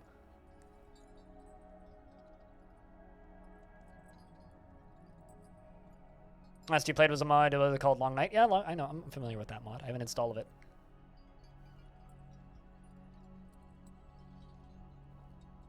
Yeah, I'm forcibly quarantining him for his safety. Absolutely. So kind, right? I'm definitely not going to use him to make controlled outbreaks in the future. But, you know.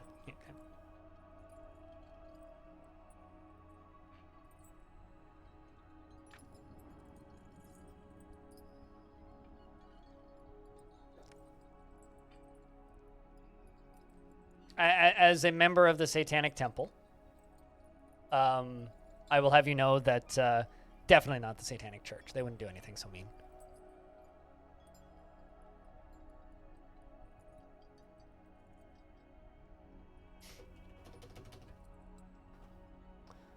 Brown recluse, cave spider silk, cut morions, turkey leather, cashew wood logs, rough black pyropes, reindeer leather, sheepwool cloth, and 3 pieces of nice. Good luck, child. No. Dominok.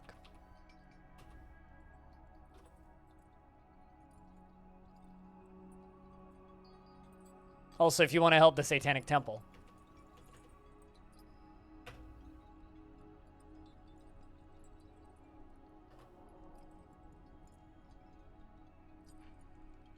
Oh, is there that is an intentional upside down cross? I don't know what you're accusing me of. Stop accusing me of crimes I haven't committed yet.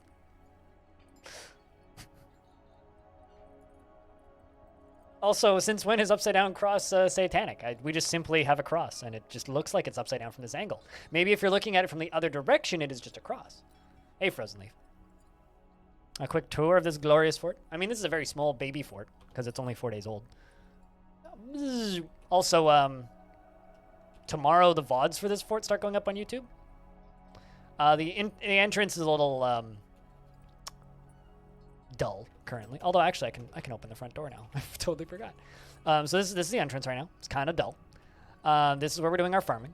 Kind of modest. This is our little well.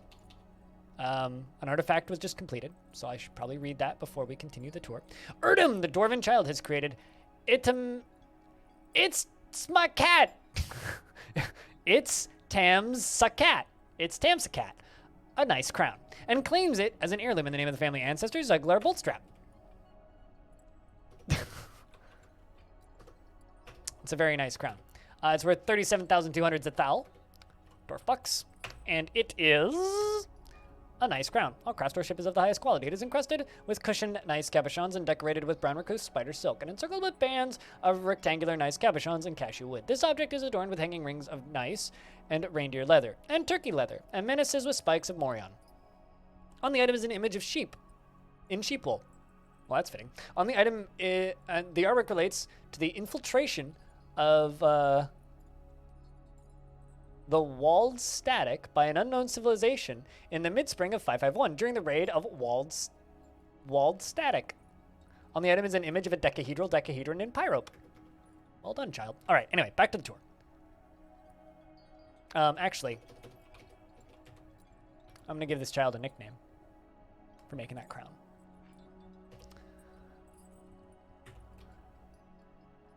Erdim. Crowned. There you go. Fly up. Back to where we were. So if I fly back up to here, this is our well. And then we have these circular buildings, which eventually is going to turn into a tower above ground, but currently is not. Then there's the thing, the mandolin level, which is our water reservoir, which is filling. Then there's the military training room over there on the right. Down here is the soon-to-be new entrance. Then there's the drainage for that. Then there's the prisons. Then There's the Baroness's quarters, or the Baron and the Baroness's quarters, as well as the library, just to the right of it.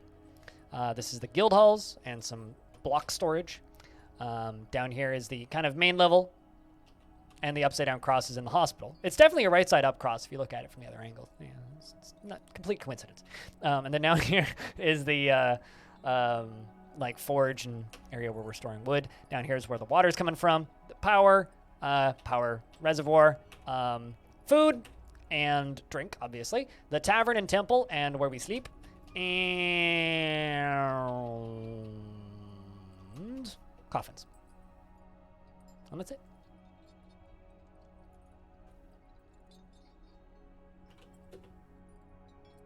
Unless Burger King is paying me to name a Dwarf Burger King, I ain't naming no Dwarf Burger King. Ironically, Burger King was throwing money at streamers not too long ago and got in trouble for it because they were advertising their shit without asking for permission or signing deals, which I think is kind of hilarious, but also kind of awful.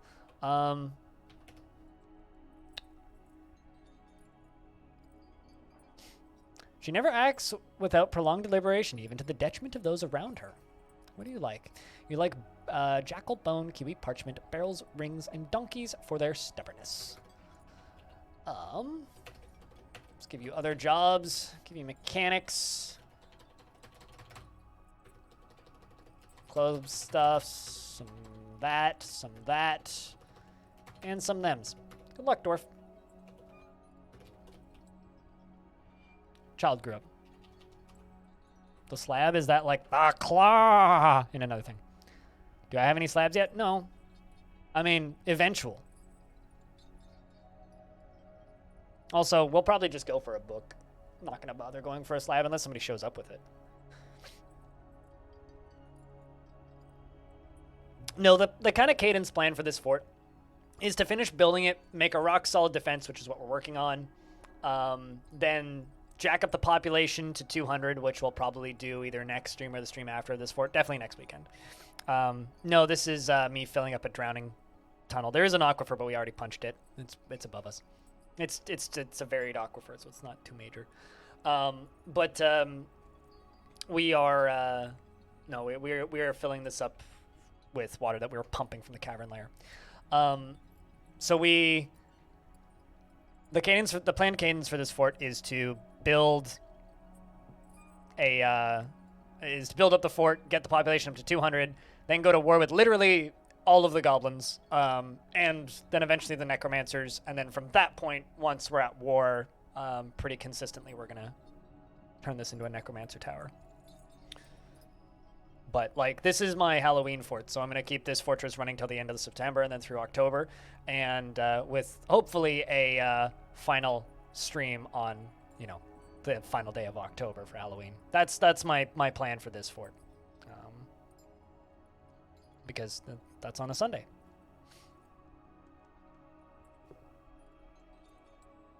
Into a squad with a legendary teacher. You do you. I only do that if they have the right mental capabilities for it. Is it recognized as the Necro Tower? No, just a Dwarven fort. Dwarf Fortress isn't that cool, unfortunately. That would be awesome, though. Yeah, we're gonna need more pumps coming in here. This is not filling fast enough.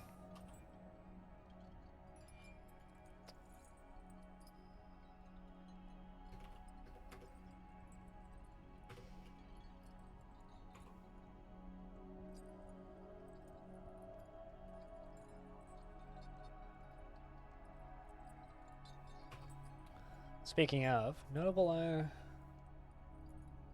prone to strong feelings of lust and gripped by crippling shyness. I feel that. It's very humble. Isn't particularly curious about the world. Doesn't think before acting, and she can handle stress. Well, you know what? Ushat, the planter, get some metal armor and start a new squad. Let's get a second one going. The other one is just my Baron and his wife.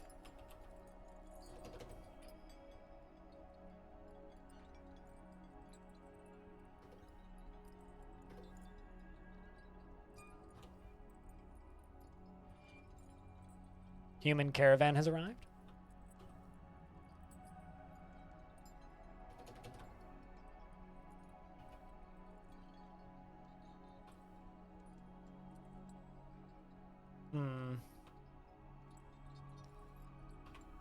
Let's just sell all these toys, because I don't think... Earrings. Toy axes. So I can't export toy axes, but I can export everything else.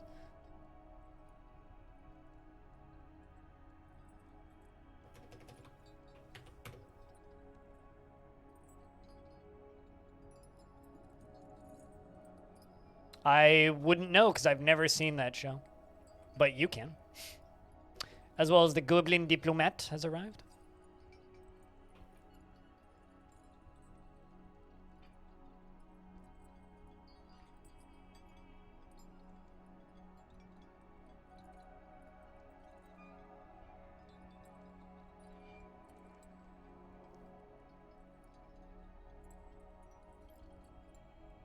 That's more of... Okay, so this is like just a shallow pool here. Of stagnant water. It's just like full of blood at this point. Like, look at that. That is distressing. Full of blood and corpses.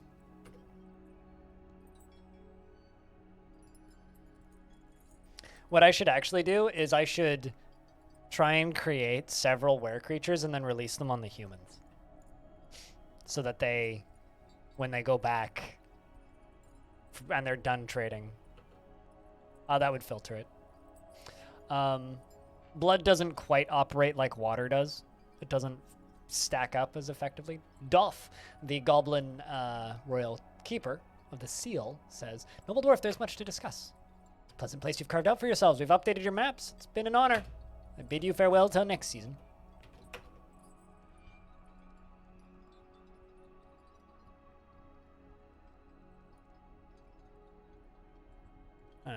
Not a lot of value in that.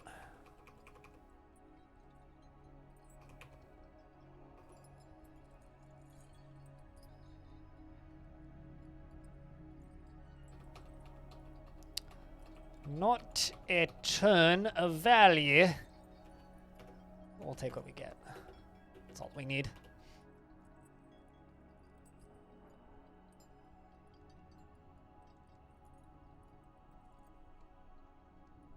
You can, but like it's more of a liability and risk to yourself than them. Unless like you lock them outside.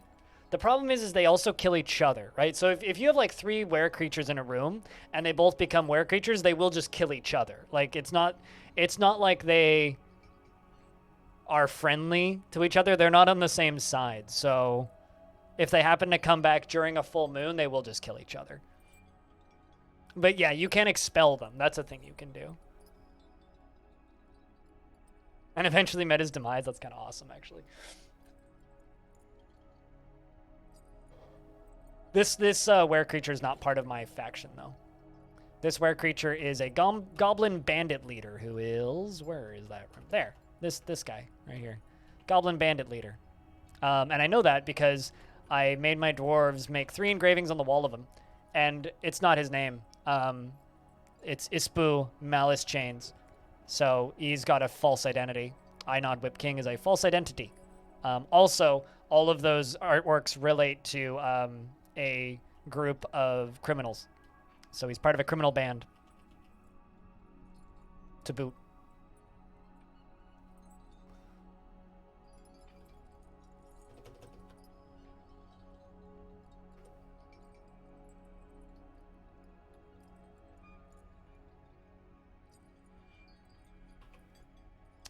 Damn, this is not filling up fast enough.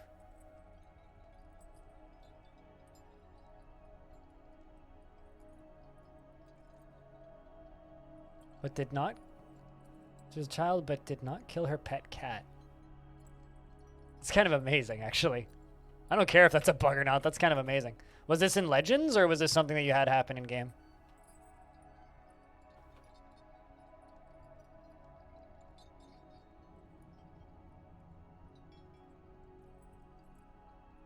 I mean, like, for whatever it's worth, they do lose their memory, too, supposedly. Like, they're not, like, intentionally doing it. It's like they go insane, right?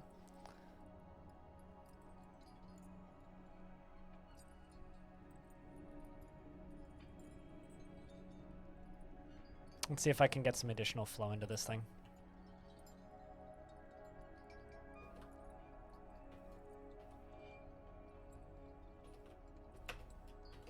Don't need to do this.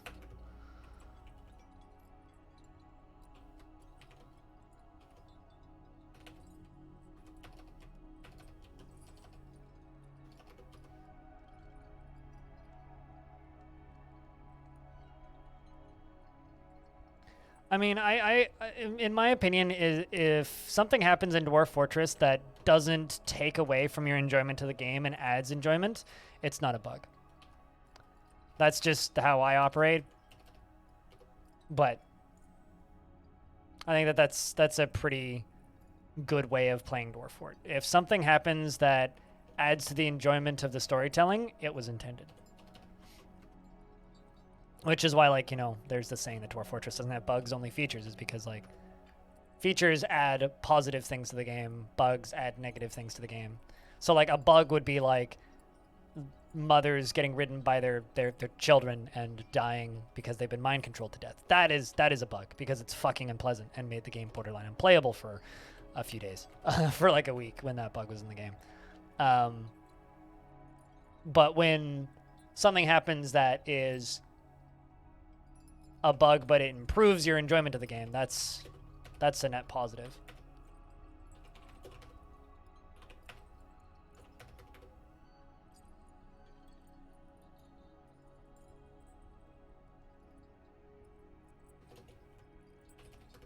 I mean, it was hilarious for like 20 minutes, and then you realize that the game is unplayable. So basically, the only way to play the game that week is you had to disable new children from being born, because it literally, yes, it was very funny. It was very funny when you realized what was happening.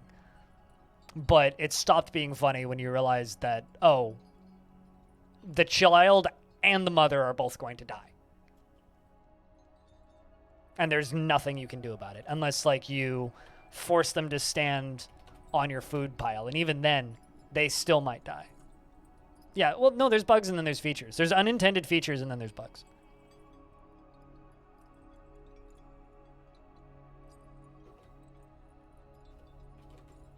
You can turn on Dwarven contraception in your RAWs. Basically, it's just child equals 0.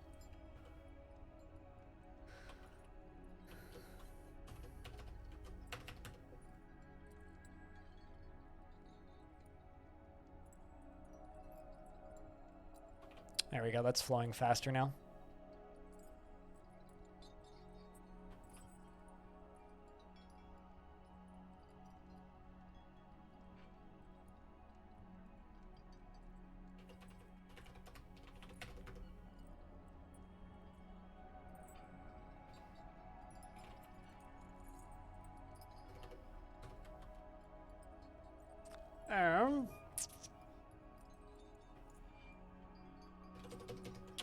But yeah, no, that's the only time I've ever had to turn on Dwarven contraception, and it wasn't a fun week. Like, being kind, it wasn't a fun week. It was a very unpleasant week of DF.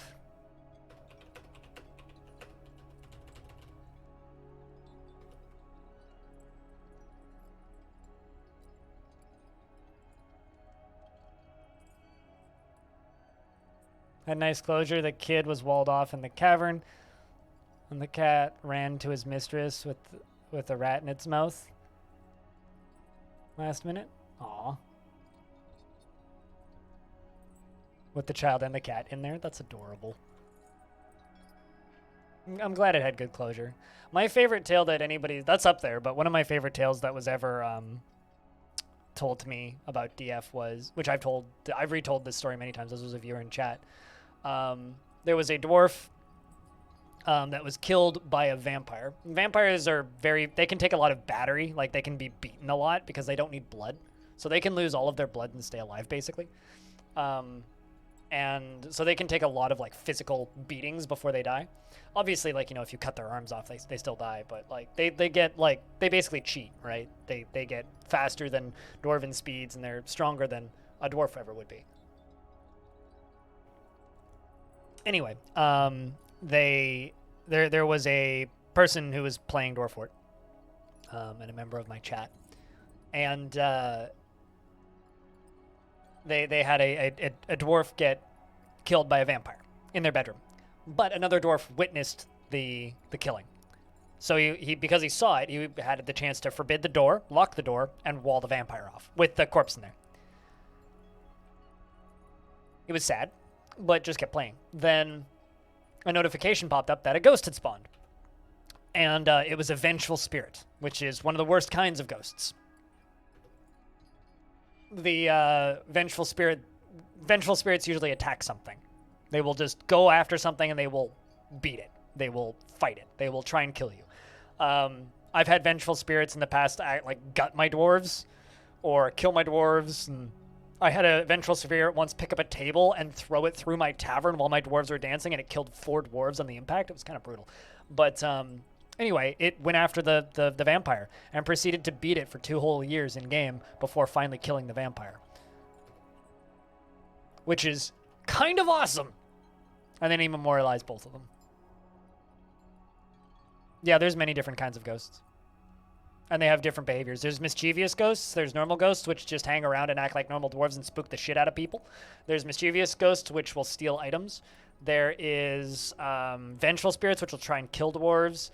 And then there's a few others.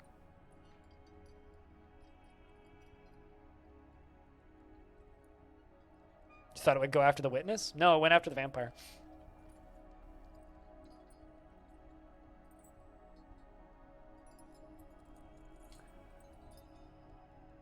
Dead horse at that point. Kind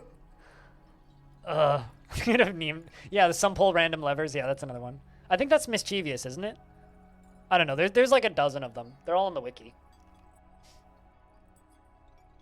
And then there's me, where I'm convinced that my other fort has invisible ghosts that are part of a different faction that don't appear to me, but harass the other factions.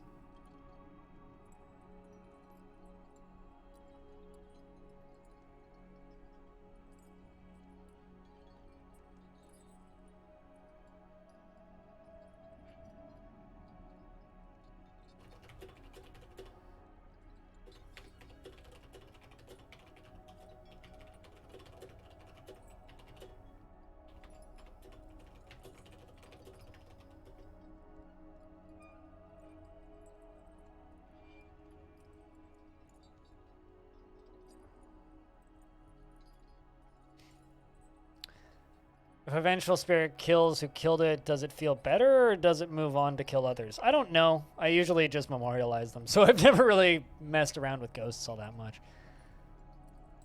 Maybe around Halloween we'll have to force some ghosts to appear and make this map haunted. That actually might be a fun way to end this fort, actually, is just let ghosts go rampant.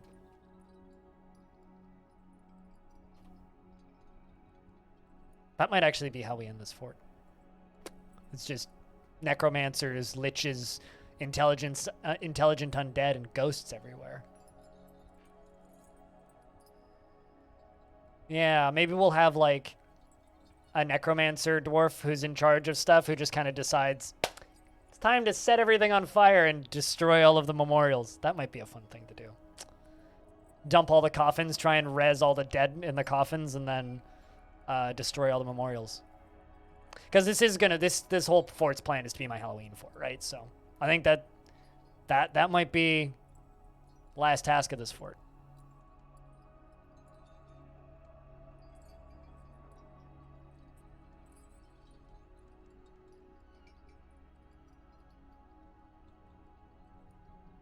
One of your early forts was overrun by a forgotten beast, contained by a wall. Only 2 kids survived, and the ghosts started raising and harassing the children. It felt like it was total horror when with the beast roaring inside of the walls and torturing 2 kids. Yeah, that is horrifying. I once lost an entire fort in a matter of minutes to a forgotten beast made of steel. It was a steel stallion that had webs. Literally just ran through the whole fort and just killed everybody. It's quite distressing. Putting it bluntly, quite distressing.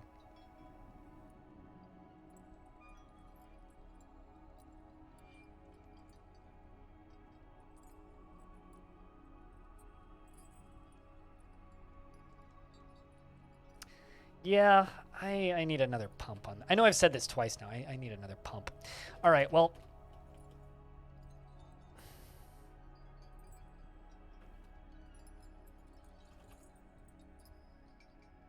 Let's just build another pump stack right here.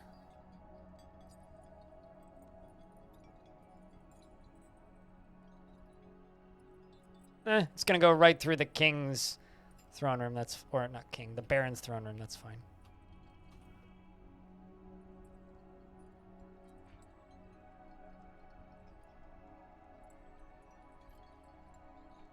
Yeah, that's fine. We can do this.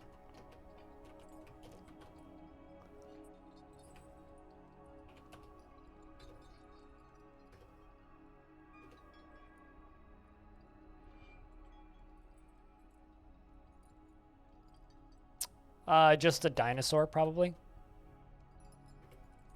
Just a dinosaur. It's probably the least interesting one I've had. If a dinosaur isn't interesting.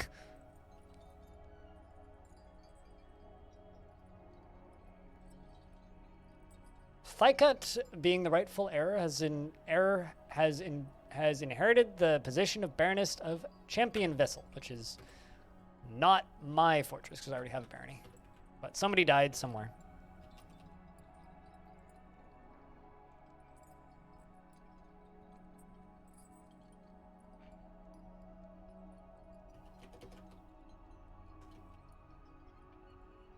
Actually, that's kind of perfect.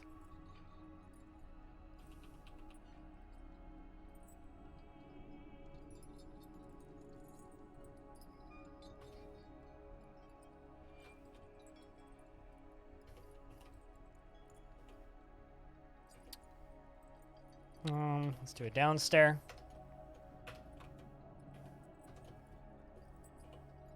We're gonna quickly build another pump stack. Take me a minute.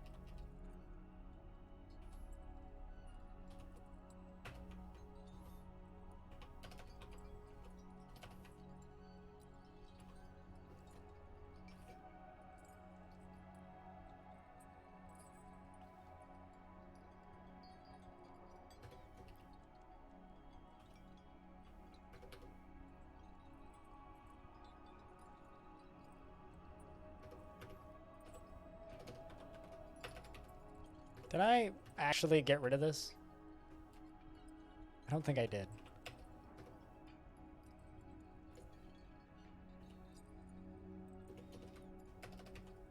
There we go.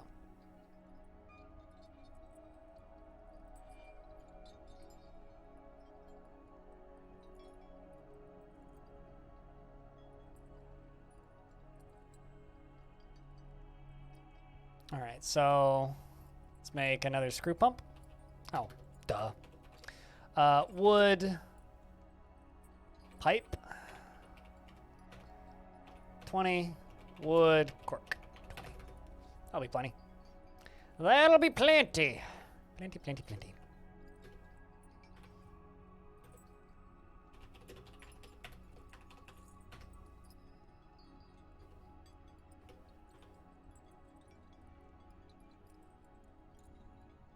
Also, another thing I would like to do.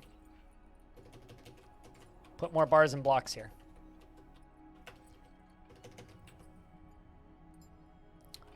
Only stone and clay.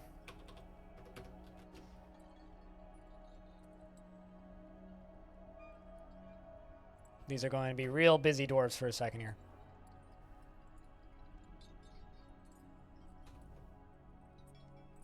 Also need to make a bunch of bins. Ton more.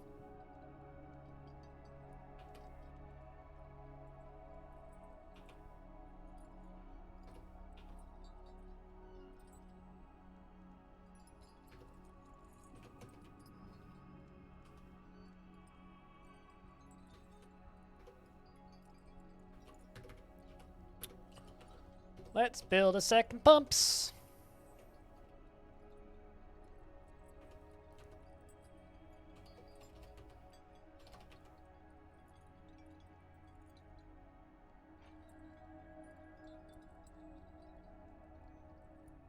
It's after midnight where you're at. Cheers. You have a good night. Thanks for hanging out. Do you want to build a pump stack? Is that what you're saying? 'Cause if that's so, then having a child is infecting you with negative things, sir.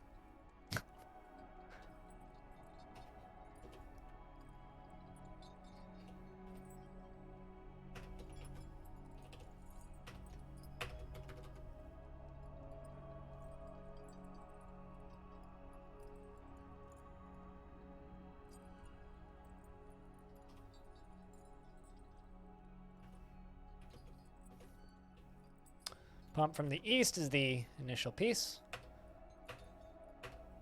Done.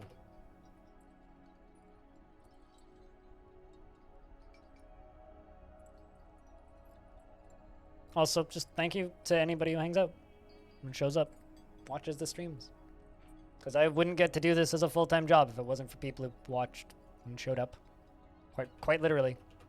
I get the coolest job in the world because people are kind enough to watch my streams. And that's how I get to bring cool interviews with random developers for games that you've probably never heard of. Or maybe games that you have heard of and then you really like.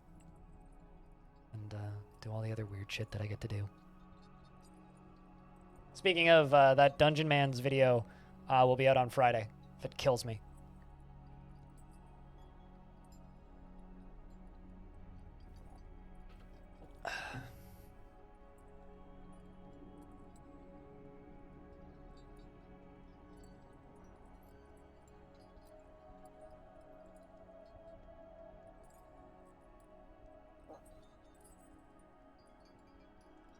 Because this is the current status of it. It still needs like to be touched up, and I still need to get more footage, but that's the current status of it. It's gonna end up being about hour 15 after I record an outro. There's a lot of it. It's gonna be a thing by the time it's done.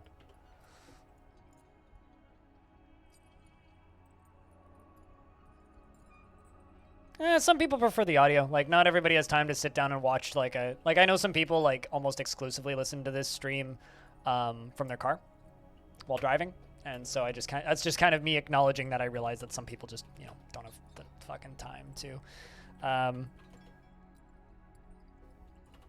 watch that. So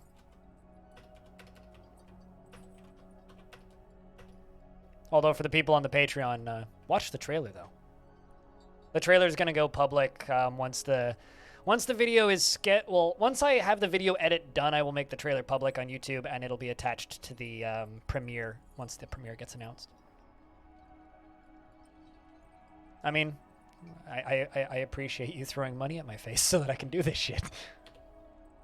So, that goes both ways.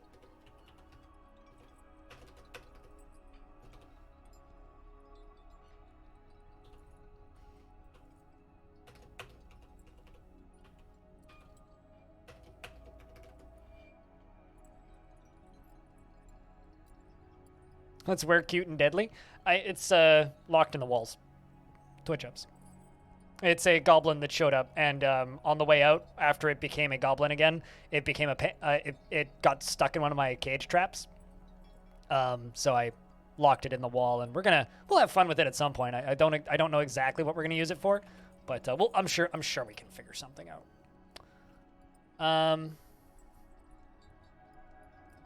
Oh.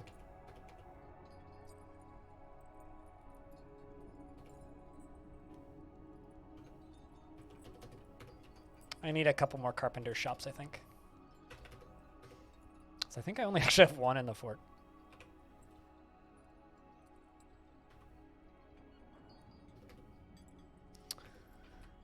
Da da da da da da da da da da da da da da.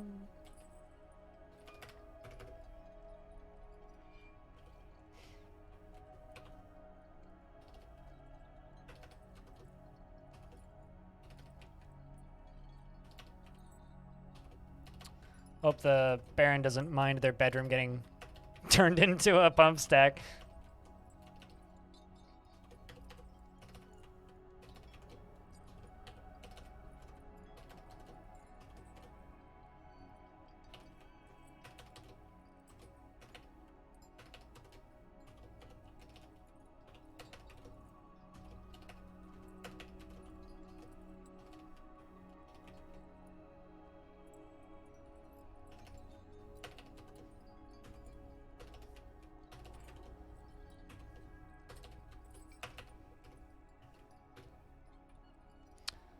All right, dwarfs.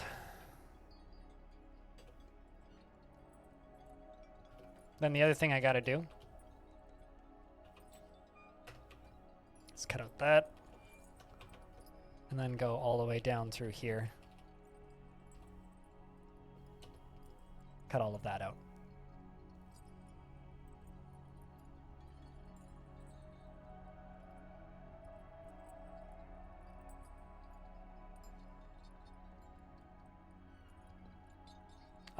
The dwarves wouldn't see it, no, unless there were windows, but the enemy could topple glass windows, so I wouldn't do that.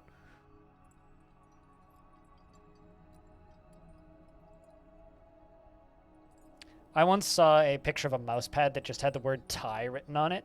It's a mouse pad tie. Ah! Ah!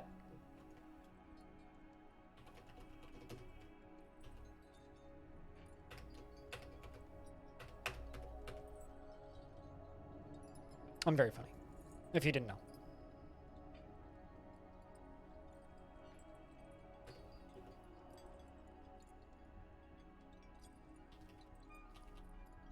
All right, let's get to it. Machine screw pump. Screw these pumps.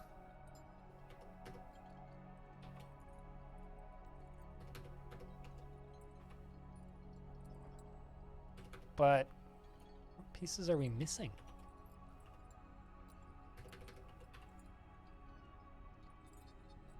Wooden pipe section, enormous wooden corkscrew.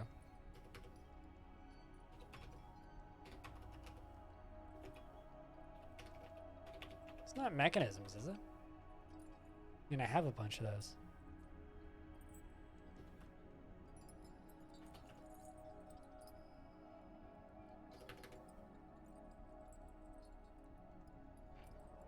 That depends on the chat room. I don't have any rules regarding links. I generally work under a honor system. If you post something stupid that is probably not okay to be posted in a Twitch chat, you'll never post in my chat again, basically. So I just kind of assume that everybody's like a logically thinking adult that's not gonna, you know, post something stupid. But yeah, go nuts. Just don't link your own stream and say, come watch me, and you're probably fine. Or, you know, the obvious pornography is probably a no-no. Probably. I mean, go ahead. I mean, if it, like, it doesn't matter if it's yours or not. Really. I mean, like, if it's art, that's fine. I mean, heck, you could link your own YouTube videos probably. I wouldn't care. But rock, paper, shotgun's good people. For a second there, I thought that that was a piece of pizza. That's funny. I, for a split second there, thought that that was a piece of pizza. I guess it ran in, grabbed the scroll, and started beating people, yeah?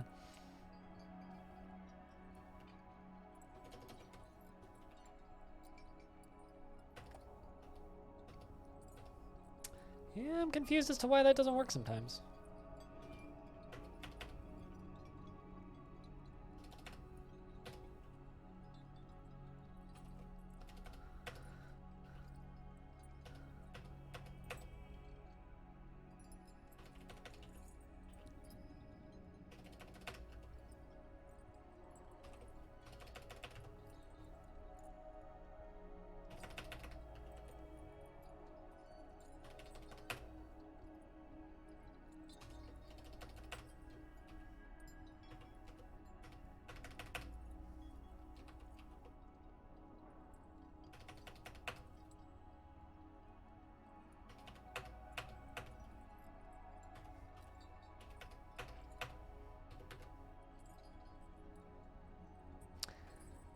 And we're gonna do this.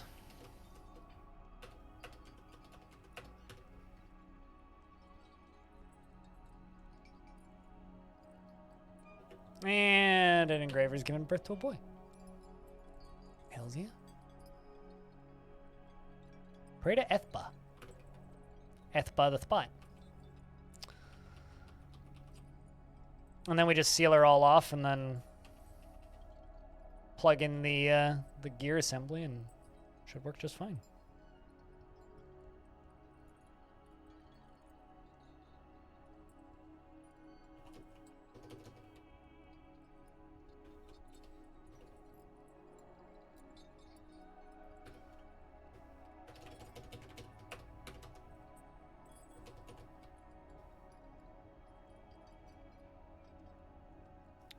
now we just let the dwarves put the whole thing together.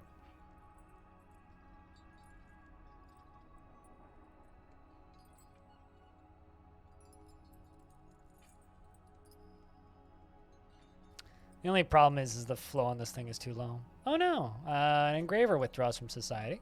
We are going to get an artifact. Shoutouts to Artie and their fact. Claims a crafts dwarf shop.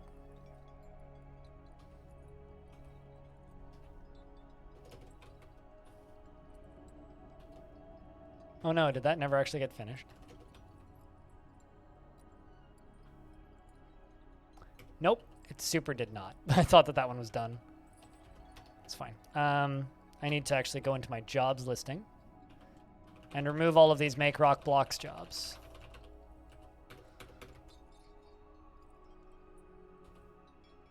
So that these dwarves can go make these pumps instead.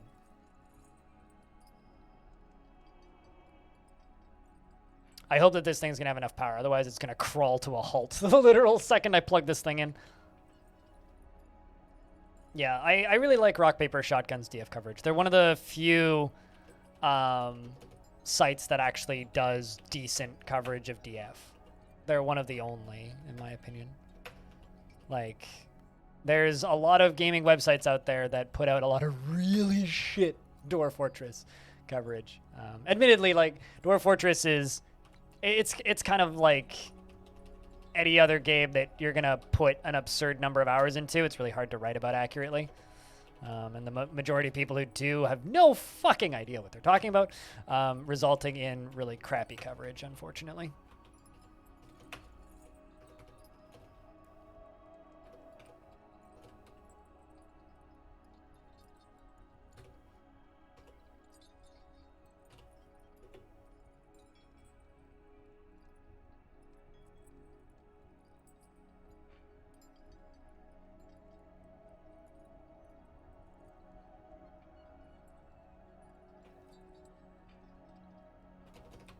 Okay, so it should use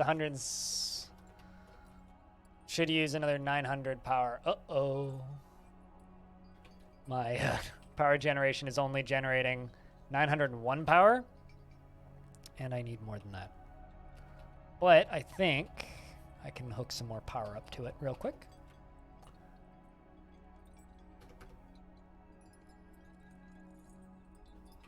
Let's just deconstruct this.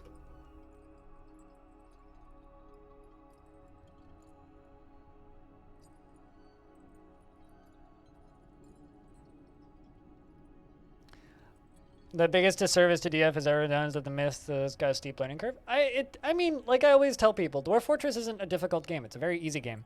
Dwarf Fortress is an obtuse game. Obtuse does not equal difficulty. Yes, it's very obtuse. But you can be a very easy game that's very obtuse.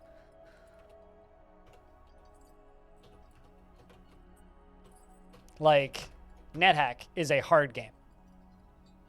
But it's also obtuse. ADOM is a hard game. But it's also obtuse. Dungeon Crawl Stone Soup is a hard game that is also obtuse.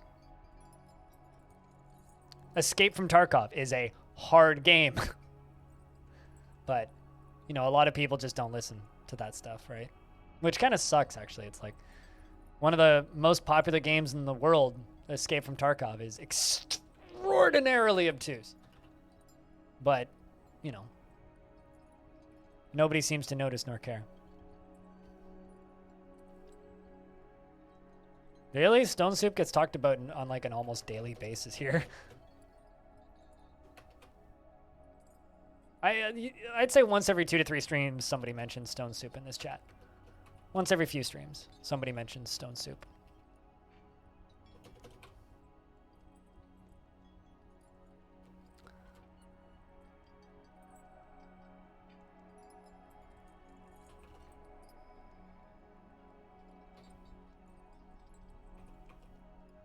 You know, actually, let's make 20 lavish meals and we'll just sell food. I'm just going to do that right now. I don't really have any... I haven't really spent enough time in this fortress to have any good trading materials.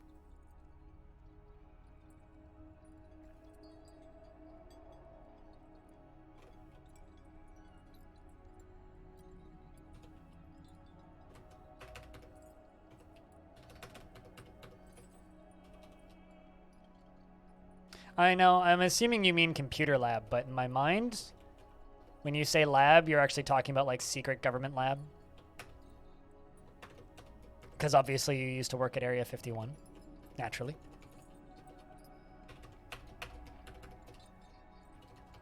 Oh, that's just going to be have a gear assembly attached to it.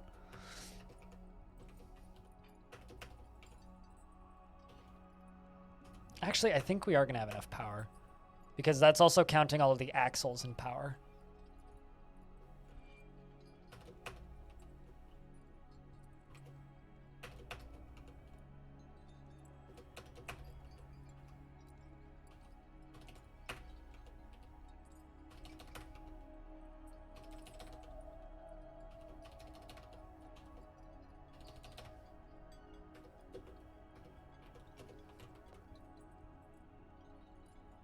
Okay, those two I need to cancel. Because they're not done yet.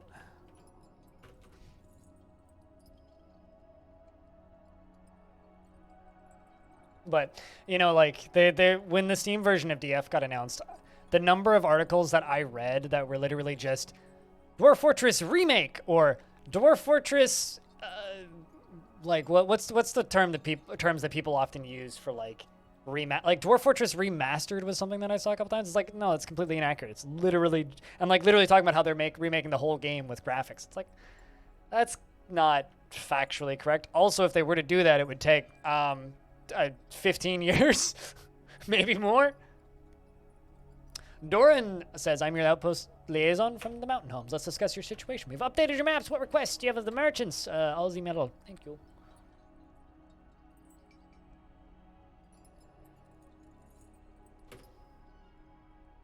Oh no, I missed one.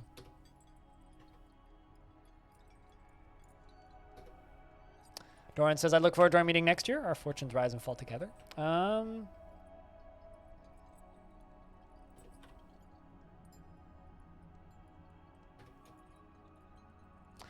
Of fucking course.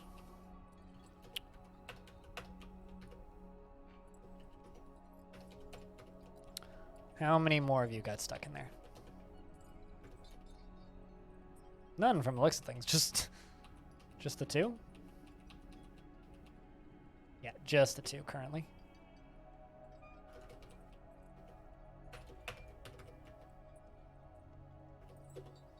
A dwarf was blocking the site, so they canceled the construction. Good for you.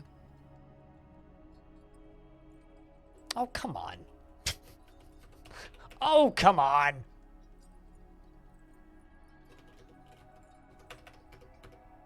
You big dumb.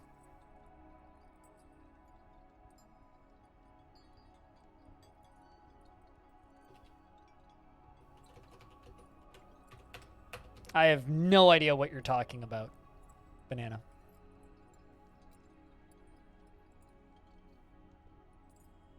With that last line.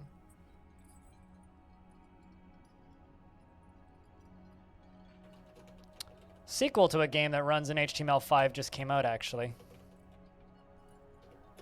The game City States 2 just came out.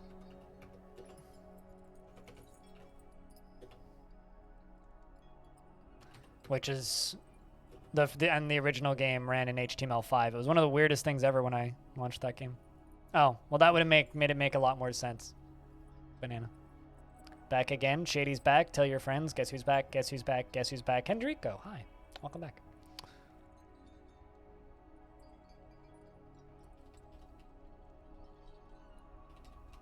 Because you're Slim Shady. Yes, you're the real Shady, and all the other Slim Shadys are just imitating. So won't the real Slim Shady please stand up? Please stand up. Please stand up. Or sit the fuck down. Whatever works for you, really. Oh, come the fuck.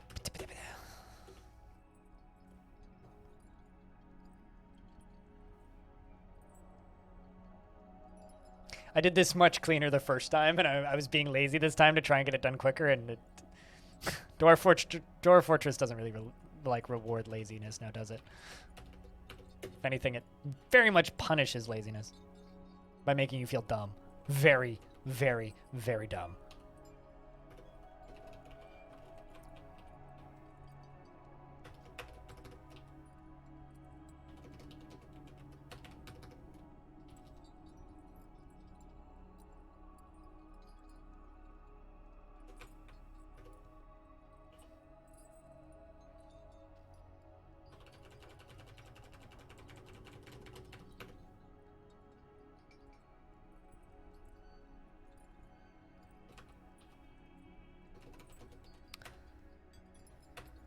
Let's just make that out of diorite.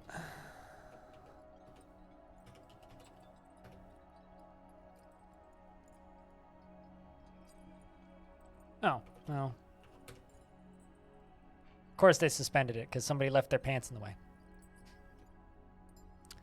And Nish the Swordmaster has bestowed a name upon their sword.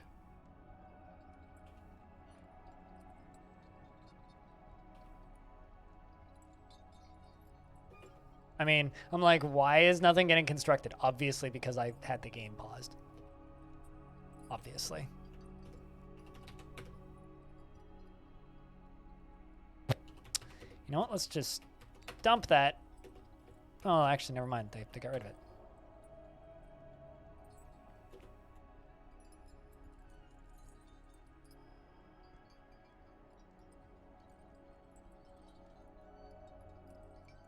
So watching a dev stream and someone mentioned DF and she went to the Steam page and she was convinced it was a bullshit or a joke game. You know what like offends me? Is people who work in this industry that have absolutely no historical knowledge of this industry.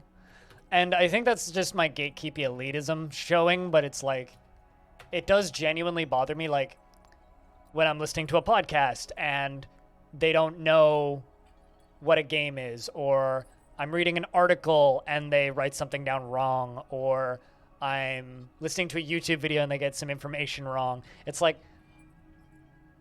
it genuinely bothers me. And like I said, it's probably just me being a gatekeepy elitist, but like at the same time, it's like, I don't know, if you're gonna work in this industry, like, this industry is not that complicated. Like, do your fucking history lessons. Like, it's not even...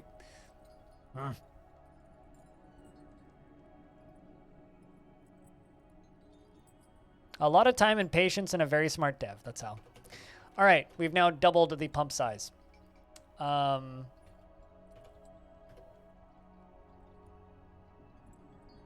What's the gear assembly? I mean, what should actually happen? Is you should show her NetHack because like. In some ways, NetHack is more complicated than DF.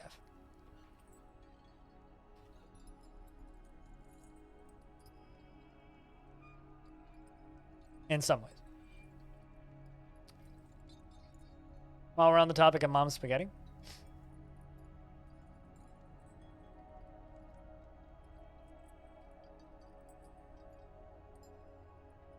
Wait, hold on. So he actually made a diner called Mom's Spaghetti? Is this a real article? I mean, in some ways. I mean, NetHack's designers have an obsession for specific details. And if you're not familiar with it, like, just go listen to the Roguelike Radio episode about kitchen sink design. Just go look up Roguelike Radio kitchen sink, and you'll figure out what I'm talking about pretty quick. It is kind of nuts, actually.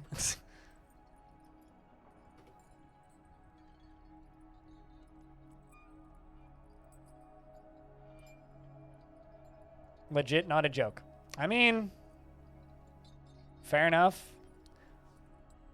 I mean, wasn't there a rapper that opened up a chain of burger joints? Or am I making... I think there was. I mean, at one point, Andrew WK owned a nightclub. So... they got money. They got to invest it in something. If you count Mark Wahlberg as a rapper? Hold on a second. Because I know Mark Wahlberg also did that. Mark Wahlberg rapper.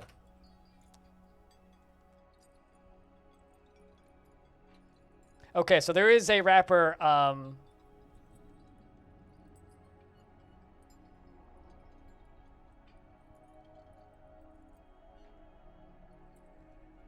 apparently he was a rapper at one point, called Marky Mark and the Funky Bunch. Before he had a film career.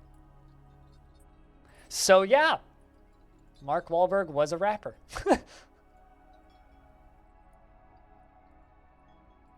Well then. You learn something. You learn something every day. Now I just want to see a rap battle between Will Smith and Mark Wahlberg. I feel like Will Smith would win, though.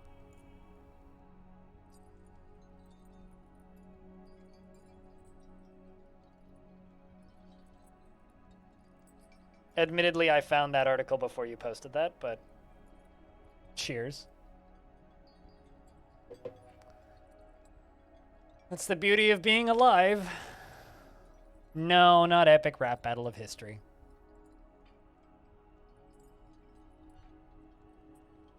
Will Smith would destroy him. As somebody who doesn't particularly like Mark Wahlberg, I don't have anything directly against the guy. He just has a very punchable face. As somebody who doesn't particularly like Mark Wahlberg, I wouldn't mind seeing him get destroyed. About that. I mean, that's a fine. You know, as long as your delay is below 5 minutes, I think you're doing just fine. Also, hey, Lorenz, I hope you're doing well.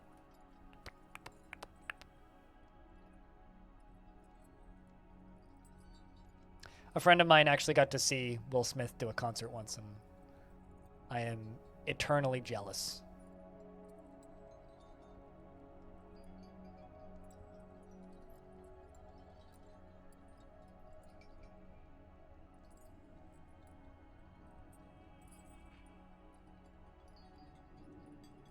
Yeah.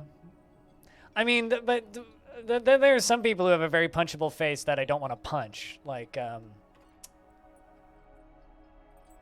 I should know his name. He's from my city. The fucking Deadpool. What's his name? Can someone, like, help me out here? I always forget his name. I wouldn't want to punch him because he's actually, like, a nice guy. But... Ryan Reynolds. Yeah, I wouldn't mind punching. Ryan Reynolds has a very punchable face, but I wouldn't want to punch him because he's a good dude.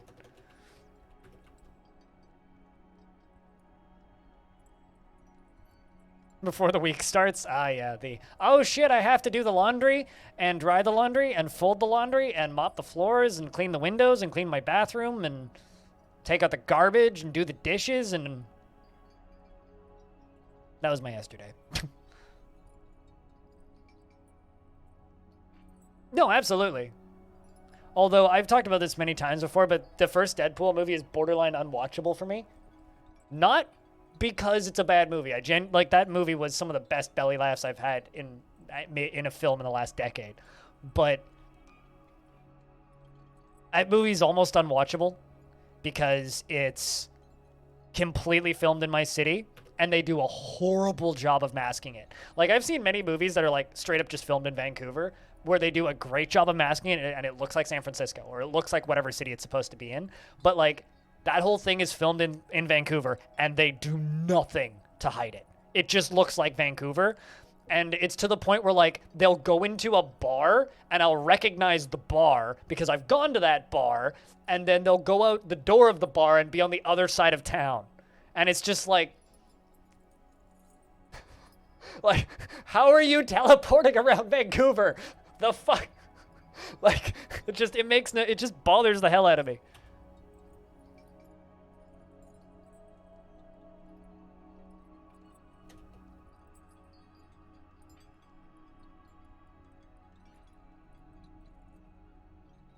A lot of movies are filmed at Harvard, and the area is only technically a Harvard-owned property. Yeah, I mean, probably similar thing.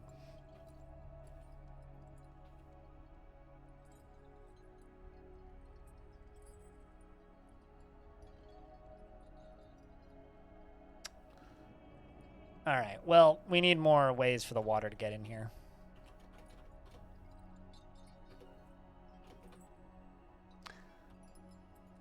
The sad part here is the water flow is so slow we could actually just, like, walk through it.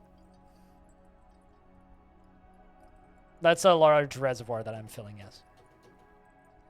But it's not filling fast enough, which is a problem.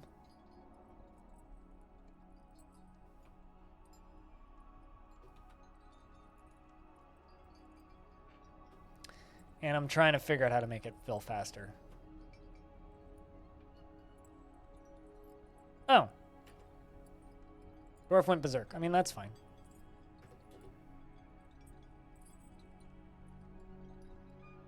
And he did. I thought that they, like, completed that mood, but oh well. Whoopsies.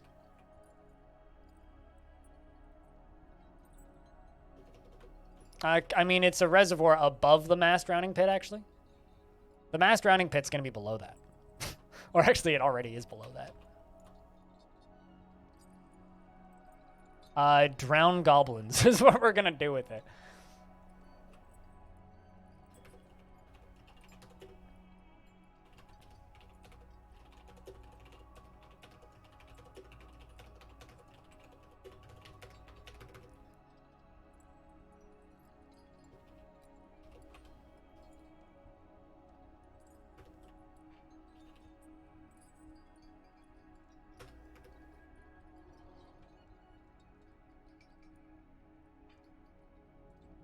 Make a nice soap out of decomposing bodies. Well, I don't know about that.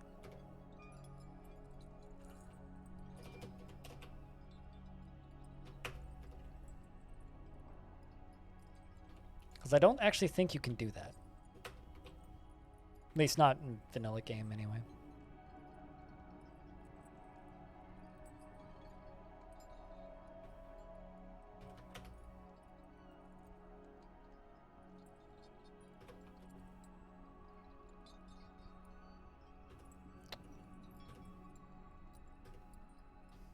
Murder soup. Yeah, it's to brew some nice murder soup.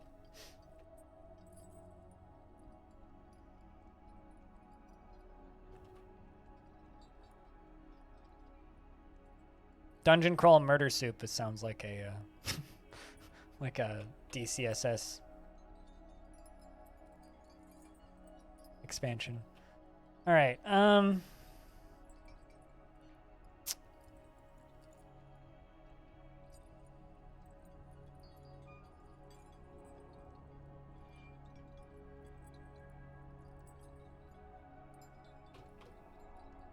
I mean, I could pump more water up here from underground.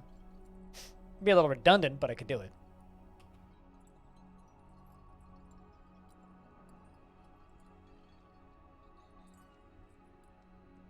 Because I don't have enough water flow. That's why.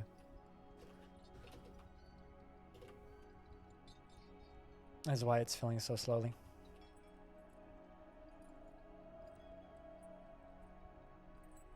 Because I'm being too cautious is the actual correct answer. But we're gonna add more water flow in.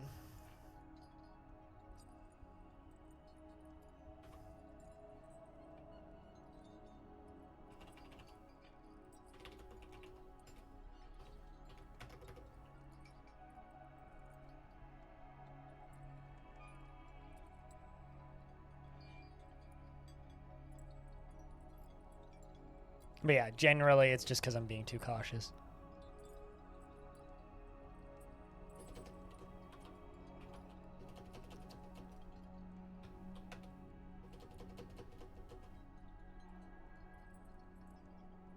I'll bring water from this side.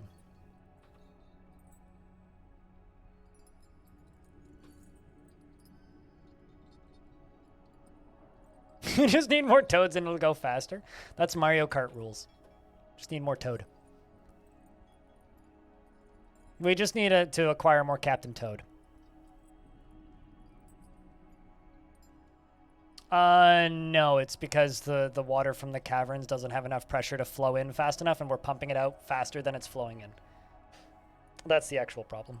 The water in the caverns is we're pumping it out of this little area down here faster than it's flowing in here. Which basically just means that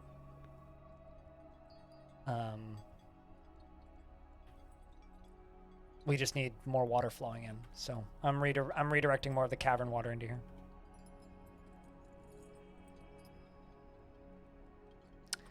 I mean, that game's interesting, but it's like kind of boring.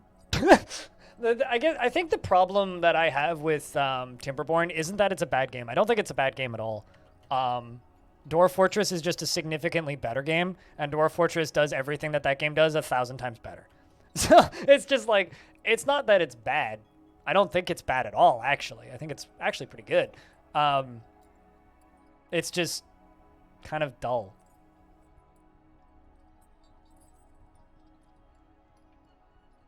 That's not bad, it's shallow. Yeah, you could say that.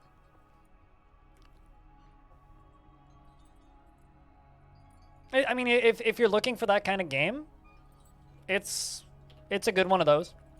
And I'll definitely, like, I'll come back to it, but, like, it entertained me for about 4 hours until I kind of figured out what the game loop was, and then I was just like, it's okay. And I'm saying that as somebody who got sponsored to play it. Like, they literally paid me money to play it. And, yeah, it's okay.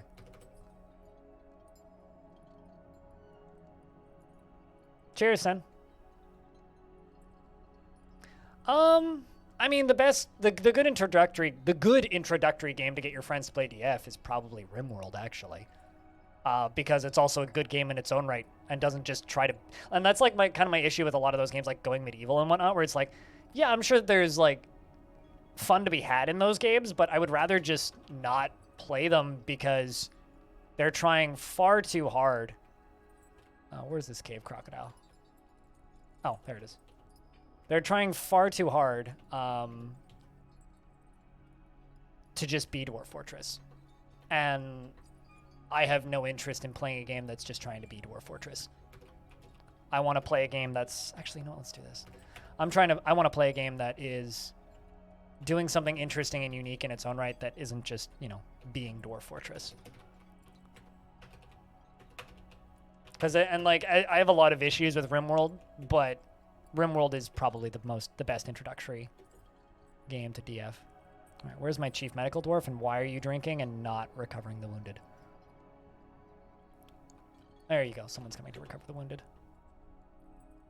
We have a wounded dwarf because of a rampaging cave crocodile. There he is. Military's coming to deal with him too. There goes the military. Crocky dead. And the manager who was recovering the wounded decided to not recover the wounded and left. Well, that's great. Does anybody else want to, like, you know, save that dwarf? There you go. Someone else is coming. All right. Attempt 2.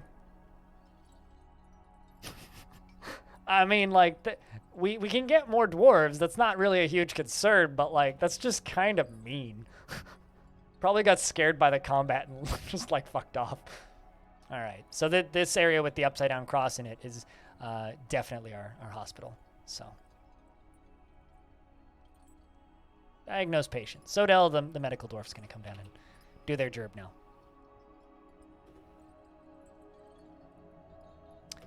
Cancels diagnosed patient, patient not resting. Did you just like, yep, patient literally healed up and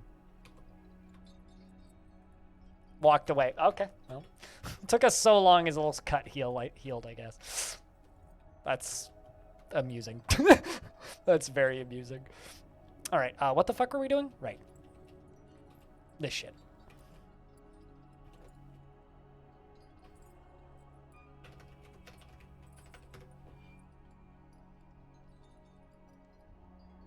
Dwarves. Never change. Sounds like America's medical system. Sideways.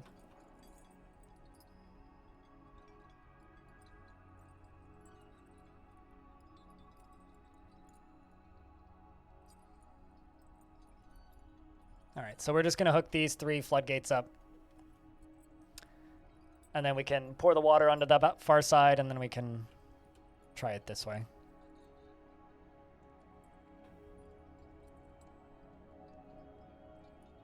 All right, so you down here.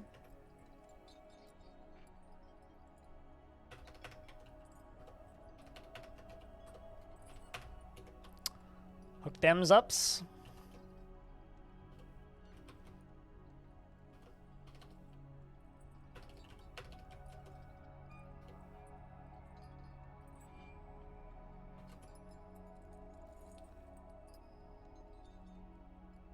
Dwarf would be addicted to opiates. Well, they are all alcoholics. I don't know if that says anything, but... I mean, that's like saying that humans are addicted to water. And you know what? Guilty as charged. And coffee, in fact.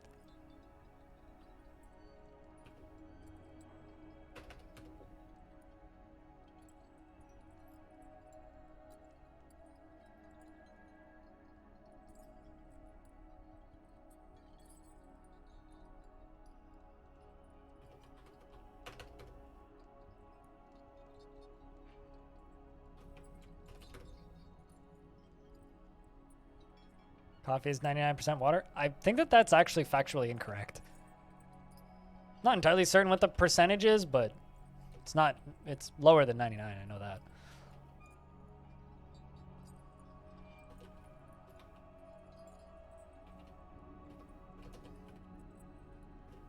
Actually, I just did I fuck that up? Yeah, I did. Can't quite forbid that door just yet.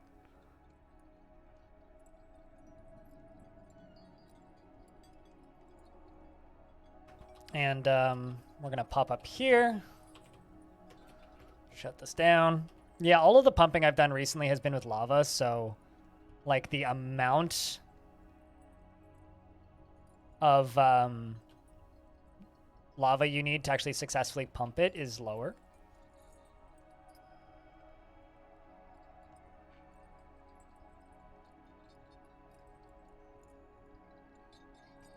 Oh, if you're talking about like growing the beans too, yes, you are correct there. I thought you meant just like brewing a cup of coffee. I'm like, no. Pretty sure it takes like 150 mils. Not even. Yeah, if you're talking about growing the plants, yes, in that case, yes, you are absolutely correct. I don't know if I'd accuse all Germans of being alcoholics. That's like saying all Americans like NASCAR. It's like, well, yeah, that's pretty accurate, but still a stereotype.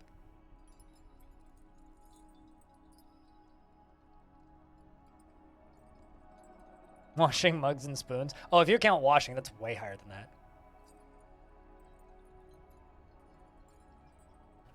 I think a baby got beaten up pretty bad by that crocodile.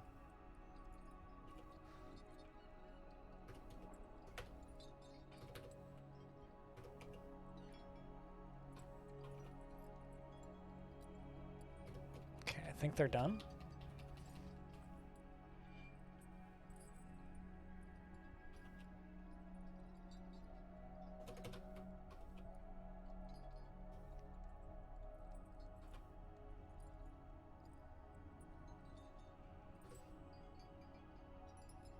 Okay, we'll just let the water flood in.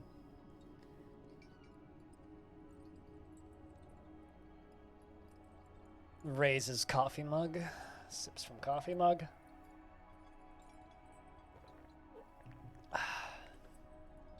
It's 4 p.m. I'm still drinking my second cup of coffee.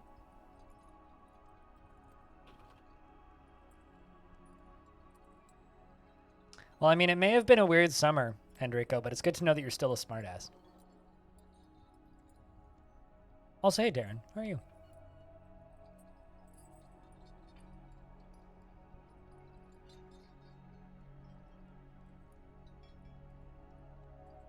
So I have a question. Is this a coordinated effort to make me feel bad about drinking coffee or something? Because, like, if so, then that's all I have to say. Well, I mean, I'm not a chemical scientist, unlike you, so. I'm a chemist in that I take lots of chemicals. If that counts. Speaking of someone who probably doesn't take a lot of chemicals, how are you doing, stupid? It's good to see you.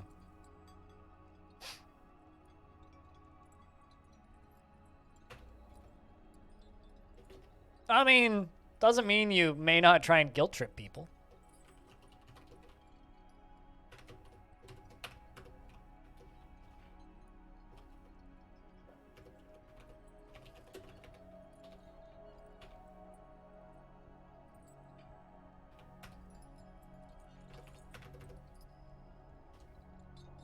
Get some high quality smelting up in here. I'm just going to let this fill up all the way and hope that the extra flow will help.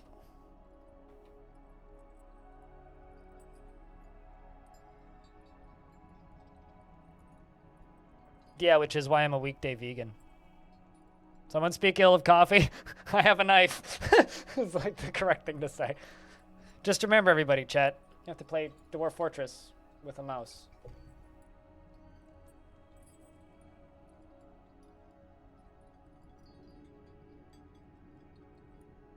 I spent $20 on that plushie. I have to, like, you know, make the joke at least once a stream.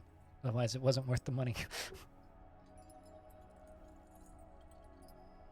It's actually a rat. The Amazon picture lied. The picture looked a lot more mousy than rats.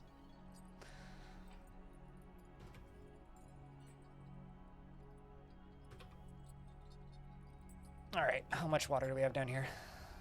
Let's give it another minute.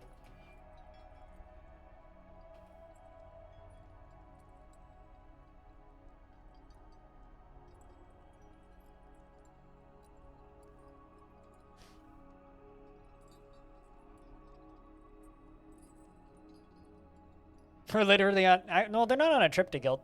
They're not on a guilt trip. They're on a trip to guilt.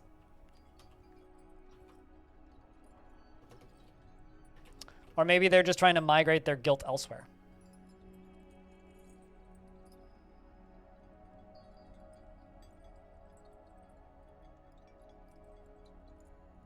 Let's see how this does. Attempt 3. To flood thee.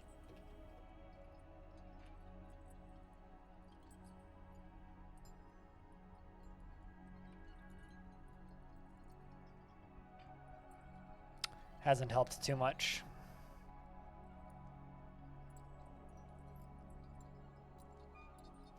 You know what I could also do? I could use the aquifer above. What's the red floor? Mud. From where the water dried up.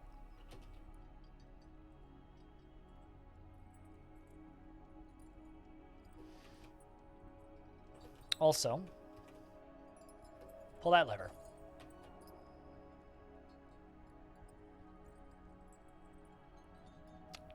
There we go. Now we just got to fill the damn thing.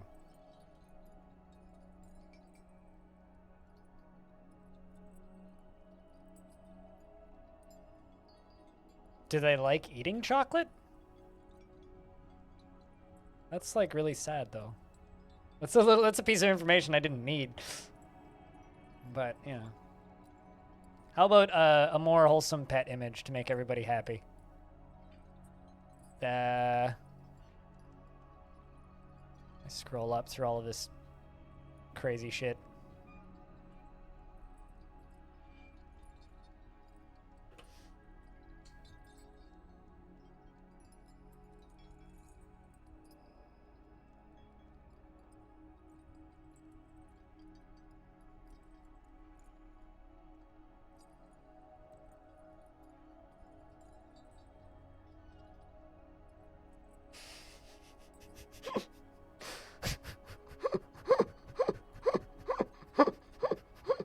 I mean, that's how I feel whenever people tell me to play Dwarf Fortress with a mouse.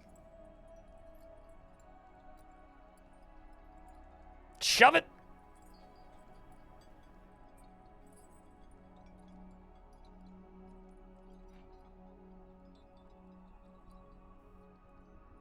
My, because there's no actual chocolate in the king-size Hershey's bar. My parents' dog that they had before I was born ate an entire box of chocolates at Christmas from under the tree, and had to go to the vet and get her stomach pumped. But she was fine.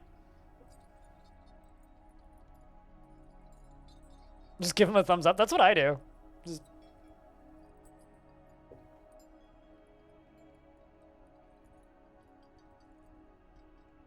Although it's harder to like do facial expressions now.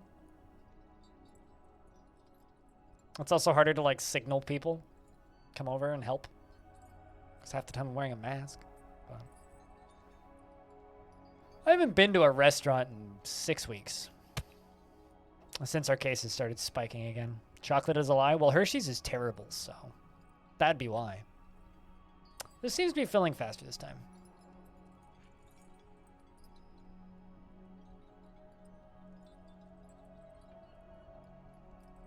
I mean, everything that comes as a Canadian, everything that comes from America is trash. Except for maybe some of the films they make. Those are pretty good. Okay, maybe not everything, but a lot of stuff that comes from America is trash. Let me clarify. Any food product that comes from America is trash. There we go. Because their food health and safety laws are terrible. One of my favorite things about Canada is that anybody who spends a lot of time on Twitch will know about this, but G Fuel, for a very long time, was not legal in Canada because there was too high a concentration of lead in every container of G Fuel. Like, literally, they weren't allowed to sell G Fuel in Canada because there was too much lead in it.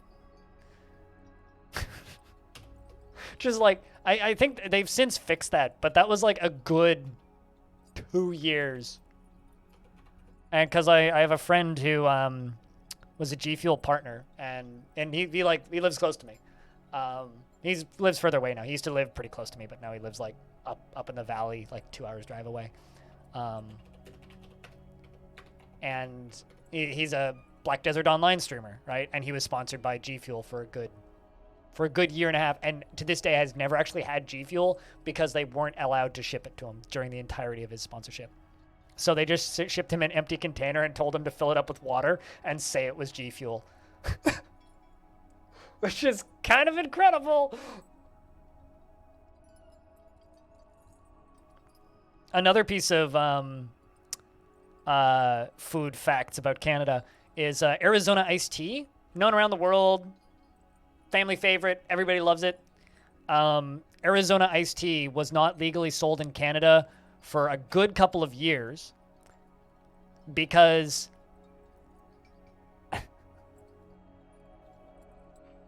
there was too high a concentration of human urine in it. It's something like 0.2% of a can of pop or soda or juice or anything in Canada can have 0.2% human urine. In the States, it's 0.5%. And it was above 0.2%. So it was like 0.03% human urine per can. So they had to stop selling Arizona iced tea in Canada. It was about 4 years you couldn't buy it here. About 4 years. Maybe a little longer. Anyway, I don't ever drink Arizona iced tea anymore.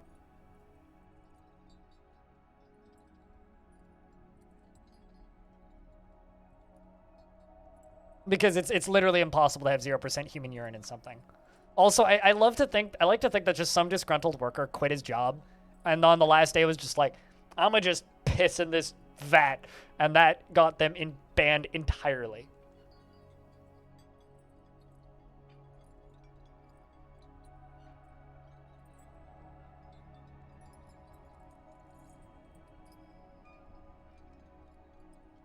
At some point, somehow 3.3. Okay. Closed captions is 22% wrong.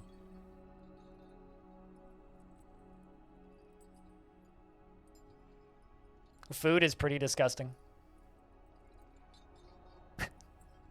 I mean, I saw a video on Reddit the other day of some dude who thinks that drinking cow urine heals him. So that was a video I've seen. They recently found a train in Sweden blocking some track, and it contained ethylene oxide, which is forbidden in Sweden and banned. Used as pesticide. Well, the entire train of pesticide doing here then? Well, it turns out the pesticide turned up in various foods, and you kid you not, even vitamins and for pregnant women. That's like okay, so you know how Subway's been I don't know if anybody else has seen these ads, but Subway's been advertising new bread recently, at least in Canada, and I was curious, and I haven't had Subway well, actually I had Subway this year because I got really drunk and woke up and there was Subway in my fridge. Aside from that one time that I've had Subway, I haven't had Subway in a couple of years, so I was kind of curious. I was like, I wonder what they changed. Apparently, there is a specific type of styrofoam filament that is used in yoga mats and they were using it as filler instead of flour because it was cheaper. Anyway, they don't do that anymore. But if you ate Subway in the last 2 decades, you've probably eaten yoga mat. So that's fun. It's sort of like how McDonald's calls their burgers sandwiches because there isn't enough burger in the burger.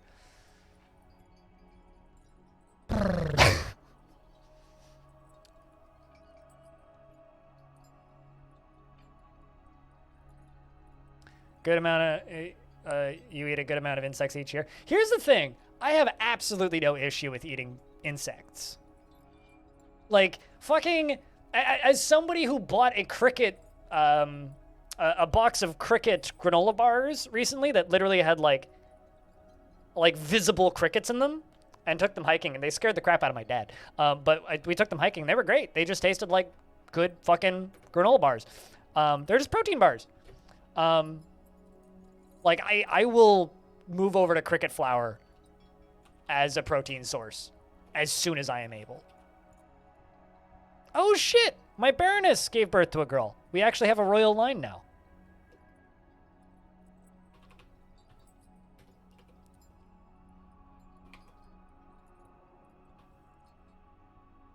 But yeah, I mean, I realize I'm probably, like, in the minority on that, but I will absolutely swap over to cricket flour as soon as I get the opportunity. Absolutely.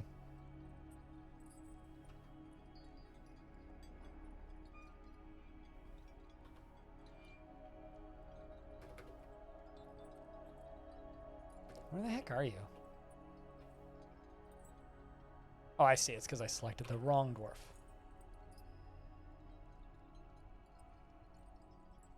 Only daughter. Is that your name? No, Yubel. Yubel. Royal. So I remember. Game of Thrones this fort? Incest isn't possible in Dwarf Fortress. Cousins can get married, but no direct relations. Could maybe mod that in, but I wouldn't want to.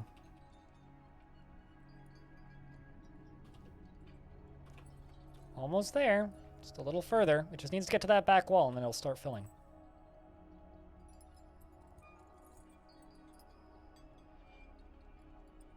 Oh, they absolutely are the most efficient format of and they, like, insects often eat waste. Like, they will eat literally anything. Like, they're extremely cheap to feed, they don't cost a lot of water, and you can make them in the middle of a city in a fucking shipping container. I don't know, because I was in a chat room last night where they were talking about Game of Thrones and arguing whether or not the incest was integral to the plot or not. But sure. I mean, I would like to make this into the mountain home for the faction. We haven't started going to war just yet. I need this defensive system to be up and running, and I need my I need a bigger military first. A League of Legends stream. Well, one person mentioned that they were rewatching Game of Thrones, and they were going to watch up until season 7 or until they got too sad to finish it. And then someone else was like, that's a terrible show. And then the first person was like, why? And then the second person was like, because there's incest and naked women all over it, and it totally ruins the story. It's like, but it's integral to the plot. And then that turned into a big debate.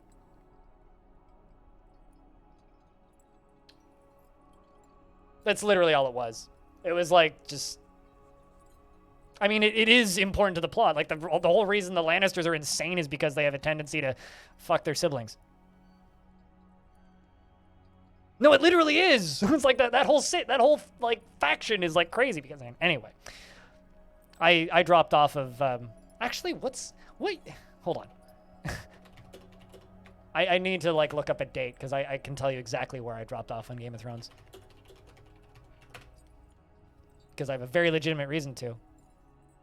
Game of Thrones TV series. What years did it air?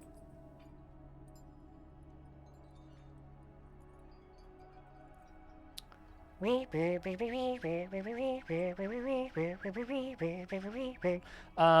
dropped off on I dropped off right after season 4, before season 5, because while season 5 and season 6 aired, I was homeless. So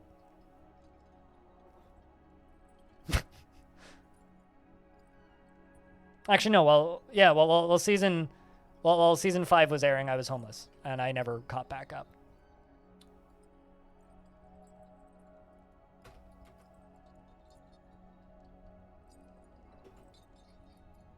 Everybody had all their teeth. I mean, it was a TV show. The first like 4 seasons are incredible. It's a very good show initially, but you know, it's like any other TV show.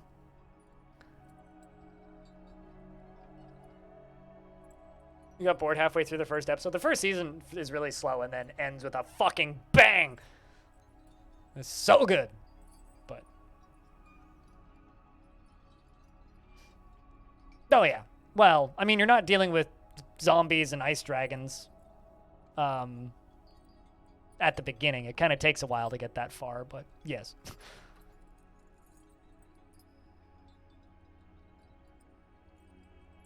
No, absolutely. Like, I think in my experience, the only TV show that I've watched from end to end and loved literally every minute of it without getting bored, there's 2 of them. Well, 3, I guess now. So far, Better Call Saul has been incredible, but that's not over yet, so I'm holding judgment.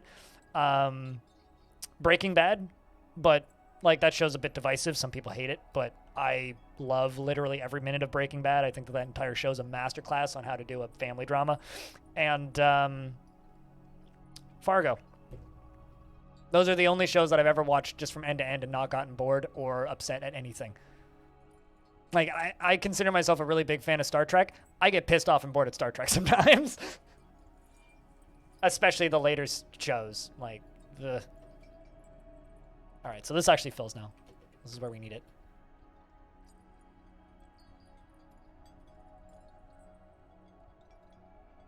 I've really enjoyed The Expanse, but season 3?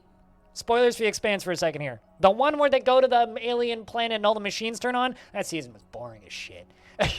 And then the one before that one was rough. The last one when they were on Sci-Fi before they got picked up by Netflix was rough. But there's like 2, like The Expanse is incredible. Like, don't get me wrong, I love that show. But there are points where it gets really bad. There are bits where it's just like, fucking eye roll.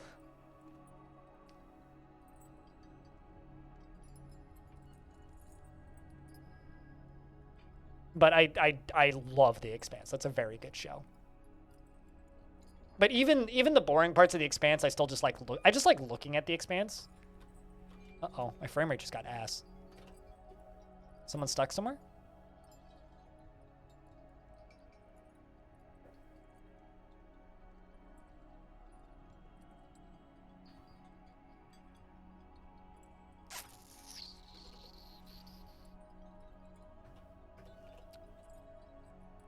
Someone must be stuck somewhere.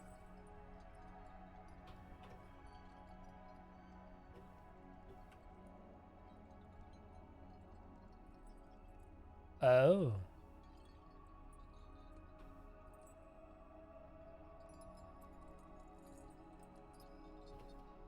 I think I may have my solution.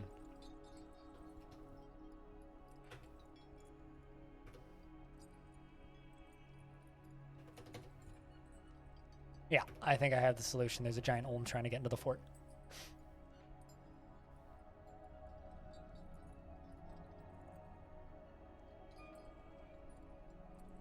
Oh, sorry, P-Lug. It was very minor spoilers. In fact, I'm pretty sure that spoiler is spoiled in the trailer for that season, but yeah.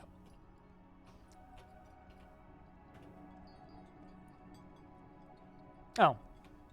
Well, that fixed it.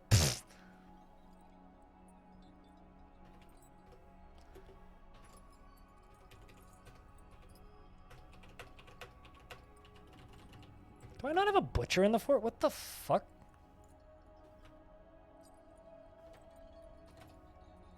I do.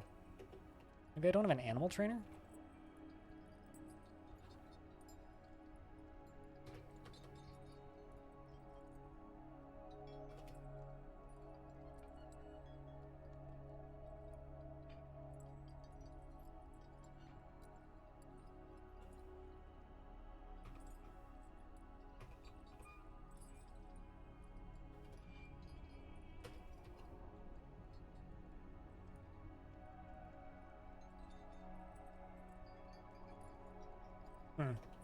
All right. Anyway, I need a bigger animal stockpile.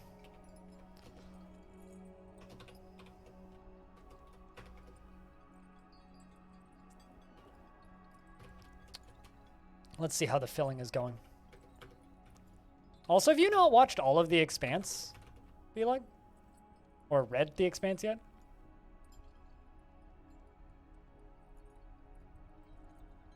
Just enough time to remove your headset. Yeah. Actually, that wasn't my best job. Not in North America or parts of it's released in certain countries in Europe and Asia.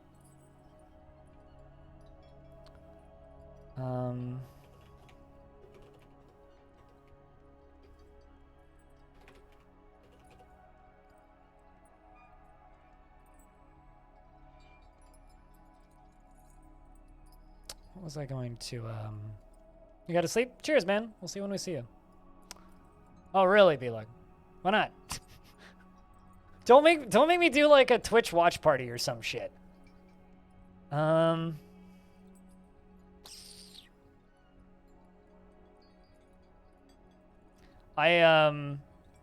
been about 3 years. Yeah, I mean I haven't. So please no Dune spoilers, because like. We haven't done that yet. Although, the movie that I'm actually looking forward to right now, even more so than Dune, is The Matrix. Can't fucking wait. Please don't be shit. That's all I have to say. I was going to queue a thing up, and I completely fucking phased on what it was. Cages. Been playing DF too long today. My brain's starting to turn to mush.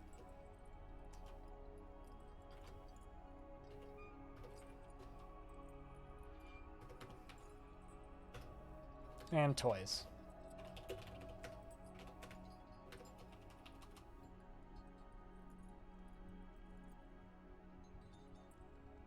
I'll say this about The Matrix, and I'm pretty public with this opinion. Worst case scenario, The Matrix will be an excellent action movie like The Matrix 2. Best case scenario, it'll be one of the best movies ever made. So, then there's like no in between. It'll either be just a solid action film or one of the best movies ever. Because like like the cast for The Matrix is great, right? And who doesn't want to see like John Wick, but he has superpowers edition, which is all that The Matrix really is. Let's be honest. So.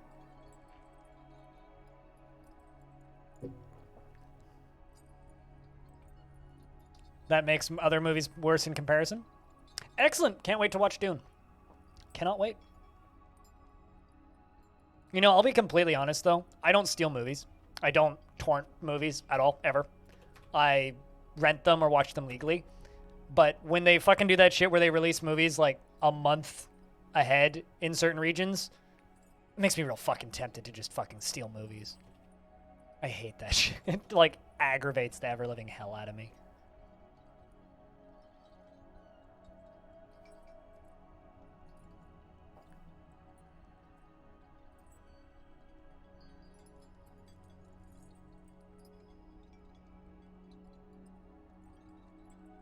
I'm legally blind, so all 3D does is give me a headache and a sore nose because I have to wear those stupid glasses.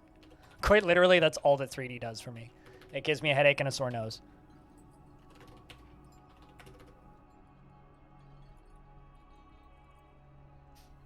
They do that with a lot of cheap action movies in China. Like the Monster Hunter movie released in China like 2 months before it did in North America. Didn't even have a theatrical release over here. Same with the World of Warcraft movie.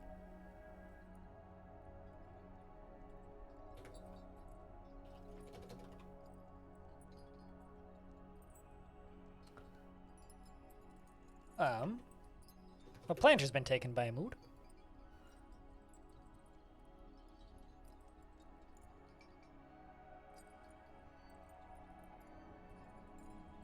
You know, I'm just gonna make my life easy here.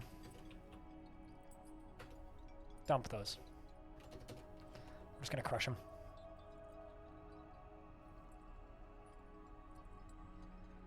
Cheers, pilot.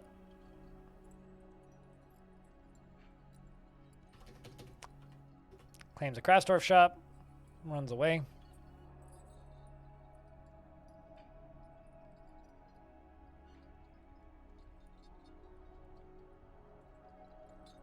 Where do you live that games don't come out of curiosity? Oh. Shit. Where's... How did I end up selecting the wrong dwarf? I've done that twice now today.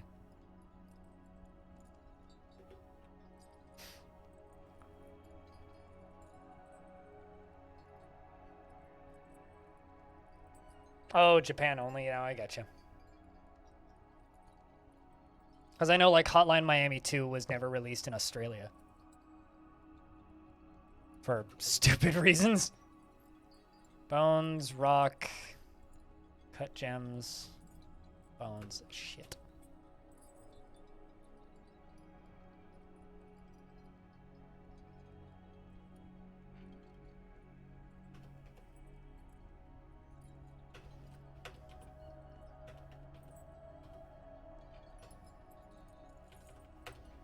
I just received a text message.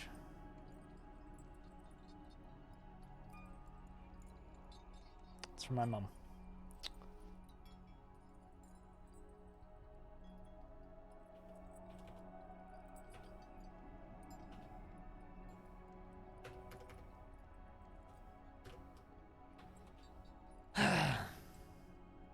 You will call it a night? Cheers, man. Anyway, let's slaughter that mule and that dog.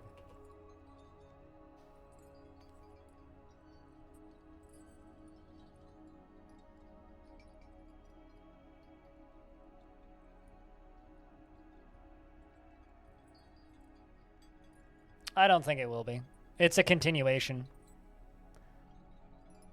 Because, like, I'm way too much of a nerd for this shit. The story for this movie was written before they released the third one. Like, it's a continuation. Similar way to the way the Animatrix was a continuation. It's a continuation.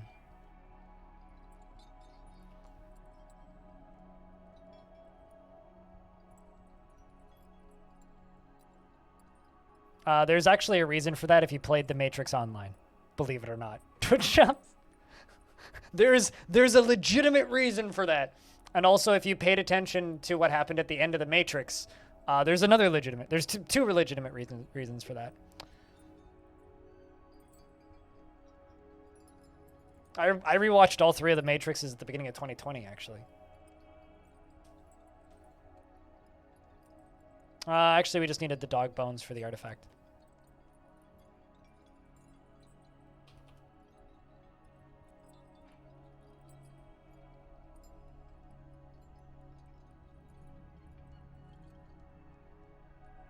There we go.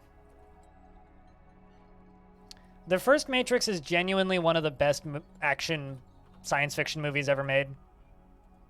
Genuinely. Like, the first Matrix is genuinely one of, like, best films ever created. Just period. Flat. I will not argue with that. With anybody about that. Like, that's just a fact. The second one is a solid action movie with some of the best choreographed action scenes for its time. Is not the best movie. And then the third one is just a question mark. The third one is just, like, I love all three of those movies, but the third Matrix is boink. Like, it's very much a triple question mark exclamation point. Like, what? But the lore is awesome in all three of them, regardless of whether or not the movies are good. So. But as movies, they're not very good. Tubal, Tulon the Lock, the planter, has created Shenanigosm, a Fellite earring and offers it to the Reigns of Terror. Fantastic! We'll take it. This is a Fellite earring. All craftsmanship is of the highest quality. It is encrusted with round, brilliant cut morions and is decorated with mule bone and encircled with bands of cushioned Fellite cabochons and tapered baguette cut morions. On the item is an image of Tosid lead busts in reindeer bone. All right. Excellent. I will put it up for display on this for the time being. We will do something else with it in the future. Well, we'll put it on display up here, actually.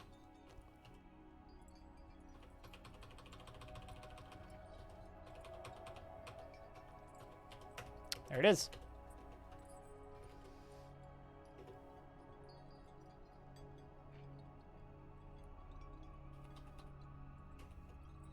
And yeah, there's already explanations for why a lot of those characters seem familiar, but I don't know. I'm assuming they'll explain that in the movie. Anyway, Vile Force of Nankness has arrived. Are any dwarves are above ground? Get below ground. Turn around. Get underground. Oh no. Oh no, not Servish. Servish, run!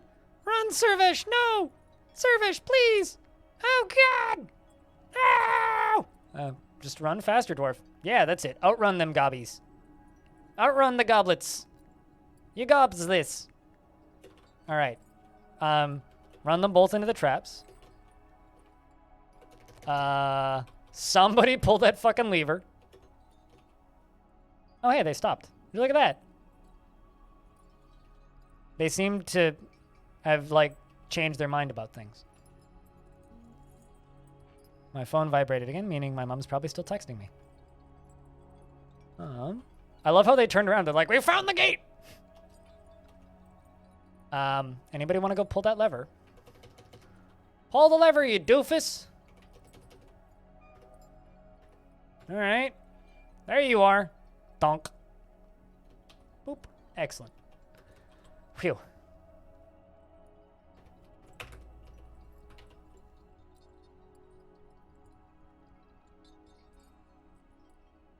That dwarf must be really happy that he competed in many running contests in the past.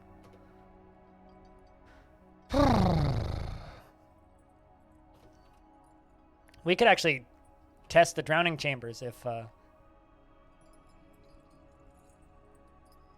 if this continues. Also, we should probably seal this off.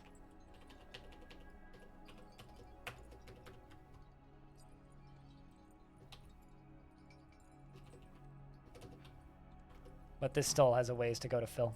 That dwarf never skipped leg day. That dwarf is happy they never skipped leg day.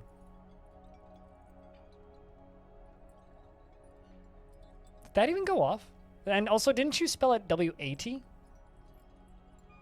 I think it's W-A-T.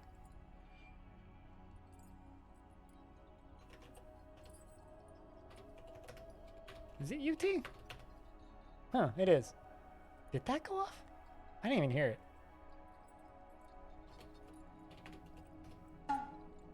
Maybe it did, and I just totally missed it. I've told you before, you need to make your sound command louder, dude. Anyway, what's up, Hops? How's things? I'm filling up a giant mandolin with water, which we can test on some goblins. Speaking of testing.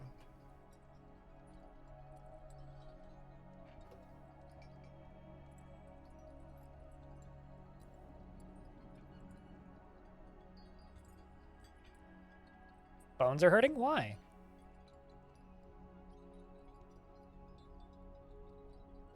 I was going to make some joke about if you're hard for more than 6 hours, but I feel like that's mean.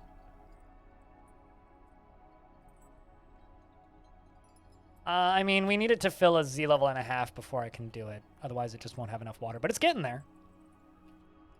It is def getting there.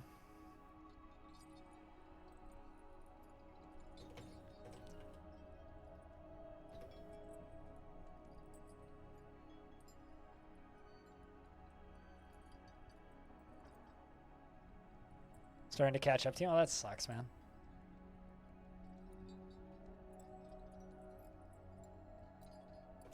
All right. I'll be back in a sec. Gotta go use the restroom.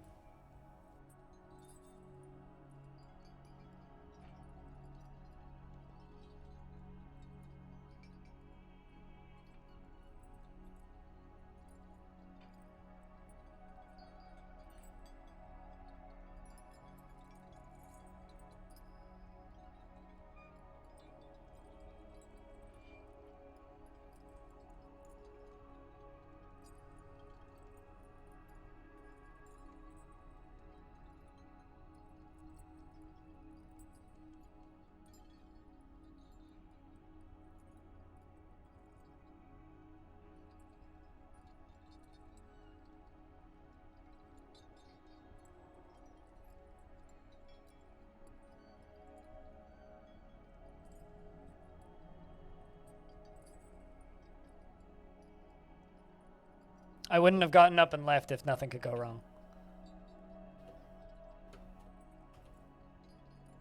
All right.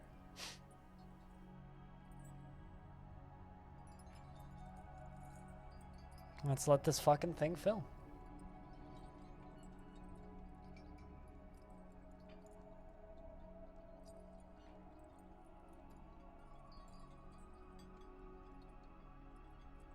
Although sideways, are you suggesting that true to your name, things could go sideways? That's the important question.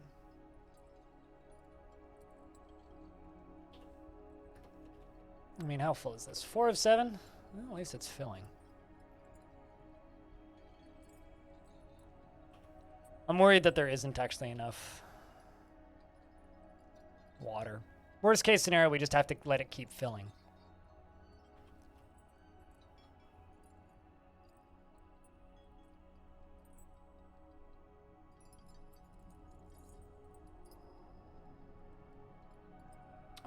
The long-term plan for this fortress is to turn it into a necromancer tower.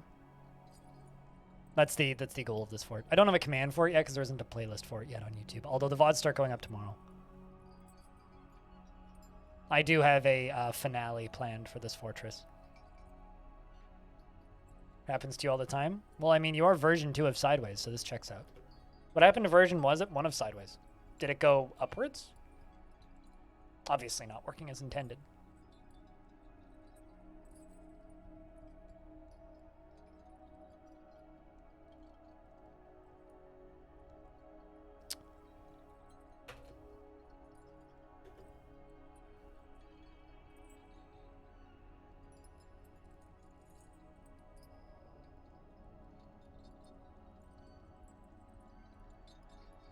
Oh, absolutely. What do you think that circular thing over on the right's going to turn into? A vertical erect device. Most certainly.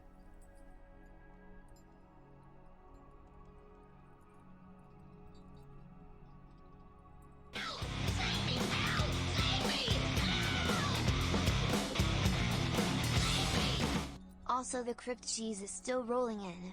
I'm in a much better spot right now to support you, Crypt Happy. Cheers, Mang. Thank you very much for the tier 3 and for a 19th month. Welcome back.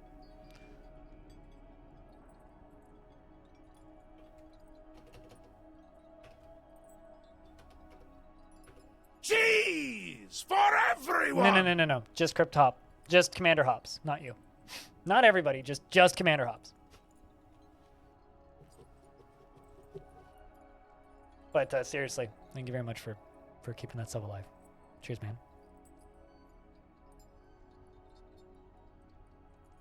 Yeah, no, it means a lot that I'm still like every year I kind of expect something to change or happen or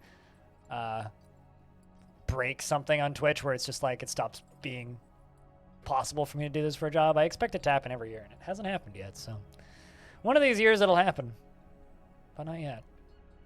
So thanks.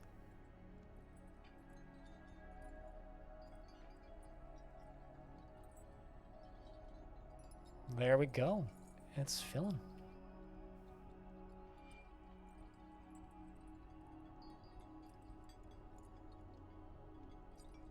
Oh yeah, I mean a lot of the there's a lot of underwhelming elements of Dwarf Fortress, but that's what the player's there for, to make it more interesting. But that stuff also improves almost every patch, you know?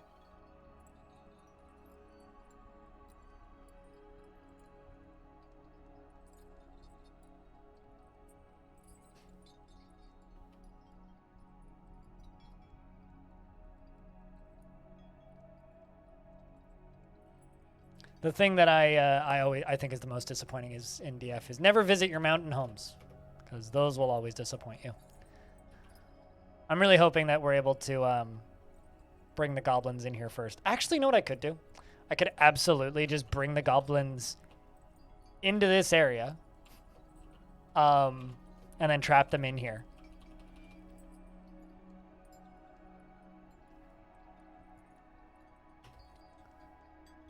That is absolutely something that we could do. Is just bring them in here and then trap them.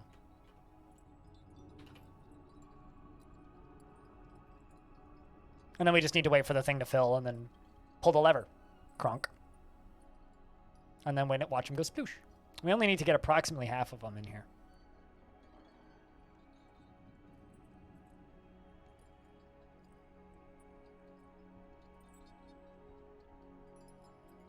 A beak dog is reverted to a wild state. Well...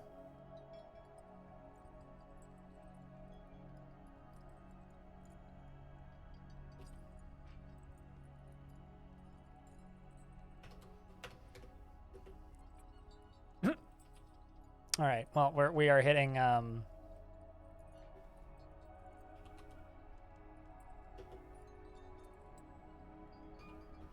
We're hitting aquifer. It's official. We found the aquifers.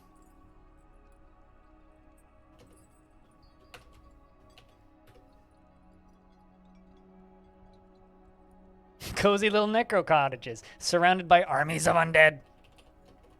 Although, to be fair, the fun spires are significantly more exciting. Admittedly, much more spoilery, but there are exciting adversaries to fight.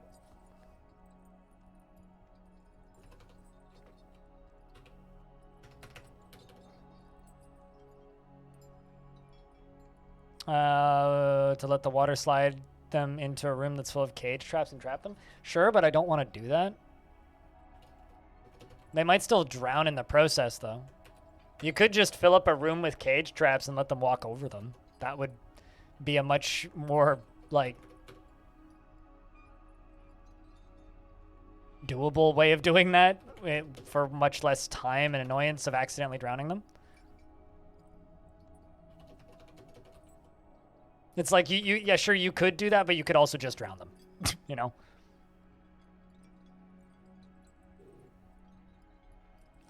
No, things drown when in cages, don't they? At least I think they do.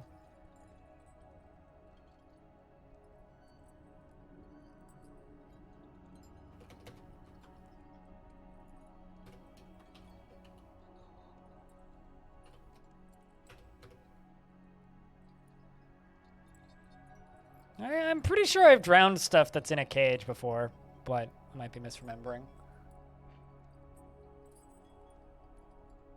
Let's see what my mom's text says. Ooh! I might be getting more audio gear. My uncle dropped off a bunch of speakers and amplifiers and radios and stuff. I'm excited.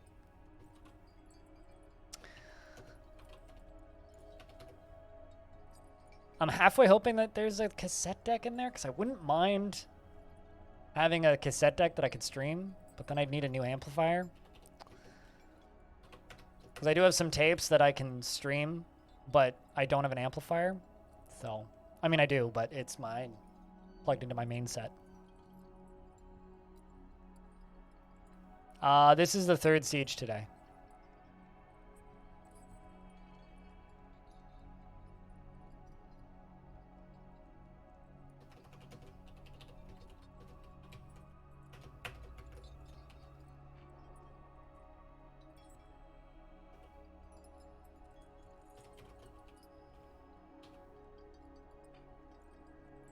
Woohoo! Oopsies, that's upstairs. I want up downstairs. Yeah, fuck the neighbors button gets upgrades. Hell yeah.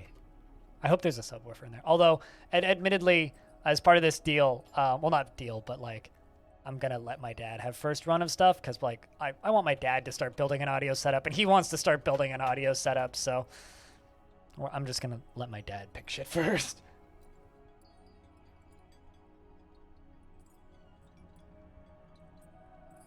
Spaces are hard, especially when beer is in hand.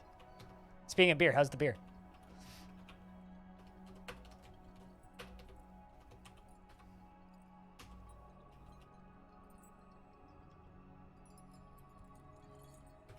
Oh, okay, that is still aquifer.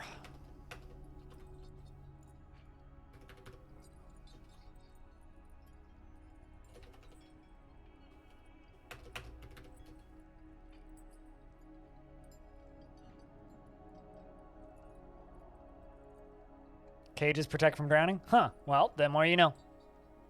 I'll believe the wiki. Admittedly, I don't generally try to drown things in cages. I usually just kind of throw them into lava. Can confirm that doesn't protect them. But I would be inclined to believe the wiki.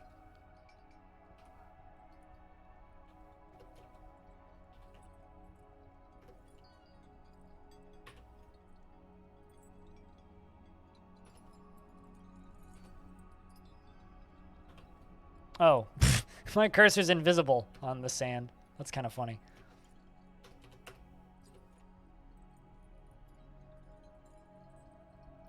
The wiki has been wrong. It's definitely been wrong in my experience. I've definitely spotted inaccurate information in the wiki. Or out of date. It's actually less wrong and more just out of date. Although there are certain things that have been added to the wiki because of me, which I'm very proud of. A very specific thing about Dwarven language. Or not Dwarf, about Cobalt language.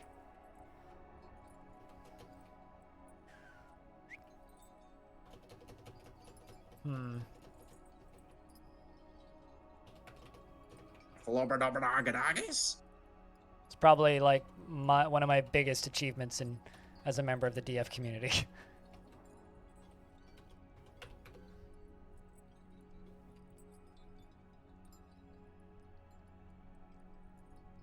And there we go.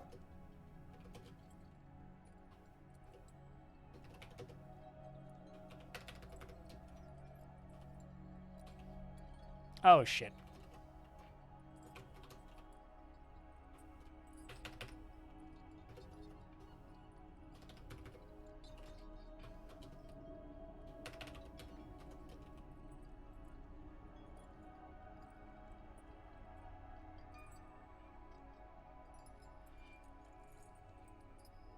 That's not the plan.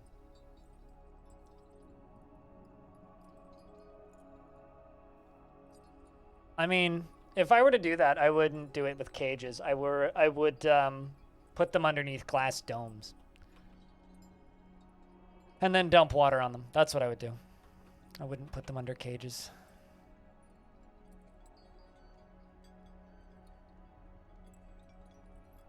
Cages would be too easy.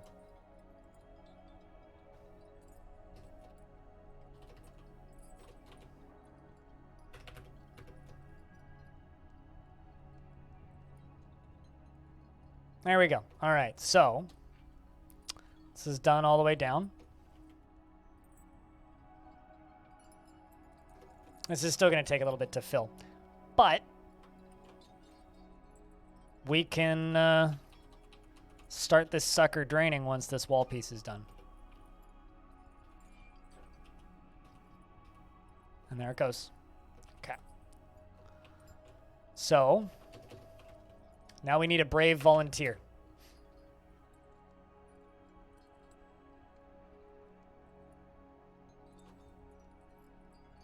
Let's see who our brave volunteer is. Blumrick! Let's go,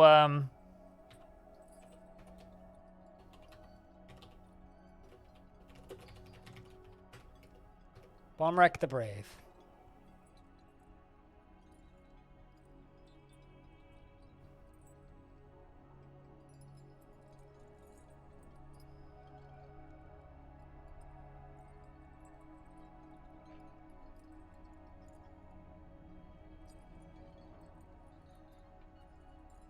And it begins.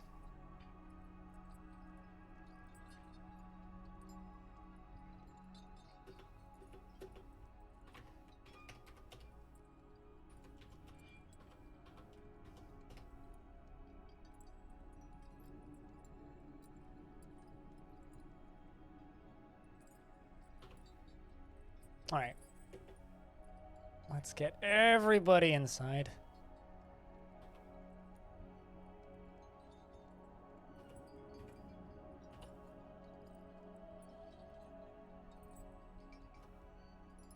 And here come the goblins, I think.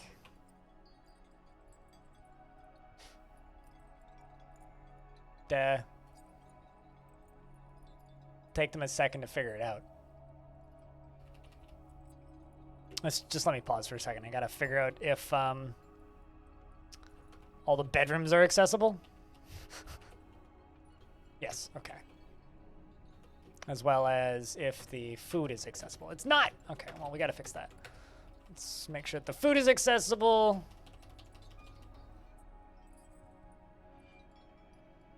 Nothing else down here is accessible.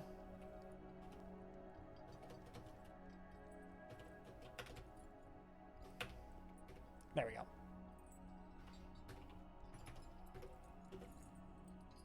There we go. We can access everything that we need. Oh, actually, there's one other thing. There you go. All right.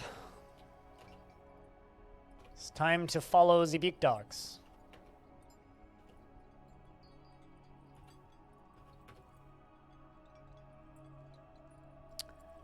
Yeah, now we wait.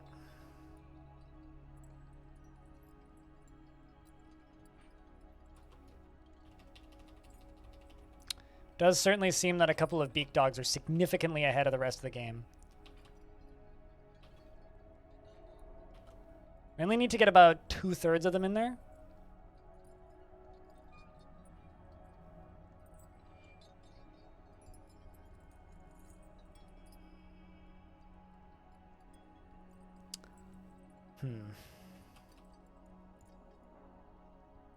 And they do have a pretty long walkway. And worst case scenario, I just simply lock the door over here on the right, and they will turn around and start walking back, so I can kite them in. It'll take a little bit, though.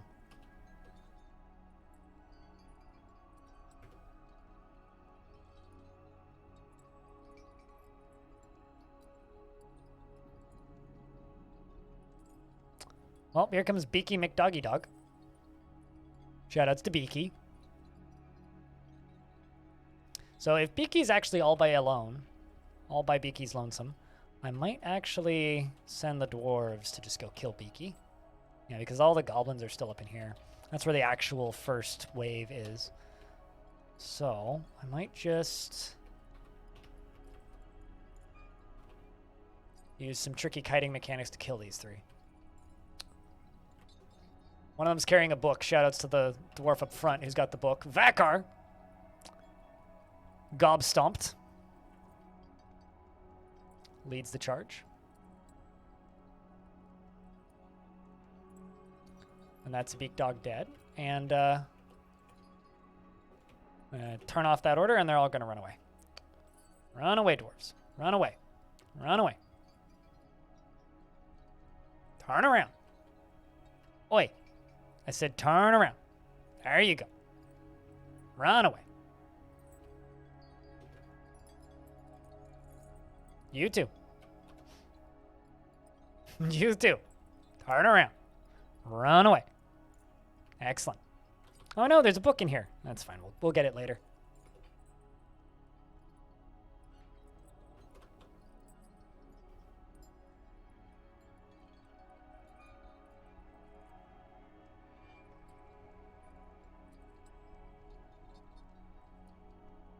All right, chat. I think we need a round of beers for all these goblins that are about to drown. All right, we'll let them get a little closer, and then I'll just lock the door. Because are there any trolls? They didn't actually bring trolls this time.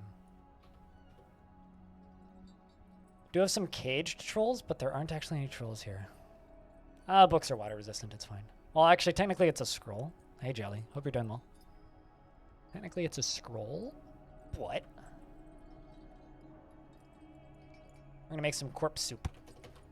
All right, let's forbid that and forbid that. And then the beaky dogs turn around.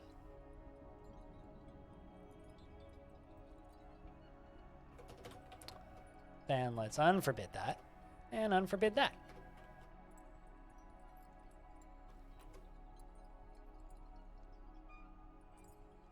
It's not actually that much of an army in here. Let's just kind of pause for a second and take a look.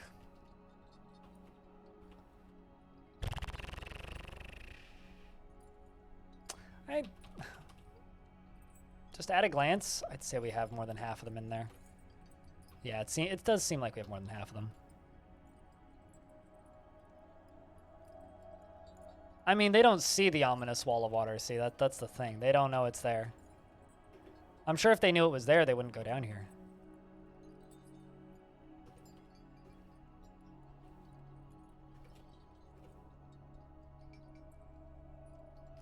If the beak dogs make it in, we can just...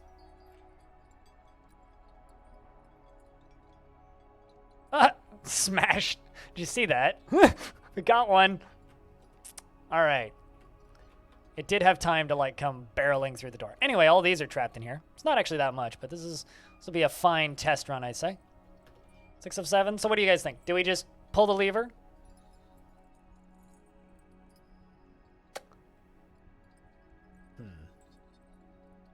Although, actually, let's see what the rest of the army is doing. Oh, they backing out. They're like, nah. Nah, man. No bueno. We don't like this.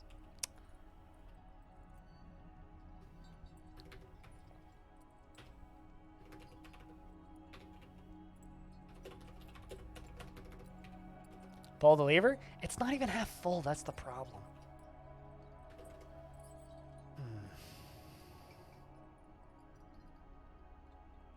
I mean, we could have killed that if it made it through. Beak dogs by themselves aren't that strong.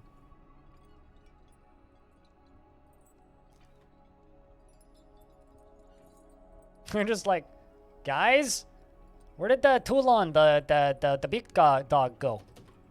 Or Bolsa, or Snog, or whatever they named it. You guys seen Bolsa's beak dog? What happened to... Wait, why is the exit all locked? Oh, no. I mean, it's not even... Okay, you know what? I'm going to let this, at the very least, let it start piling up to the next Z level. Once it starts doing that, we'll pull the lever. Because I'm worried there isn't actually enough in here to fill the whole thing up. There will be once it's double full, but currently, I don't know. At that point, we'll just have some hip-weighting goblins.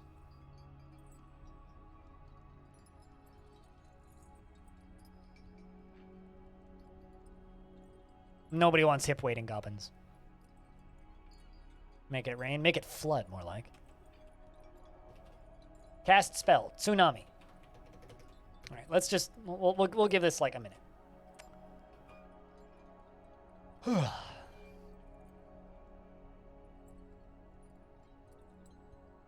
How deep does the water have to be to wash them away? It just has to cover their corpse.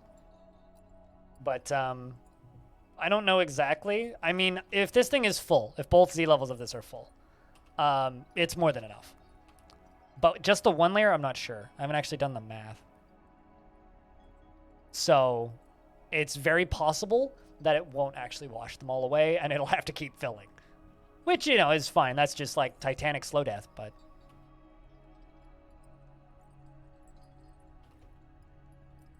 We're just going to wait for a second here. Until at least one Z level is full so that it can get the pressure.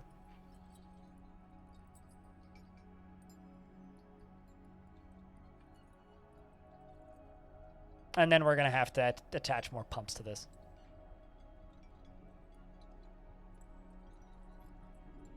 We're very much going to have to just attach pumps to this.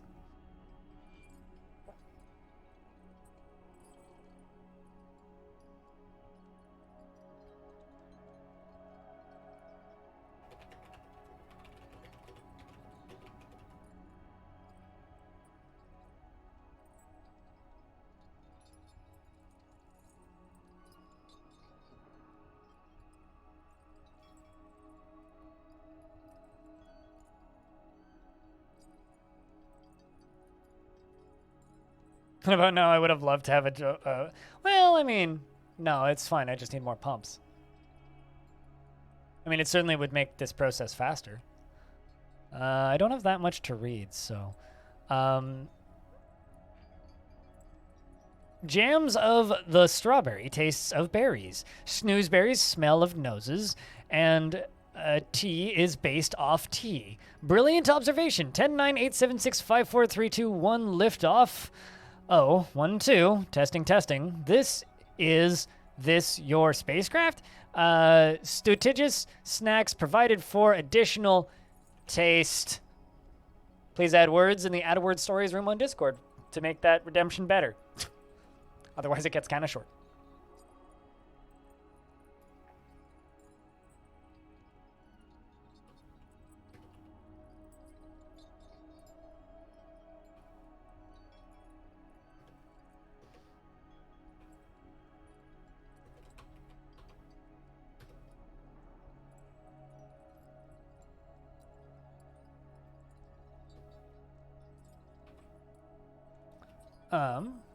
There is miasma in there from the dead thing. Yeah, we'll just periodically add more pumps and more water and all that. We'll get her there. I mean, I'm also gonna attach the aquifer to this thing. I just didn't really want to do that initially. But you know, once this is like, you know, initial test run, right?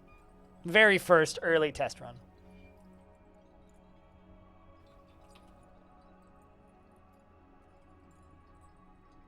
It's just, I'm gonna give it 3 minutes because it's 3 minutes to 4 or to 5 o'clock here. So I'll give it 3 minutes.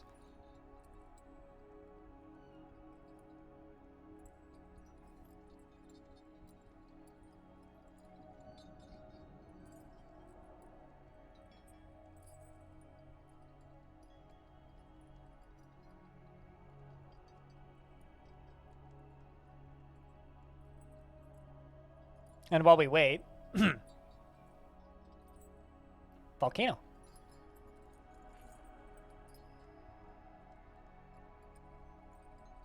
Drowning Trap version alpha for sure, Admiral. That's happening right now.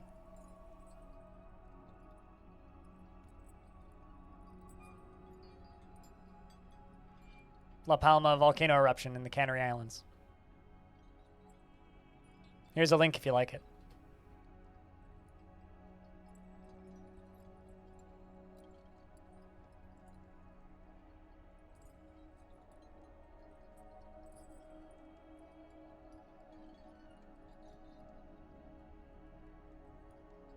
And Dwarven Child has been taken by a Fey mood. Also dead is 154.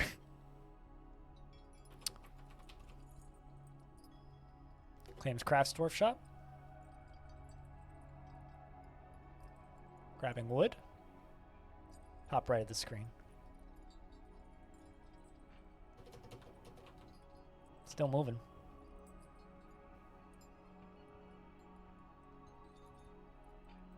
Gem. Please don't need bones. It's gonna be a pain in the dick if you do.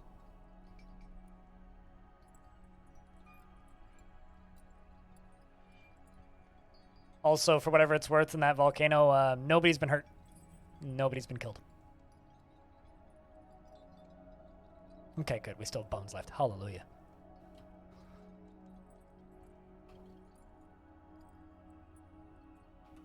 There we go. It's filled up that sea level. So we'll let it do a little bit more.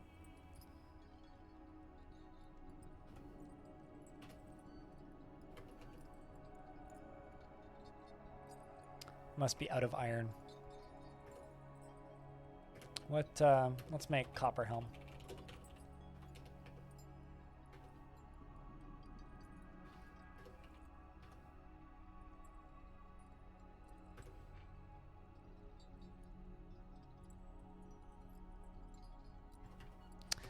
Because we are restricted. Oh shit, actually I should turn that off.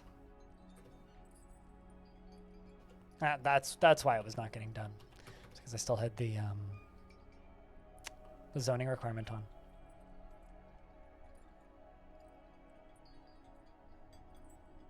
Anti-volcano technology. I mean, Iceland has those. It's called walls.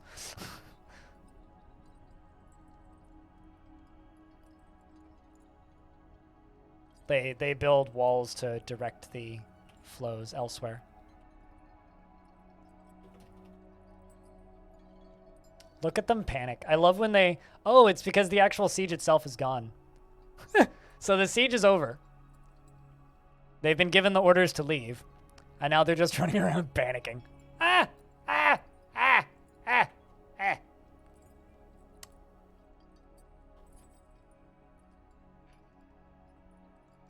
Also, this always looks cool to me. When water just starts filling up. Should also brew some more booze.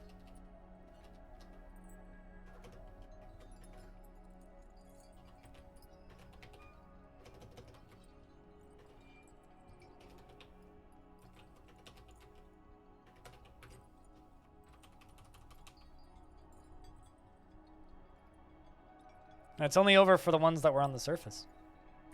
They probably ended the siege because half their army disappeared and they lost contact.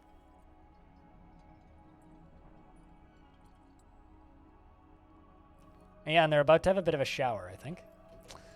All right, so we're going to pull the lever and open this. If it's not deep enough to drown them all, it'll just keep filling.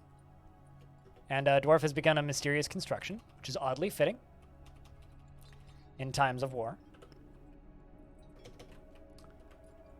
Big whoosh for your entertainment.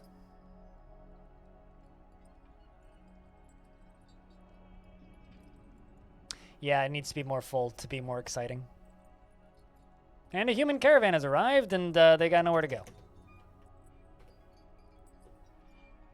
If it's totally full, then the pressure will build up, and it'll flow much faster. But for right now, that's what we got, so...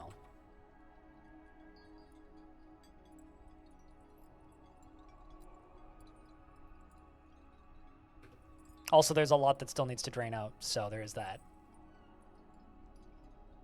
Do they have any goblinite? The goblins do. A lot of copper, some iron. It's more than enough.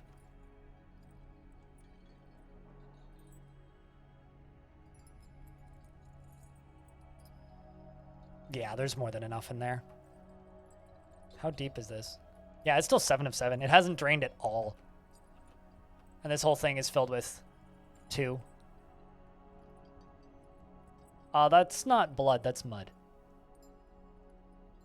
Blood and mud are almost indecipherable from each other. They're very close in color in DF. Goblin diplomat has arrived. Shall we tell him? He's from the humans, not from the goblins. Meanwhile, Id, the dwarven child, has created Bullish Shan, an avocado wood ring, and names it and claims it as a family heirloom in the name of Lykot. This is an avocado wood ring. All craftsmanship is of the highest quality. It is encrusted with tapered baguette cut garnets and decorated with crocodile bone, cave crocodile bone, and pigtail, and encircled with bands of avocado wood and guava wood and lead. This object is adorned with hanging rings of alpaca wool and menaces with spikes of conglomerate. On the item is, I didn't even know we had that. On an item is an image of Nako, Cruel Mighty, and the watchful giant dingo, Pomelo, in Pomelo wood. Watchful Caves is striking down Nako.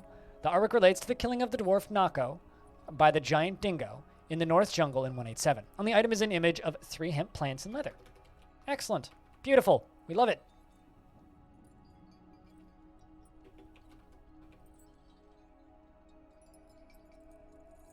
It's a heavy ring? Yeah. So yeah, once this thing is done and working as intended, there will be a lot more flow, and it'll hopefully just go boosh and fill the whole thing up instantly. But for right now, this is what we got, so...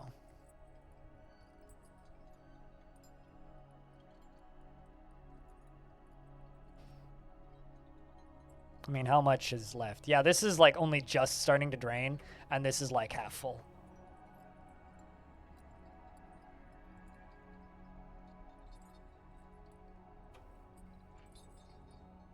What's up, Octane? Just, you know, drowning our goblin enemies.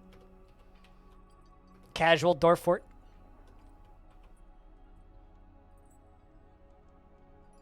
I have a feeling they're going to start heading to the right. To the door where a wall mysteriously appeared. And Dwarf says, "Greetings, noble dwarf. There is much to discuss. Such a pleasant place you've carved out here for yourselves. There is much to share. Information has been added to the civilization in World Info. It has been an honor. I bid you farewell." If you have a diplomat, if you have a baron or royalty in your fort, they send diplomats that just update your maps for you.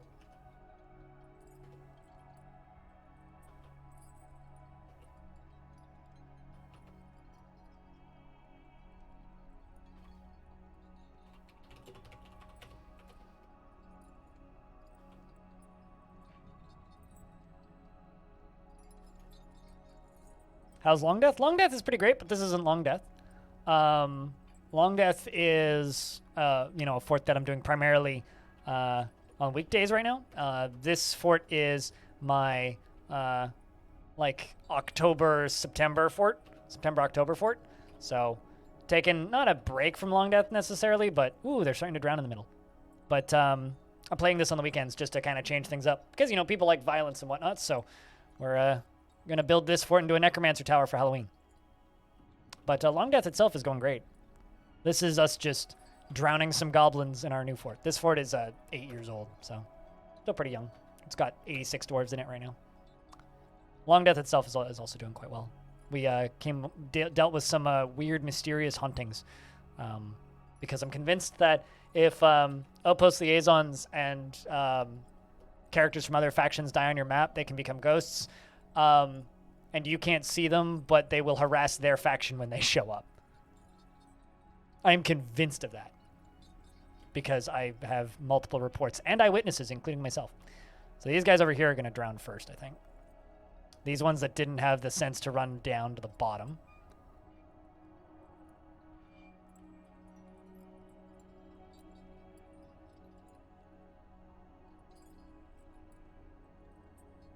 Yes, I do have a draining system. The draining system is down here. So it's going to get pumped down here. I could theoretically set it up to pump the water back up, which might actually even be more efficient. Yo, we should do that. I should redesign this draining system real quick to just pump the water back up. You know what? Fuck it. I'm going to do that. Hold up. Also considering we still have access to this, because I haven't actually finished this part.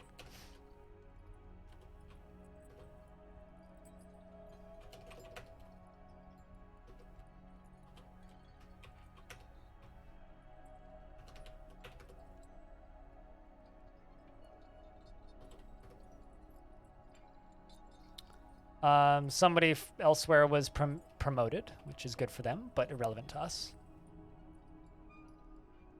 Yeah, we can use less water. I mean, it'll drastically speed up the pumps.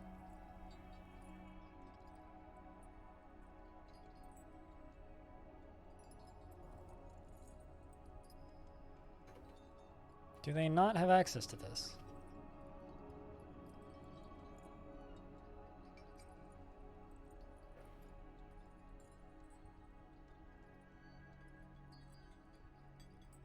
No, they don't, currently.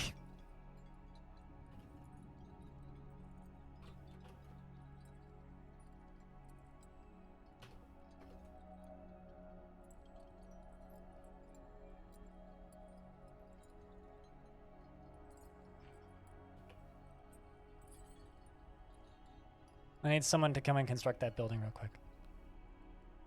Well, it's a good thing I noticed this, actually, because I was about to partially flood my own fort. But I noticed it, so it's fine.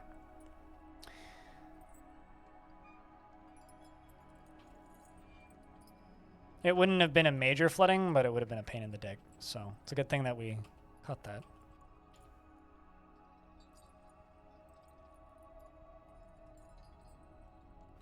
Let's just pump this up to priority number 1.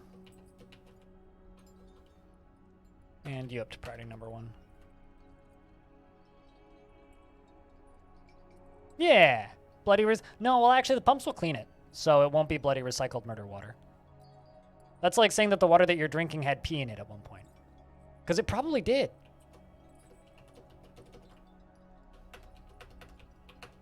If you think about it, you're probably drinking dinosaur pee.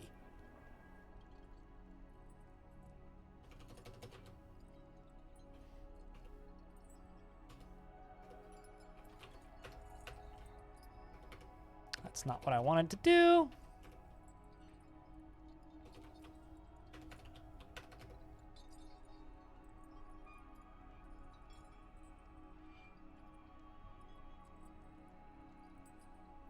Yeah, now I'm wondering about that too. Be like, I'm also wondering about that. Like, the implications of that possibility are astounding, actually.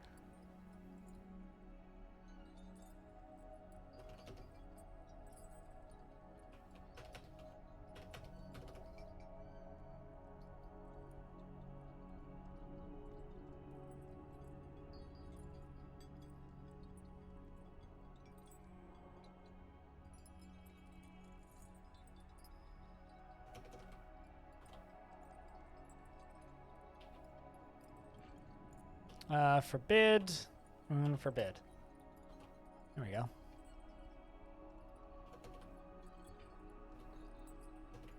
Let's just delete that and go. Build those. Anyway, the flood's pretty effective. The top side's done. And bottom side is still flooding in. Sorry, those are kind of mandatory upgrades, I think.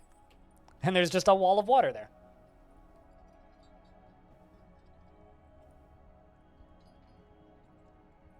No, they don't. So they don't. Okay, so here's what was happening in Long Death. I've told this story in the Long Death streams as well, but here's what was happening. Is I'd had a bunch of outpost liaisons and royal treasurers over the years that died on the map. A couple of recent vinyl purchases, yeah. If you want to see what I have, look at my Discogs page. But anyway, what do you word it? What was happening was I would have traders show up and they would slam into walls and trip, which is a very common thing of very common effect that undead can have on friendlies. Is they will occasionally trip, bump into walls, smack into things, and then a very strange thing happened. I had a dwarf get strangled by nothing. And then when we looked at legends, it said that they were killed by a person who died 30 years prior in my fort. And also, outpost liaisons would go insane and tantrum almost immediately. This started happening a lot. I also had a couple of merchants go insane and tantrum in the time that they were in my fort, which was not a very long period of time to be there just to trade, right? So that's the reasoning behind my theory, is I was literally having characters go insane in my fortress in a very short period of time. I mean, one of my favorite things about Long Death is that somebody described it as an open pit grave. It's just a giant open grave. I want to say that that was a banana, but who described it as that, but I could be wrong. But yeah, no, Long Death is a terrifying place, and I love it for that reason. It's part of the reason that fort's so fucking cool. Yeah, there will be enough to drown them, I think. Oh, it's a very fitting name. It's one of Stone's greatest ideas. But this is Dark Cosmos, and I think that it'll be a lovely series to run until the end of October. I even now have plans in my head on what we can do to end this fort.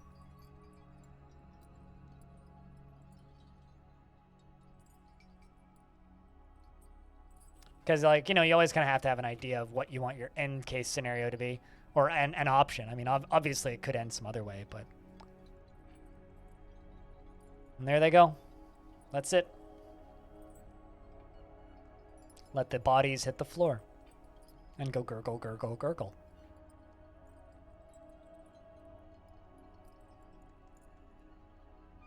Reaching for air. And dying.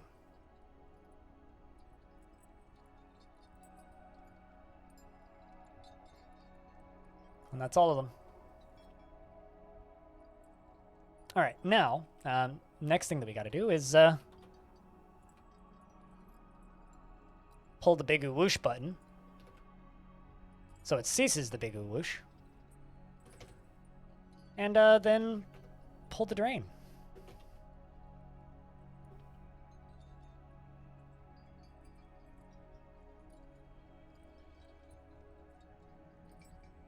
And there it goes.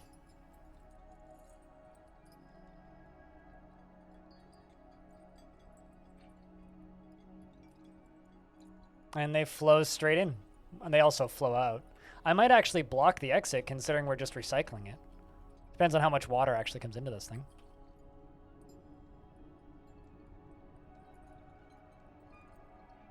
Yeah, which seems to just be speeding up the refilling.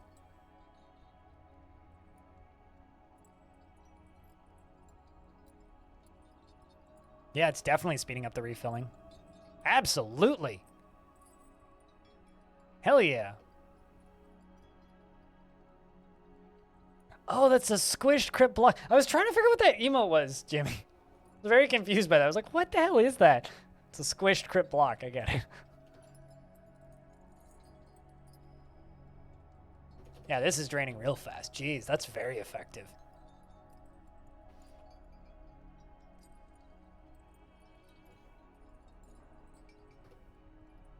And it will also flow off the edge of the map there. But, you know, we could, like, just straight up block that off. And just pump it back up in.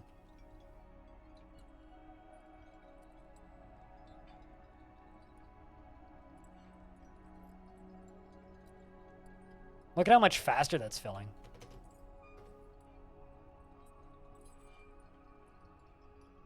Well, like I said, they'll all be all of the blood and like miasma and carnage will be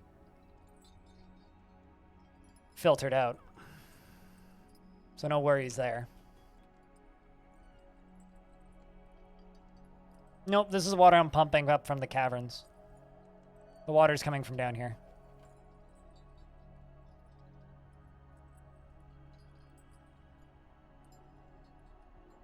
I'm using an artificial waterfall that I made in the caverns to then pump it up here and then fill all this stuff up.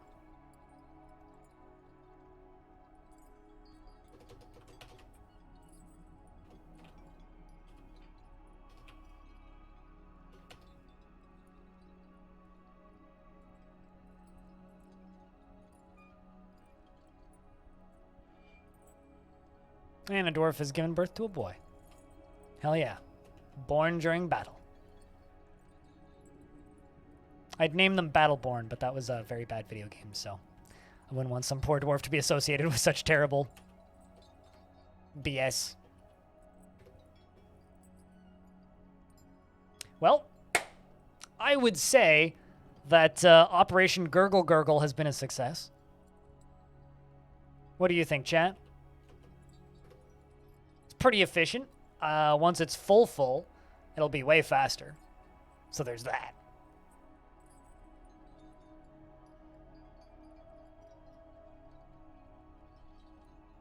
The only problem is we still need to sift through the bodies to actually get the good stuff out, so we'll have to wait for all the miasma to go away first.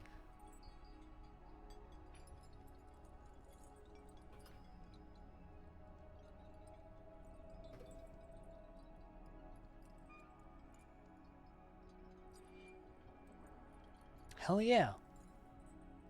The rains of terror. It's truly raining. 'Tis indeed truly raining.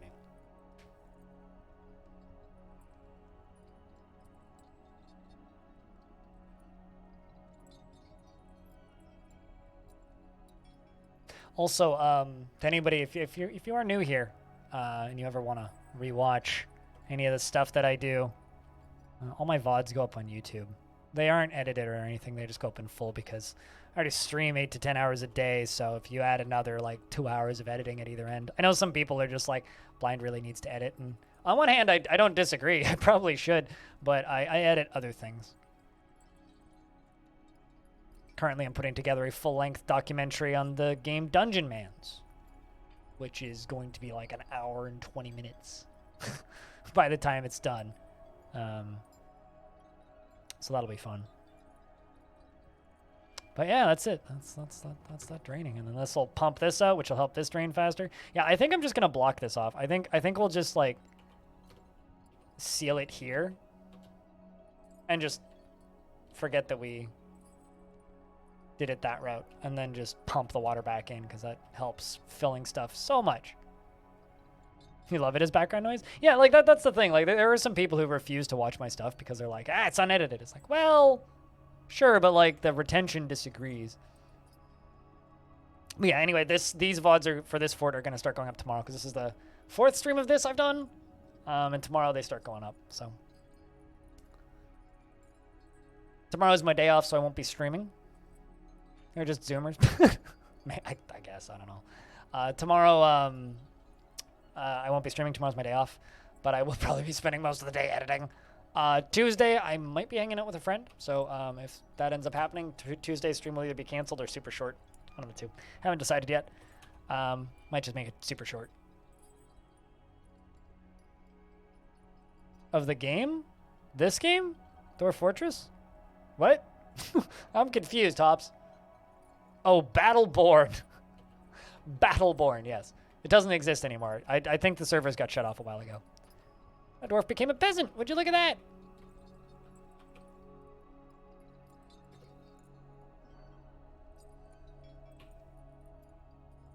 Dwarf became a peasant. Can I put you into the military? Doesn't form emotional bonds with others. She doesn't go out of her ways to help others. She doesn't care what others think of her. She doesn't seek out excitement. All right, well.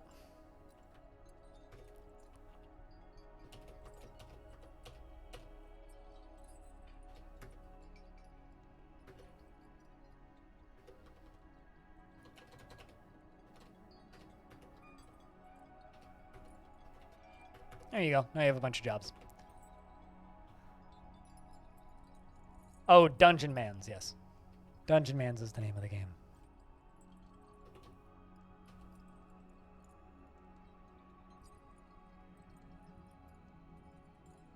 And you know what? I'm going to show off the trailer for that Dungeon Mans video before we end the stream today. So we'll do body cleanup and all that tomorrow. Or not tomorrow. Tuesday. Or next Saturday. Yeah, that's how schedules work. Next Saturday, we'll do all the body cleanup on the next stream for this. For the next stream of this. And we will clear out all these boulders, make this area pretty. But till then, it's 5:30. I need to be on a bus at about 6:30 to go to my parents' house tonight. So I'm going to call it for today. So we'll pick this fort back up next Saturday. Tuesday will be the Long Death in the morning. I don't know what I'll do in the afternoon that day. I got a bunch of games I can play, actually. Also, Tuesday, a game called Unmetal comes out. And my voice is in that game as an Easter egg if you use the cheat code for my username. It turns a bunch of the